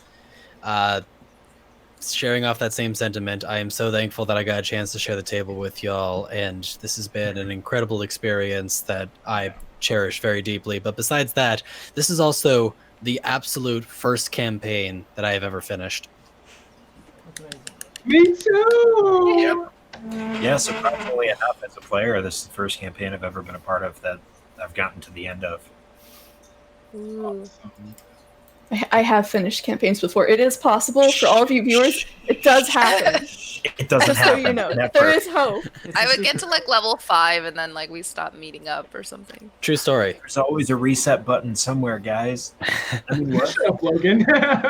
Yeah, usually the reset button's called a TPK. Yeah. I tried really hard 2 weeks ago. Mhm, Lindsay, mhm. I've said it before, but you are the best bard that I have seen. Cerise was so unique. I love the way you played her. You were a breath of fresh air. Everyone. I loved how everyone did their characters, but for you specifically, being the bard class and not having to sleep with everything and not trying to, do all the cliche things that everyone always wants to do. You were amazing, and I'm so glad that you were on my team, that I could be with a bard like you. And I love you. I love you all. I love you. For real. I second that. Like that's why I've always had like a weird taste in my mouth for bards and rogues because everyone plays them the same. So I'm just like, oh, I'm never gonna be a bard. And then like, but your concept of the bard was so unique and refreshing, and you're a very encouraging character, which is what a bard is supposed to be. So Mhm. also That means appreciate. so much. Thank you. I also came in pretty late, episode 66. Like, you guys were so welcoming, and just having gotten to be in this campaign, I just felt like I clicked with you guys immediately. It's just been so wonderful. You clicked with us before you even Yeah, just were on the campaign. that Just Ukodor Con one time. game. That's right. Yep. That's where we met Ferrix. Ferrix was the first fan that Yeah, we met at yeah. Ukodor Con. Yep. Yeah. And we played with him. Love it. Mhm. But I second that notion as well, just in terms of just how incredibly welcoming this group was. I mean, I came in 10 episodes later myself, funny enough, on episode 76. Yeah, and then Tormund came in and- 10 episodes later on episode 86. But what was That also wasn't planned either, and that's just amazing that happened. But what was also funny about that is that Saiyan was initially a temporary character, and yet he somehow ended up becoming part of the story. And I just thought that was amazing. I'd forgotten about that. I forgot that you had you were going to be a limited run. Mm-hmm. Nah, we keep you. Mhm. We keep Y'all like- drew me in because you're all freaking amazing people. So Like, you're a Lightbringer now. You can't. Any final thoughts? Any Nothing. final questions? Anything for me? Thank you. Thank you. For real. Yes, thank Yeah. It was awesome, man. It's been a privilege. Yeah. It's, Yeah, you made this happen. Thank You did it. Yes. Congratulations. I'd ask you what's next, but I know it's coming up in 2 weeks. Yeah, we start over. We know what's next. Level 3. My encounters get way easier for a while. That's what happens next. Easier for you. I mean, it's also easier. There's less things for us to remember. Yes, however, mortality is definitely a thing at level 3. yeah. It's true. Level 2 or level 3 rogue, be careful, man. Rogues are hard curve in the beginning. Mm-hmm. It's okay. I'll protect you. I'm the paladin now. The baton has been passed. Talking Wrong way. about There we go. Cerise and her being a bard and like inspiring all of us to be something different. I actually am coming out of my comfort zone, which, believe it or not, is very deep. I pretend to be characters because then it's not really me doing stuff. But part of the ending announcements that we'll do real quick is we do have the Cantor Chronicles on Friday, which I'm super excited about. Yeah, we do. With this guy down here and that guy over there. But on Saturday, we have something new on the docket for all of you beautiful people out there. We have joined forces with Vorpal Board completely. So all of Vorpal Board's shows, River Break being one of them, is going to be on the Fabled 42 network every other Saturday at 9 a.m. Pacific. And I will be playing a bard, a Fearbolg bard, who may learn how to play this thing at some point live on a stream. Or I'll just pretend and I'll play the audio and I'll be like, And I'll just have some other We pipe won't tell it all. stuff going. Do, No, do, I'm kidding. do, do, do, do, But do, I'm do. trying to play, not quite to the same note that Cerise did, but I'm trying to play him differently. He's going to be very charismatic. He's going to be a smooth talker, but not in the like relationship sexual means. Like he's probably not interested in that at all with anything. So, but he's going to be kind of playing him like Pepe Le Pew or like, what's the other one? Puss in Boots. But Yeah. again, Puss in Boots is pretty sexual as well. But trying to do it differently, and just give a different. You can be charismatic without being a skis ball. So I'm gonna try to Yep. Mm-hmm. bridge that gap. It We'll is see how that goes. possible. Yep. Yes. It's surprisingly possible. So that is one of the other announcements is we do have the River Break season finale, and they do persistent campaigns, but they break it up in like 5 or 6 episode seasons. So their season finale for season 3 is on Saturday, which I'll be my first role there. But then it will be every other week after that, and this weekend. So not to get too utterly confusing, Adventures in Middle Earth, their monthly episode is on Sunday. Starting October 11th? 11th, I think you said. Adventures in Middle Earth will go every other weekend. That will coincide with River Break. So River Break and Adventures in Middle Earth will be on the same weekend, Saturday, and then Adventures in Middle Earth on Sunday. I know it's kind of confusing, but it gives me a weekend off. So those opposite weekends, I have a weekend off to spend time with family and decompress. My headset is telling me that my battery is low, so probably good time for me to call it. Mine's also been yelling at me for the last 20 minutes. But utterly thank you all. Thank you. Best players that a DM could ever ask for, and to our fans who are just the best fans and community out there. I feel like we should probably rate somebody because that's what we do. I don't have anything docked Who's still up. up at this ungodly hour? Yeah, who's Yeah, doing the it's thing right now? 2:30 here, guys. Who's still up? Even my People. cat's asleep. Where's my East Coast? Boop, boop. Let's Oh, go. God. I don't Thank you, know Logan, if I have for anybody. doing this time Here. as Oh, an no. East Coaster. It's the I art. have no idea who this person is. I just typed tabletop, so someone is playing Tabletop Simulator. They have 6 people. No, Tabletop RPG. They have it's CWF Network. No idea who they are. Let's see if we like them. Spread the Fable 42 love. Give them a like and follow if you enjoy them, and spread the madness. So we love you guys all so Thank fucking you. much. Yes. Just a reminder, there is no Wednesday show tomorrow. Next week, Wednesday, there's no show. We are following up August 26th with the first episode of Realms of Ukodor Season 2, Beyond Fate. And we will see you guys next time. And remember, See you next time. the choice is yours. The choice is yours. The choice is yours? Bye. Until next time.